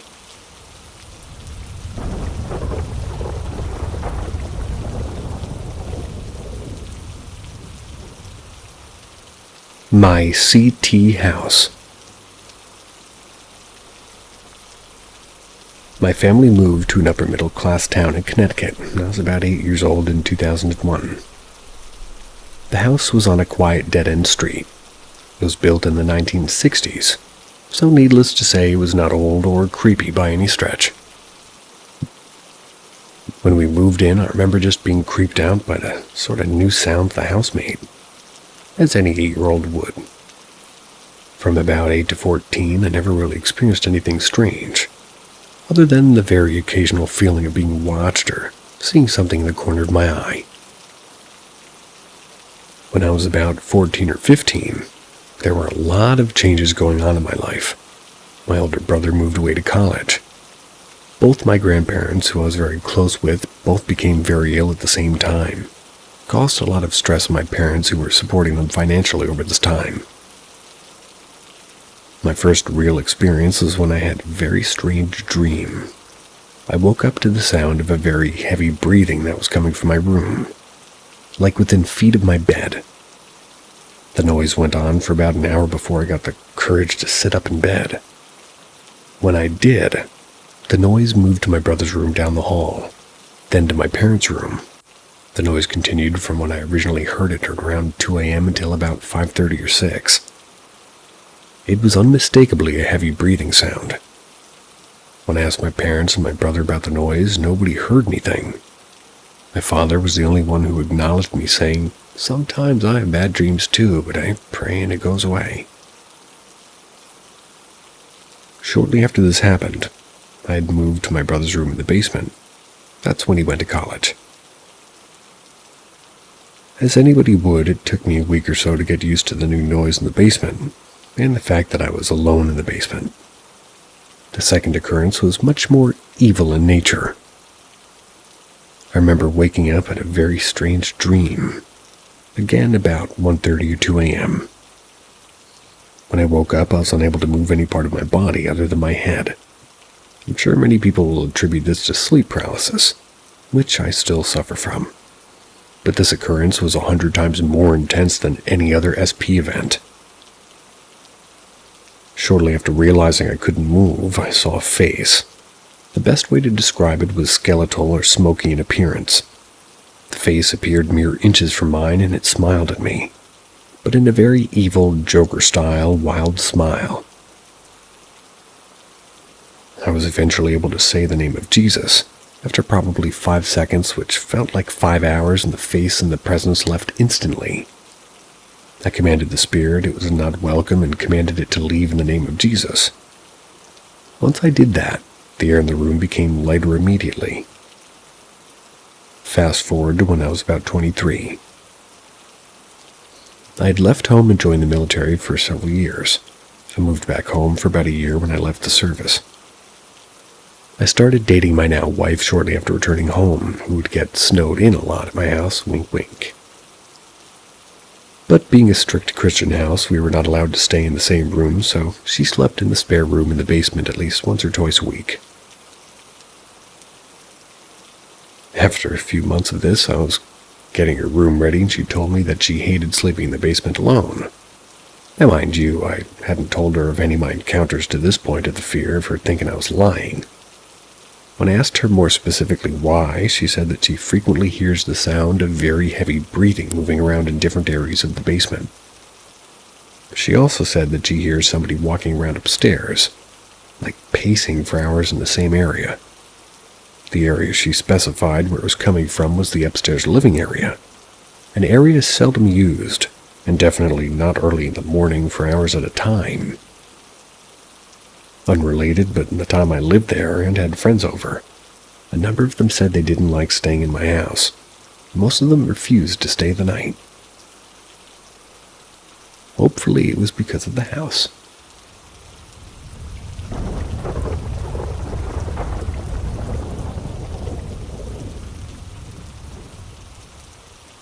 Anybody know which restaurant? The cursed saloon of Dodd Street, the legend, deep in the heart of Omaha's Old Market. Whispers persist of a cursed saloon from the city's early days as a rough-and-tumble cow town. The building, now a trendy restaurant, is said to be haunted by the ghost of smiling Jack Mallory, a notorious gambler and gunslinger who met his demise within its walls.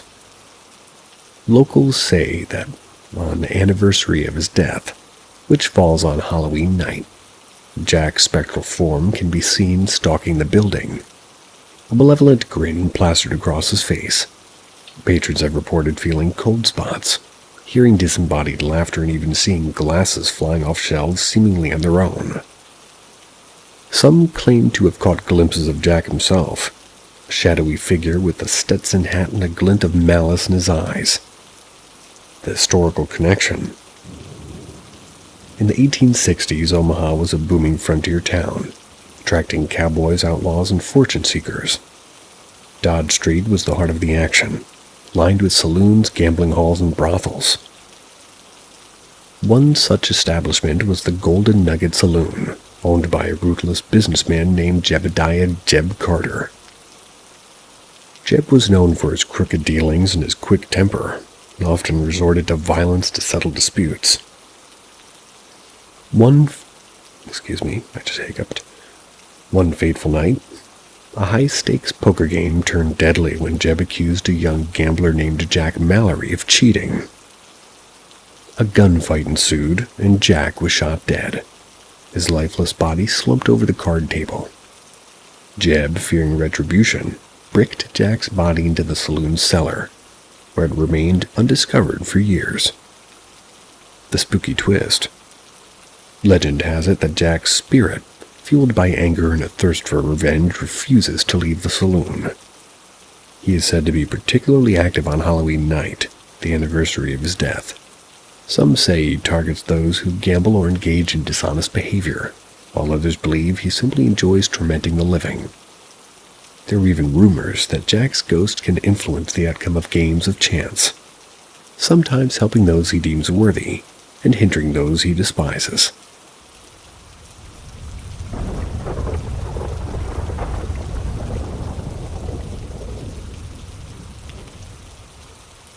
Possible ghost car. I have no other explanations. I'll start with saying I was 17 years old and completely sober. Maybe drank alcohol 2 times in my life and was never a believer of anything paranormal, quote-unquote.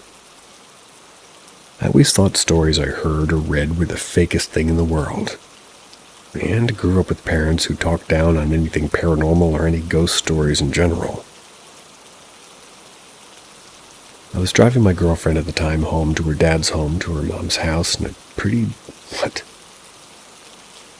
I was driving my girlfriend at the time home from her dad's house to her mom's house. Okay. On a pretty desolate back road. Not much traffic on that road whatsoever, especially at night. And there's only 2 houses on this road, which are spaced out pretty far. This road has a 35-mile-an-hour speed limit. It's pretty much 100% straight for about 1.5 miles, and then there's a 90-degree turn. That's marked well. This particular night I'd been driving on the road for probably 3, maybe 4, 3/4 of a mile, I guess. So I checked my rearview mirror, which I normally do multiple times while driving, and I saw some headlights behind me, probably a quarter-mile back. I didn't think much of it, but the lights were getting brighter and closer at a pretty good rate. I was driving about 40 miles an hour and kept my speed. Before I knew it, the headlights were right on my tailgate and it looked as if it got the other lane to pass.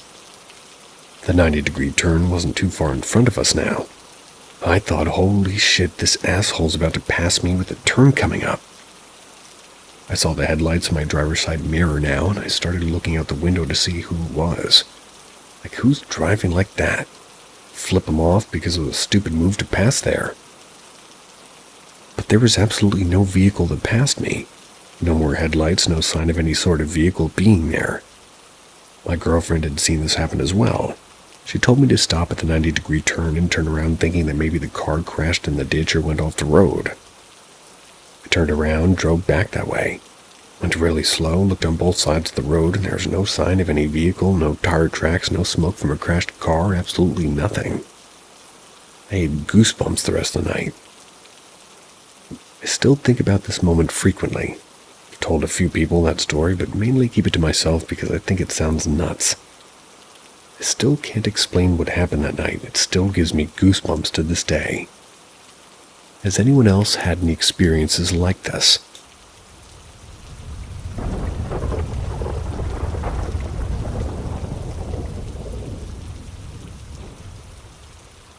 I think I had a close call with something I'm assuming was demonic. Someone explain. This happened near the end of my middle school years. So, the thing about me is, 1, I'm autistic, and 2, I'd go to extreme lengths to study. So I started studying my classes and school events early morning. Like, that early to point I'm a literal fossil if I keep it up. And my parents were fine with it as they said, "You're fine, just don't take it too far, okay?" And this was the maybe 6th time that I did that since I was paranoid and not graduating. So here's what happened. And this is the part that made me speak about this here, so I turned off my computer for a bit to take a break and drink some water just instantly. There was this thing. Can't tell if it was humanoid, but I know I saw something. It was standing a few feet behind me. Now, my house is laid out like this is my living room, which is where I was studying, and has 2 entrances. One on my left to my parents' bedroom, and the other behind me, which leads to the front door, and my room in the guest room. It was like peering from the corner, which led to the garage and laundry room. And also, I was dang terrified, and I saw enough horror movies to know that when you see something like that, run and ask questions later. So I did into my room, locked my door, maybe did like a chair barricade and just waited for 30 minutes. When I came out to check that spot, nothing. Just felt so uneased. And the next day I tried my own investigation into it and I eliminated the fact that it was an intruder because I locked all the front and back doors, and as for the spirit or possible demon, I don't know. But I did know the thing was simply observing like it was studying me. Me being in a military phase at the time assumed it was probing. If you don't know, it's a military tactic that you send a small group, not enough to drag attention, just to check things out. Make sure everything's all clear for the others. I need some serious help. If you got any advice, please let me know. And have a good day. Thank you, Drive Through.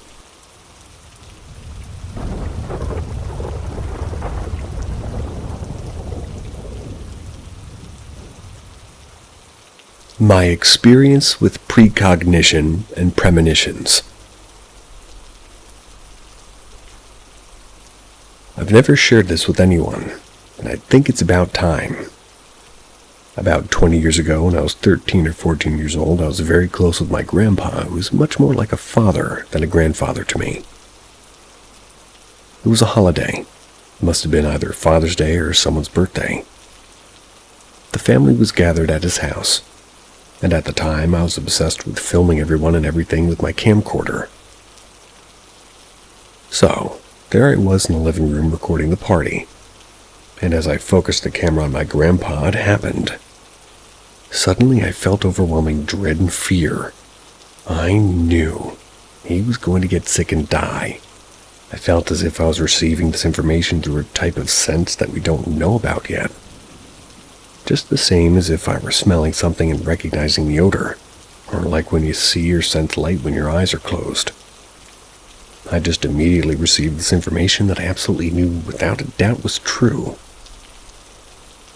I was so shaken I put my camcorder away and I didn't say a word to anyone. Within a year, my grandpa became very sick. He was diagnosed with stage 4 lung cancer. He died within a year and a half of the Premonition experience. I remember I still prayed and hoped he would beat the cancer, but I knew the truth. Many years later, I told my mother I knew he was going to die. She told me that she knew it too. What if she had the same premonition that day? I've had many other precognition experiences since then, but none of them have shaken me to my core like with my grandpa. Personally, I feel that premonition is something inherently available to every consciousness. It's just a different type of sense that we don't understand yet. It truly felt like I was simply receiving information as if through a sense.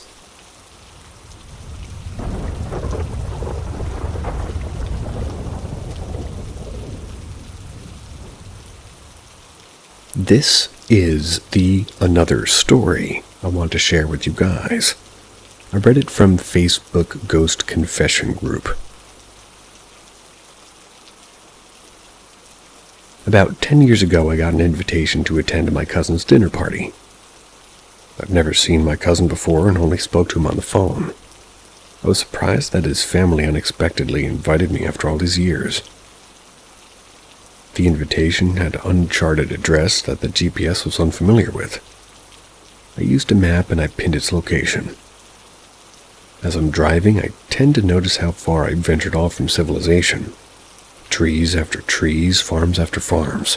Where the fuck am I going? Finally found a similar address that might be it. Approaching the house, I notice how dull and dreary it looks. It's completely engulfed with leaves and branches. This can't be it, I said to myself. As soon as I entered the rocky driveway, my aunt and uncle came out to greet me. They seemed excited and welcoming. Like walking into the house, I asked where my cousin was. Answering immediately, he went to run a few errands. He should be back later. We spent the whole couple of hours talking about my mother and family. My aunt made delicious homemade pot roast, and I finished off in minutes. After dinner, we played an enduring game of Uno. It was surprisingly fun and competitive. When we finished Uno, it was almost dark and still no sign of my cousin. Regardless, I had to leave. It was almost dark and I would have trouble getting out of this dreadful place. My GPS was ineffective, so I asked my aunt and uncle the most efficient way onto the highway. They gave me a puzzled look. I thought you were staying the night. I told them I couldn't because I had work tomorrow. Couldn't afford to miss another day. It's much better if you leave tomorrow morning. Trust me, you'll get lost. I shrugged it off and told them not to worry. I'm an adept navigator. I could get out of the Sahara Desert. Looking aggravated, they strongly advised me to stay the night for my own sake. At this point, they were getting angry, which scared me a bit. I sighed. Fine, I'll stay the night, but I have to get up early for work. Both of them seemed strangely ecstatic that I was staying the night. As soon as they went to go, I went to my bedsheets and pillows and ran out the door to go to my car. I hastily pulled out of the driveway. It took me a while, but I found my way out of that depressing place. I got home an hour later than expected. It was 11 and I didn't want to wake my parents up. Climbing my fence and entered the back door, I noticed the kitchen lights were on. As soon as I took my first step in the door, I see my mom sitting there looking impatient. "Where were you?" she asked. "I was at Aunt Deborah's. You knew this." "Then why did she call saying you never arrived?" To this day, I never knew who I visited. That's actually creepy.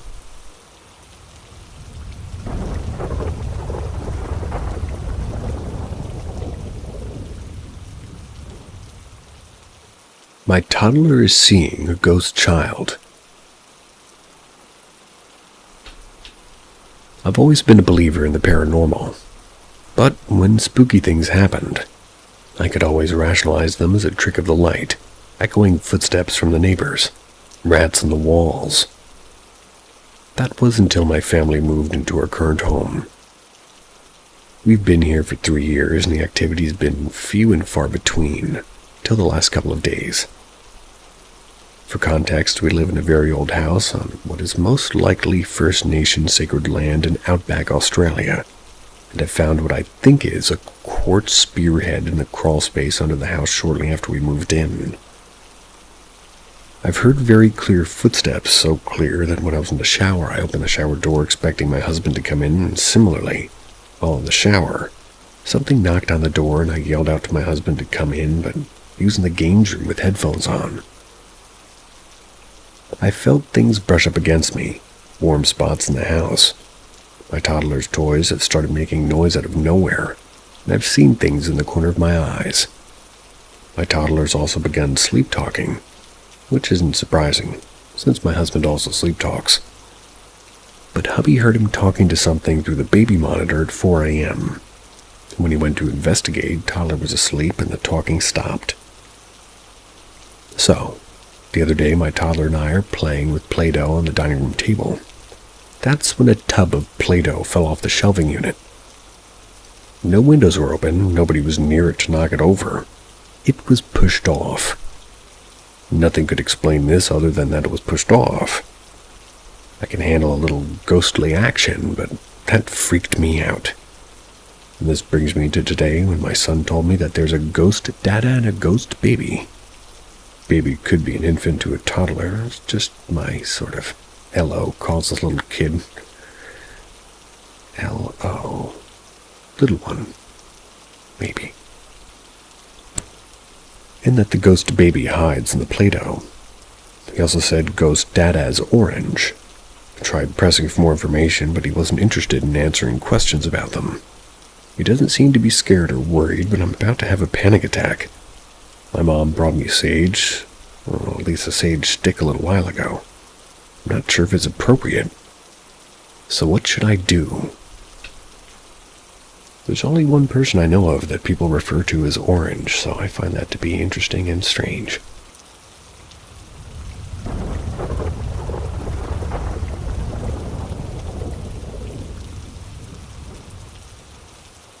I remember reading this scary story some years ago. Happy I found it. It's called The Translucent Truck. We've never figured this out, and now the 3 living witnesses have to be good and drunk to discuss the whole thing.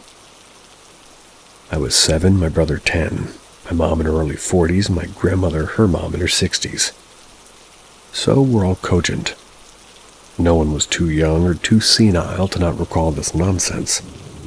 Still, no bloody answer.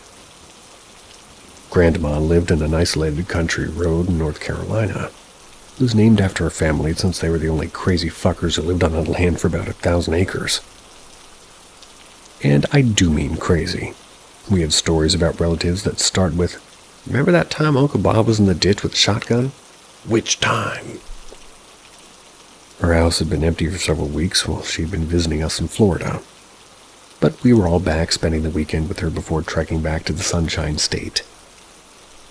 The house is in the for real country, literally over train tracks past a salvage yard and her nearest neighbor, a cousin everybody's related to everybody who owns a house on the road, ain't within screaming distance.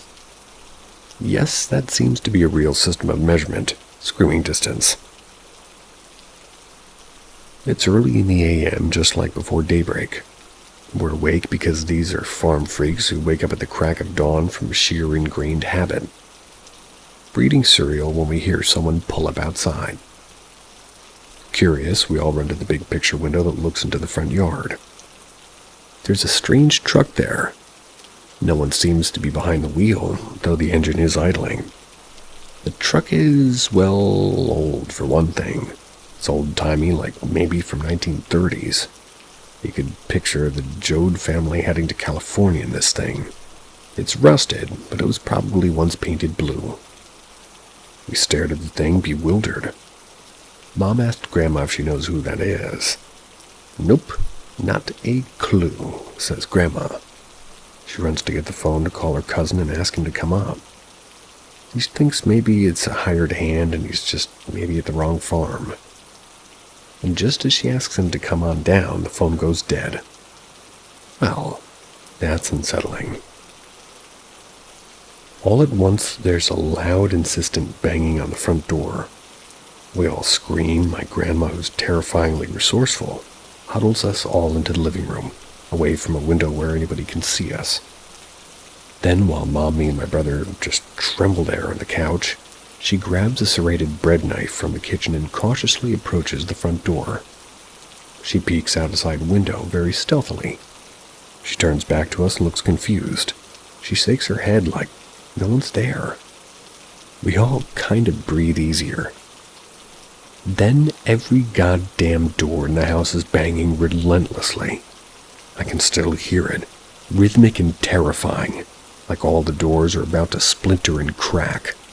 There were 2 doors in the basement beneath us, so the sound is also a reverberation at our feet. The 3 ground floor doors are shaking. We can see them trembling and jerking on their hinges from our vantage point on the couch. Finally, Mom runs to the window. Either from a psychotic break with the reality or terror, I've no clue, but she cries, "Oh, thank Christ, cousin is here." We run to her and peek out the picture window. There's no one that we can see in the yard, but we can't see all the doors from our viewpoint. Cousin walks by a truck with a shotgun in his hand. Cousin, it should be noted, has pretty much every gun ever made. He looks puzzled, looking at the rear of the truck, and then he glances in the cab window and he stops. He goes pale, runs a hand down his face.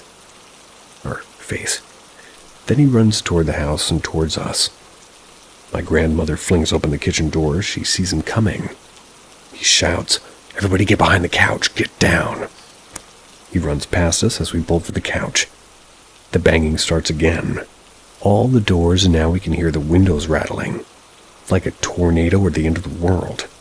We're too scared to even scream. Cousin flings open the front door and fires a huge shotgun once. Bang! Deafening. As he does, the truck roars into life, and it sounds like a train. We scramble up, the banging stops mercifully. Cousin is advancing onto the lawn, gun leveled at the truck. We run behind him, wanting to be out of that shaking, quivering house and near the dude with the gun. The truck peels out backwards, cutting across the yard and racing into the basically breakneck speeds away, and tires squeal, rubber's burned. Cousin fires again, and we all cower behind him. He blows out the back window with the sound of 1,000 plates smashing into linoleum, but the truck never even hiccups, just roars down the road, no tacks, not even a vanity plate on the back. There was no one behind the wheel of that thing. We all had a clear view, everybody agreed. Not a driver in the cab. Well, not anything that we could see anyway. The police were called, and Cousin had to go home to his house to call, and this was way pre-cell phone era. The phone line had been cut. There was not a single boot print in the entire yard except Cousin's from where he'd run into and out of the house. Cousin reported that there had been no plate when he looked into the cab.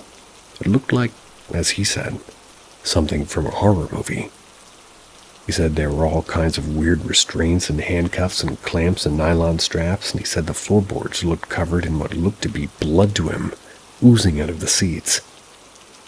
Cousin said he thought he saw a blur of something out of a picture window and ran to fire the first shot, but missed, as he said it. He said it was because once he stood there, nothing or no one was on the lawn or in the truck. Then it shot backwards out of the yard and out of our lives, leaving no answers. Just a deep sense of unease every time we'd visit. Grandma and Cousin have passed. Deeply religious people. They stuck by their unchanging versions of the story until they died. My brother and mother and I have never been able to figure it out. Neither did the cops. I think it should be noted that, well, we don't know how all of the windows and doors were banging, and we don't know why we never saw a soul anywhere. or how they could get around the sides of the house without leaving a trace in the damp earth.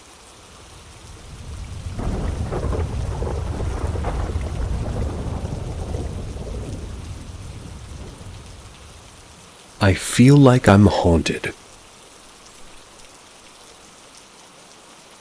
When I was younger, we moved into a really old house. The property had a history. There used to be a different house on top of it, but some kind of drug lab had been set up in the basement of the house and it exploded. From what the landlord told us, not 100% sure if it's true. But a lot of weird things happened in that house. The earliest memory I have, I was laying in bed one night, maybe 12 or 11. Felt something start to push up on the bottom of my mattress, to the point I felt the mattress lift off the metal bed frame it was on before it suddenly dropped. I jumped out of bed and immediately went and got my mom, but she checked and there was nothing there. Said that I was imagining it and sent me back to bed. A few weeks later, I remember my sister talking about an old lady in our room.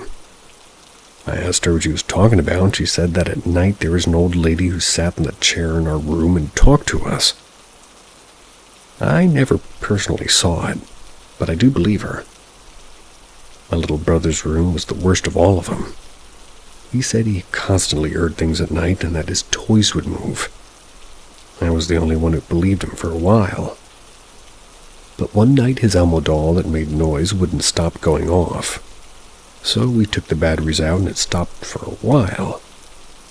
But in the middle of the night, it started right up again. I was the first one to be able to hear it through the wall and went in there as he was freaking out crying on his bed. And sure enough, in the middle of the floor, the Elmo doll we took the batteries out of was on and playing music. The third and final experience I had at this house was solidified in the thought that it was haunted and, well, it was one night I woke up because I heard something in our closet, or at least walked to it, it seemed. I look up and I just see a little boy carrying a blanket just walking out of the closet. His face wasn't very clear, but he didn't seem to acknowledge me. He walked to the edge of my sister's bed and sat down, and that's all I remember. I think I fell back asleep after that. Thought about this for a long time. We moved between apartments a lot, and I constantly remember hearing things, feeling like I was getting random little touches.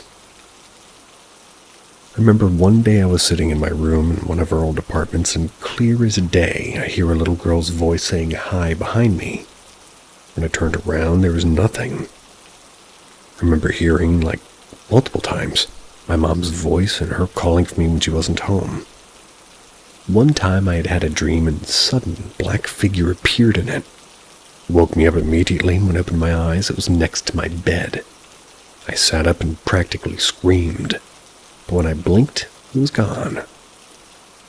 No one else in my house seemed to experience these things. Even when I was in my room at night, everyone turned off the lights. I just felt watched. I feel like this could all be real, or it could be paranoia. I just moved about 5 hours from the area I grew up in, and it all stopped. I don't feel watched anymore.